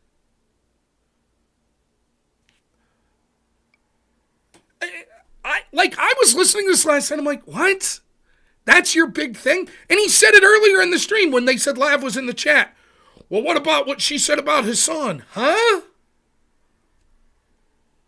Don't know what this has to do with the fact that Destiny has been accused of a sexual crime. So again, we can talk about me forever, and we always do. The problem is that this is always running defense for things that I have said about Steven that have turned out to consistently be true. Everything I have said otherwise, hold on, everything I've said otherwise has become completely true. I was sitting on the Lauren Southern information for 2 years, never came forward about it. I knew that Pixie and him had a sexual relationship. I've known a lot about the sexual impropriety, have not come forward about it. Because of fear or because of being called a liar, because I've learned to not say things without substantiating them, right? I will be the first one to say I should never have said in a Discord 3 years ago that I knew Hassan Piker had sex with my underage friend. And I have every single time this is brought up said I shouldn't have done this. I did not lie. There's a difference between a lie and an unsubstantiated story. I have said I'm not going to substantiate. The truth will come out when it comes out. It's not my problem. It's not my responsibility. Right? Because they're okay. And by the way, okay, if you want me, now she answered there. She said, "Listen, 2 years ago in a Discord, I said his son had sex with my underage friend. I am not going to substantiate that. The truth will eventually come out. I'm not saying I'm lying. I'm just saying I couldn't substantiate it." Now, to me, it sounds like what she's signaling to is, I can't force my friend to admit it. And so I said what I said, but I can't prove it. So, I didn't lie. I'm just saying I can't prove it, so that's it. That's what it sounds like she's saying. Anyone disagree? It doesn't sound like she's saying, yeah, I just made that shit up. And she's saying, yes, I shouldn't say things if I can't prove it. So it sounds like to me.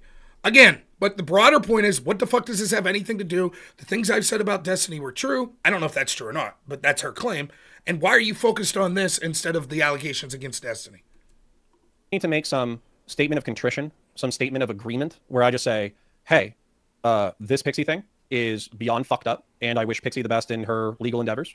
I'll say it. This Pixie situation fucked up is also running defense. The fact that you have yet to name Destiny as a sexual predator. I don't think I haven't said that Steven is culpable for what he's done. If you need me to say it again, I will. Even the way that you're talking about it right now, your friend has been accused of recording a sexual encounter with someone without their consent and then sending it to someone else. And then recording something with a naive 19-year-old girl and sending that without her consent. These are sexual crimes. This makes someone a piece of shit. And you even now are saying, I saw you talk about Mr. Girl and the fact that he's doing like a Told You So podcast, and you're like, this is fucking insane. I've seen you react more harshly. I've seen you react more harshly to that than the accusations against Stephen. It's insane. I disagree. That is 100%.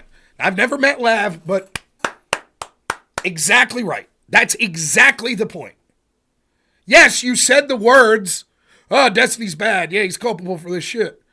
But the way that you've approached this is you're basically burying the lead. You're talking more shit on Lav and Mr. Girl and President Sunday and all these other people.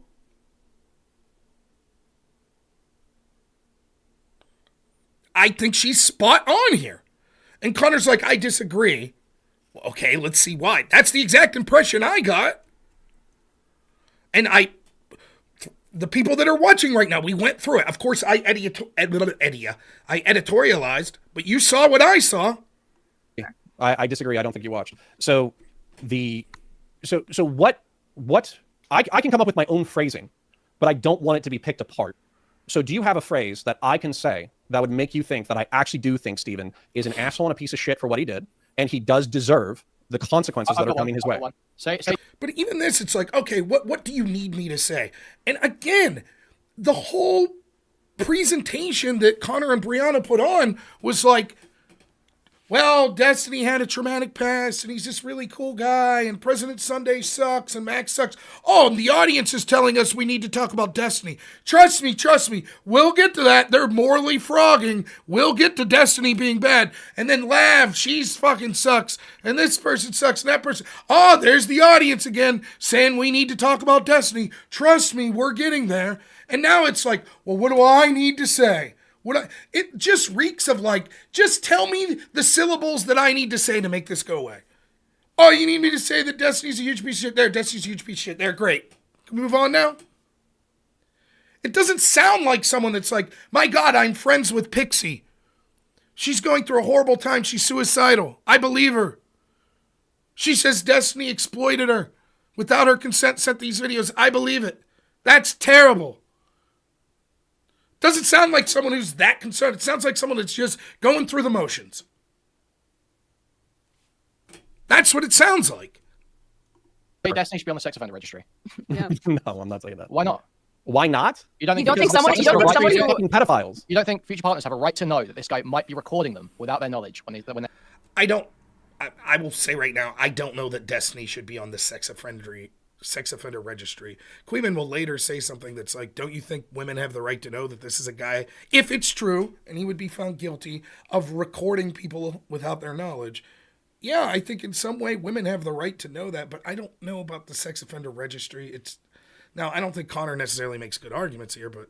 And they have sex with them. If you find me the Florida State statute that says that leaking sex tapes gets you on the sex crimes registry, then I'll say So we you're should making it pause. a little too long. Legal question. Yeah, So you realize that we create laws based on like moral principle, right? Yeah, so sure. It doesn't matter I that the don't law think- does not yet or so, will ever hold on. exist. So if we're going to be retarded, okay, so I was trying. Okay, now, I understand both sides of this argument here, but let me defend Conor first, right? And Conor's like, yeah, okay, if that's what the law prescribes for, then fine, put him on the registry. But if the law doesn't prescribe for that, then no, I don't think he should be on the registry. And they're like, yeah, but if you could change the law to include this sort of crime, and Conor's like, yeah, fuck all that. Like I'm operating under the way the law is right now. I could think this guy's a piece of shit. I could scream until I'm blue in the face, "Hey, women, stay away from this guy. He's fucking horrible." But still say, "Yeah, this guy probably shouldn't be on the sex offender registry list." I have those making an argument that I think is, but wouldn't you change the law? And I think that the core of what she's saying is a criticism that I had all throughout Brianna and Conor's statements, which were they kept going back to, well, what is the law? What is the law? Oh, if the law says that he has to pay money, then he should pay money. 150,000, that sounds about right. If the law says that he violated the law criminally, okay, then that's it. Let's wait and see what the courts say, and then that will be the judgment. And my criticism is that's not what we're talking about. We're talking about you as a person. How do you feel? People could do things that aren't against the law that you find morally repugnant and would no longer want to associate with them. So just hedging to, well, whatever the court says, that's it, doesn't seem to be an answer. And I think, even though I don't know that I would say, yeah, Destiny deserves to be on the sex offender registry, I think that I understand where Lav and Queeman are coming from. It's like, but you've avoided sort of talking about your personal feelings largely in this, and what personally, morally you think should be done, and instead you've just defaulted to whatever the law says. Trying to start something, but if you guys just want to spur out in a retard session, we can do that too. And I'm happy to do it. Like you said, what phrase can you say? Okay, well, so I'll tell you that I'm not going to say that phrase. And the reason why I'm not saying that phrase isn't because I'm sweeping, quote unquote. The reason why I'm not going to say that phrase is because the sex offender registry basically means that you can't live certain places. You can't rent a whole bunch of places. It's very difficult to get jobs. And pretty much everybody in the world assumes that you're a pedophile. So you have to live in a trailer park along with a bunch of other pedophiles. Hold on, I'm not done yet, Queen. I'm not done yet. You asked me a question. I'm answering it. I'm going to continue the concept. And so no, I don't think that Steven belongs in a trailer park with pedophiles, broke and destitute. No, I don't think that's a parallel concept. How would he be broke and destitute? How's he suddenly going to lose all of his money? That's where you want to go. I mean, yeah, Conor makes a stupid point there. The general point that Conor's trying to make here is, listen, should be reserved for people that are the worst of the worst, and I don't think it rises to the level of this. And if you get put on there, people assume that you're the worst of the worst, and I think that that's a punishment that overfits the crime. But he's like, oh, he'll be broken, destitute in a trailer park, and then Queeman's going to correctly be like, okay, just because he's on that list doesn't mean he would lose his millions of dollars, or that he would have to move to a trailer park. And Conor's going to be like, oh, you want to go there? It's like, well, you said it.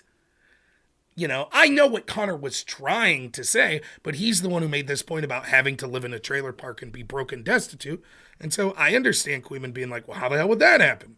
I mean, you're asking how. So you want me to describe how pedophiles who live it? Okay, so hold on, Queeman. So instead of focusing, no, you want to make it retarded? I'll make it retarded. So okay, let's say that you made it retarded by coming up with some crazy. No, no, Queeman, if you want to make it gay and retarded, we can do this, okay? So you just made it your main objection to what I just said, which is no, Queeman, I'm not going to humor you by saying the sentence, is that Steven will still have money, so he'll be fine. So hold on, I'm going to flip this on you. No, you think it's appropriate for him to live in a trailer park with pedophiles. You think that's an accurate consequence for what he's done. I don't think that this is a productive conversation. Do you think the Queeman wants to fucking shitpost? So we'll shitpost. No, but Conor's at fault for that by making a stupid example, right? It would have been sufficient to just say he will be deemed just like the pedophiles are, and that would be terrible.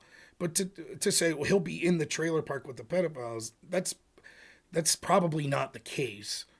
Unless Destiny would go on a drug binge and piss all of his money away. Presumably he has millions upon millions of dollars. The way this would normally work is you're a working class person, you get put on the sex offender list, then you can't get a job, you have no money saved up, you end up living destitute. How does that work with Destiny if he has millions of dollars saved up? And the fact that you can see that Conor's defensive here. You know, he's reaching because he doesn't have good answers. It gets worse for Conor. We're not going to go much longer, but you'll see. Oh. Do you think that Destiny is a sexual predator? No. And why is that?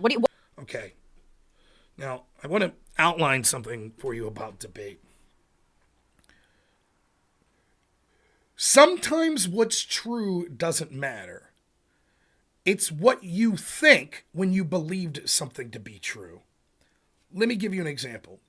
If you believe that Nancy Pelosi killed a 5-year-old boy, and you say, that's okay, I'm okay with that because she's a good politician, and then later we find out she didn't kill a boy, that doesn't excuse your vile comment. Because what you said is, I'm okay with politicians committing the most heinous of crimes if they benefit me, if I think they're good. You don't get to say, oh, but she didn't later. But when you thought she did, you were okay with it. Do you see what I'm saying? This oftentimes happens in arguments with definitions of terms. Someone will say, well, what do you mean by this? What do you think sexual predator means? And you'll say, well, here's my definition. And then you'll be exposed. Okay, well, based on your definition, Destiny meets that criteria. That's what's about to happen. Conor's about to give a definition of sexual predator that Destiny falls into the category of. And so it's like, okay, based on your own definition, why won't you call Destiny a sexual predator then? And Conor's going to say, let's look up the real definition. That's not an argument.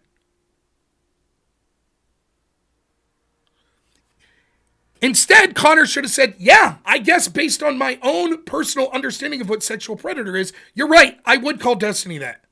Oh, but now upon reflecting and seeing actually my personal definition is inaccurate, then maybe now I'll change my stance. But in the period of time before Conor, when he gives his definition and Destiny meets it and he looks up a different definition, the legitimate thing would be for Conor to say, yes, I guess you're right. He is a sexual predator based on my definition. What constitutes in your eyes a sexual predator? I think a predator would be somebody who's like taking advantage of people who have no capacity or agency. Okay, so when you record someone without their consent and distribute that, what are you doing? I would say you're violating the consent of that person. And what does that mean? It means that they are not able to have, you're taking their agency away from them, correct? Okay. So is Steven a sexual predator? No. Yeah, I'm not. Listen, guys. So is Steven, does that mean? Listen again. Like taking. Why is that? Do you think that Destiny is a sexual predator? No. And why is that? What constitutes in your eyes a sexual predator? I think a predator would be somebody who's like taking advantage of people who have no capacity or agency. Okay, so when you record someone without their consent and distribute that, what are you doing? I would say you're violating the consent of that person. And what does that mean? It means that they are not able to have, you're taking their agency away from them, correct? Okay. So is Steven a sexual predator? No.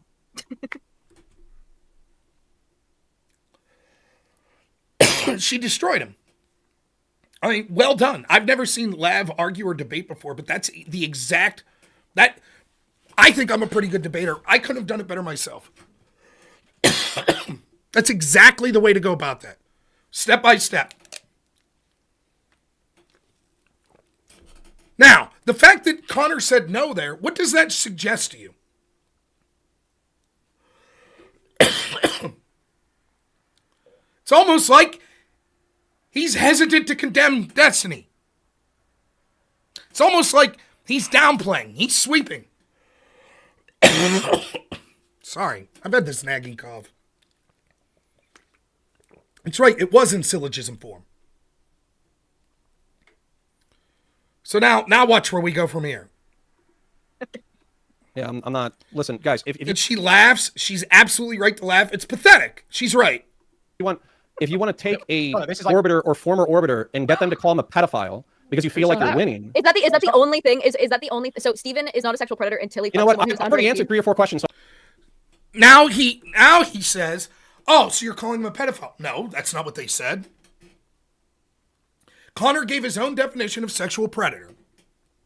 Conor then concedes basically that Destiny meets that definition. But then he says, I'm unwilling to call Destiny a sexual predator. And why are you're calling him a pedophile? And Lav's making the correct argument. Is that the only type of sexual predator there is? Now watch what happens then. So Conor does that rigmarole, right? Now watch. You ready? Oops. So I'm just going to ask the question again because, again, this is the cudgel with which you're beaten over the head with which you won't answer. Okay. Did Paris Jackson sleep with Tom Piker when she was 17? Do you see that? So Conor just got embarrassed. And so what's he do? But what about what you said about Hassan and your friend? Which he already asked her, which she already said that has nothing to do with this, and she already answered. Anyways, even though it has nothing to do with the situation. So he gets embarrassed. And then it's like, yeah, but what about that one thing you said about Hassan?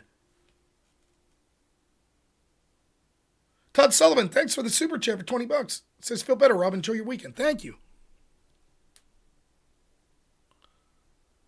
It's terrible. And again, if he would have never taken this call with Lav and with Queeman, and instead just ended on, yes, it was very bad, the statement they put. Yes, it was an hour and 30 minutes of sweeping for Destiny. But at least in the last 20 minutes, they were like, look, I don't really want to associate with this guy. Here's what his statements have been since. It looks like he's not really apologetic. This isn't good enough. At least I'd say, okay, you ended on a high note, but then right back to sweeping up for him and getting embarrassed.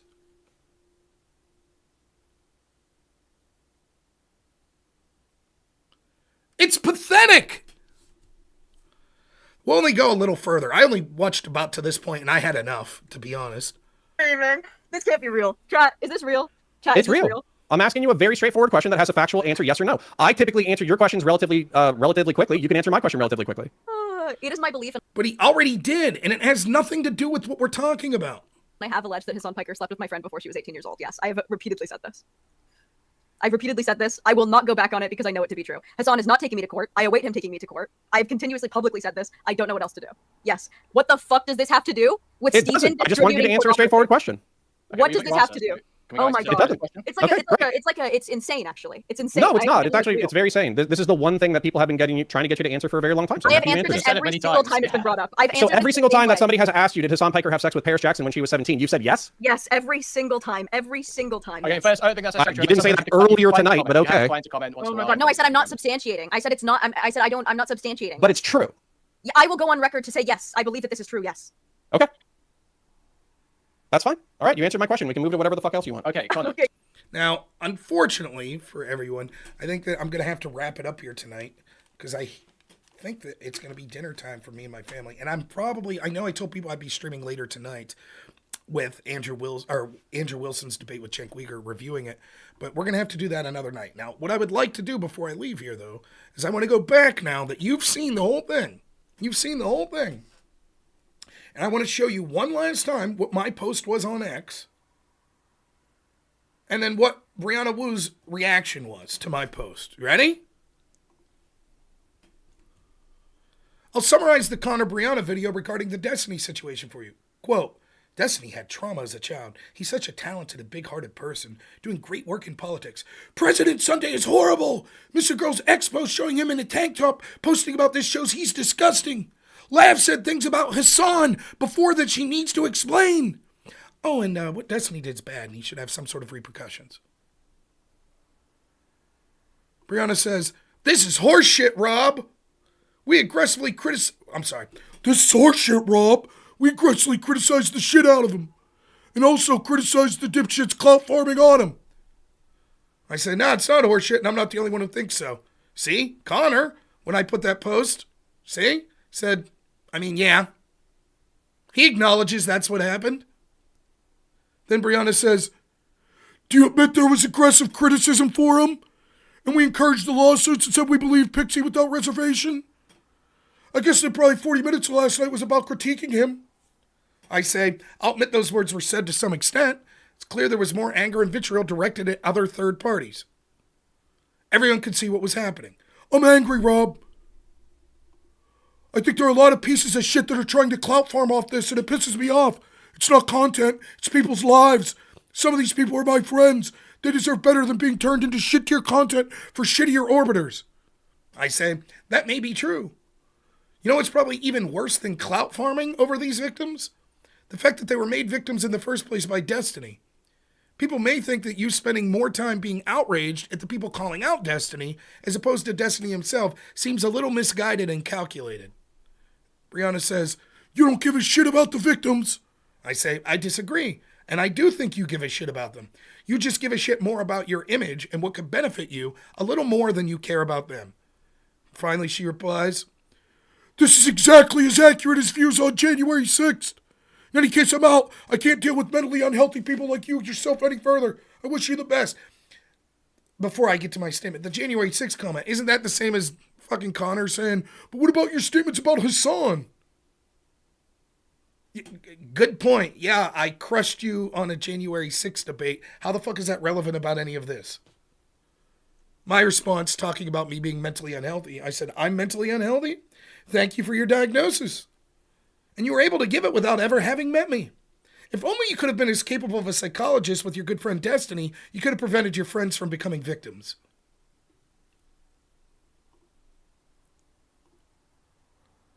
I again say, I'm not saying that Brianna Wu or Conor should be canceled. I'm not. I think their statement was fucking absolute dog shit, and that the conclusion I'm coming... Before we got to Brianna, I was skeptical, as you saw the whole time, because I feel like she was just like, yeah, what Conor said. The sweeping up for the first hour and 30 minutes was horseshit. Then they at least got to some meat and potatoes that I was willing to live with. Okay. And willing to say, well, maybe it's just awkward and they're making a dumb statement and they're doing really poorly at it, but maybe they do really think like, all right, this isn't about us our personal stuff, personally advancing our careers or getting to work with Destiny or making clout or money with Destiny. But then once you see Conor get on there with Lav and Queeman, it's like, what the fuck are you doing? So it hasn't risen to the level where I would never interact with either of these two again. But I will say, Brianna, never been a big fan of. I don't wish her any ill or anything like that. I really don't. I just didn't like my interactions with her in the past. Quite the opposite with Conor. Thought he's been shit, claiming to be a conservative working with Progressive Victory PAC for that money. So to me, at least, it seems like this is a pattern of Conor saying shit that you think would be against his character for the bottom line. Brianna quit Twitch poll because of me? When did she say that? Oh, no shit? Is this true? Let's check her.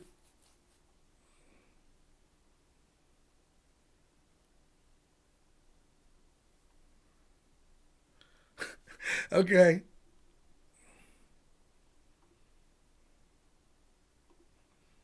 She doesn't mention me by name, but she sent this after our interactions there at 1:08 p.m. Announcement, I'm done with Twitch poll. I have too much real world stuff going up to get wrapped up in what's ultimately high school drama. Best of luck with it. Most of you are mentally ill.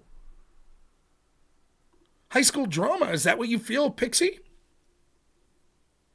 Is that what you feel, Brianna? You think Pixie's claims are high school drama? Or you just get pissed off when you're making shitty statements about it and basically sweeping up and people call you out? That's the drama.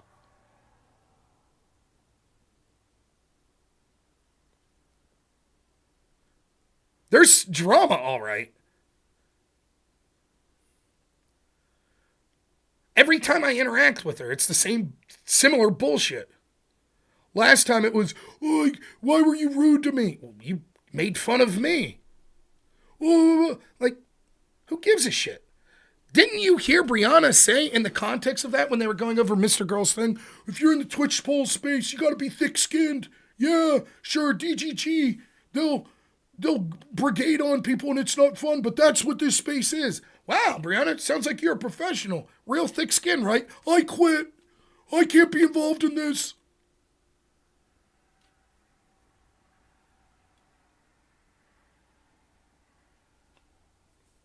Yeah, maybe a lot of this does happen in high schools now. Not the high school I was going at, but I'm not going to go back through my previous interactions with Brianna, by the way, on X, but it's fucking laughable. Like, I can't stand that sort of mentality. And that's the previous reaction why I said I haven't been the biggest Brianna fan. And again, I wish Brianna well in her career and everything. I don't want people to fucking brigade her, harass her, anything of that nature. But I hate the type of interactions we have with someone that's like, you treat them basically reciprocally to how they treat you, and then all of a sudden it's a problem. Like imagine if someone came up to me and was like, hey, fat fuck. And I was like, what's up, you buck-toothed bastard? Don't make fun of my teeth, you monster. That's basically Brianna. Yeah, I call you stupid and childish and this, but when you came back at me and said I was a fucking moron, that was, wow, you can't do that. I demand an apology. I'm going to tell people not to put you on panels with me anymore. Woo, all your progressive victory friends, all your Destiny friends, cool.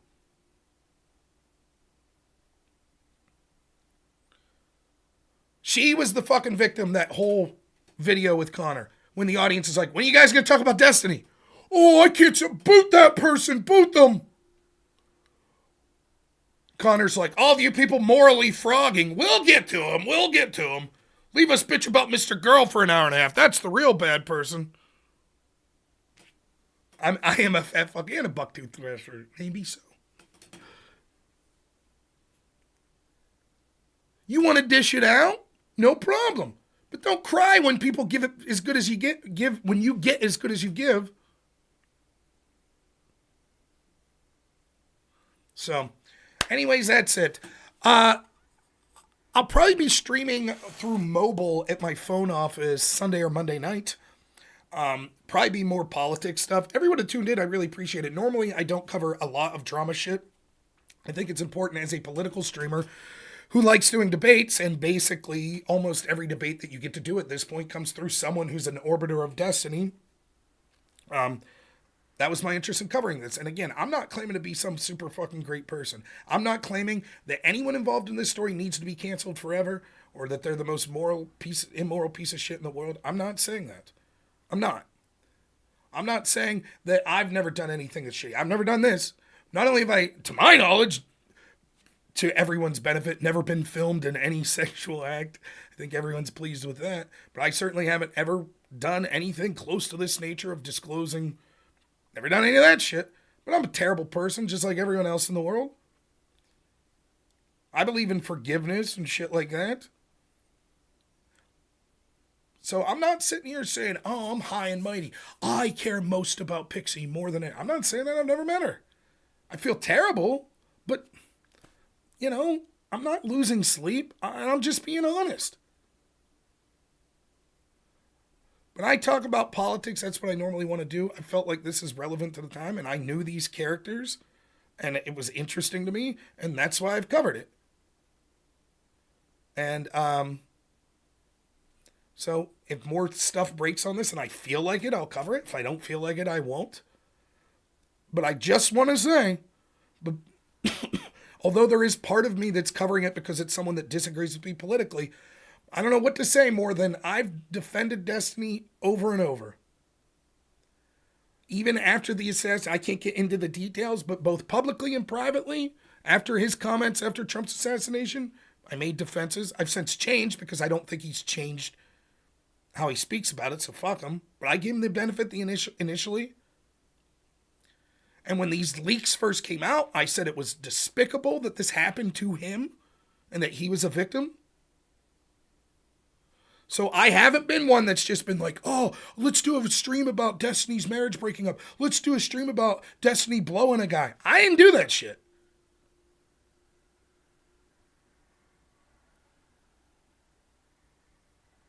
Thorpe, I don't give a shit about the legal standpoint. I don't care. I really don't. But thanks for the offer. Whether or not a court says what Destiny did was wrong is irrelevant to my opinion on it.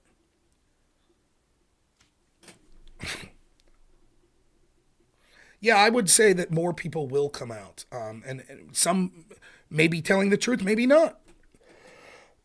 Certainly if you have an axe to grind with Destiny and you're the type of person that's willing to make a story up, now would be the time, right? But I mentioned this the other day. What's likely, like you listen to Cherry's story, if it's true. Imagine how this, like, there's so much about this story that instantly raises questions. This is why Erudite's statement confused me. Or I have questions about it. Erudite's like, okay, I heard Pixie's story. Clearly Erudite knows that these videos were leaked publicly. So she hears Pixie's story, so she confronts Destiny, and she's like, I ultimately feel Destiny's taking accountability and is remorseful. But did you ask him? Did he have consent from all of the other people that were filmed, that were released? Like the guy that he was performing oral sex on? Did that guy give consent? Did the other people in those videos give consent? I would have asked that. Seems obvious. Because if it's like, I fucked up, I'm taking accountability, because Destiny didn't preemptively do that. He didn't go out and say, at least Pixie claims, Destiny didn't approach her and say, oh my God, this shit got leaked. He didn't approach Erudite and say, my God, I feel terrible. I released a bunch of videos without people's consent. Instead, he was confronted. And then he said, oh yeah, I feel bad. And it's like, well, what about those other people? Did you talk to them? Did you give them consent?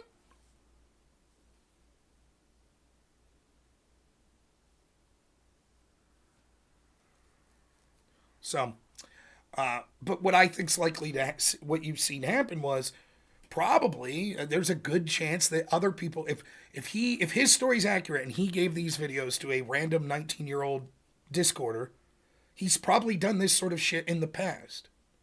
So now we know there's at least a group of people that were filmed and that most likely they didn't give consent to release to everyone. And there's probably a group of people that have received videos. So people are going to be talking. Maybe you're some girl and Destiny sent you a video of him having sex with someone in the past. And you're thinking now like, I wonder if those people all consented. I'll start reaching out to people. Or maybe you're someone who's had sex with Destiny and you go, I wonder if that tape he made of me's been sent to anyone. Or maybe you had sex with them and you're like, I wonder if I was recorded. And that's, Pixie said that she had no clue, and then Cherry said she had no clue, and then all of a sudden someone reached out to her and was like, I have an audio recording that Destiny sent me, and it's clearly you. Did you consent to this? And Cherry's like, not only did I not consent to that video being sent to you, or audio, I never thought I was recorded. And so you're likely to see more people come out. So my dinner probably is getting cold. So, all right. We'll see you all later. Thanks so much. I should be back Sunday night, probably. Sunday or Monday night. It'll be YouTube only, unfortunately, because when I am not at my home office, I can only stream on my phone. So that'll probably be what happens. So thank you guys so much. I really appreciated all the viewers. Stay safe out there. As always, have a good one.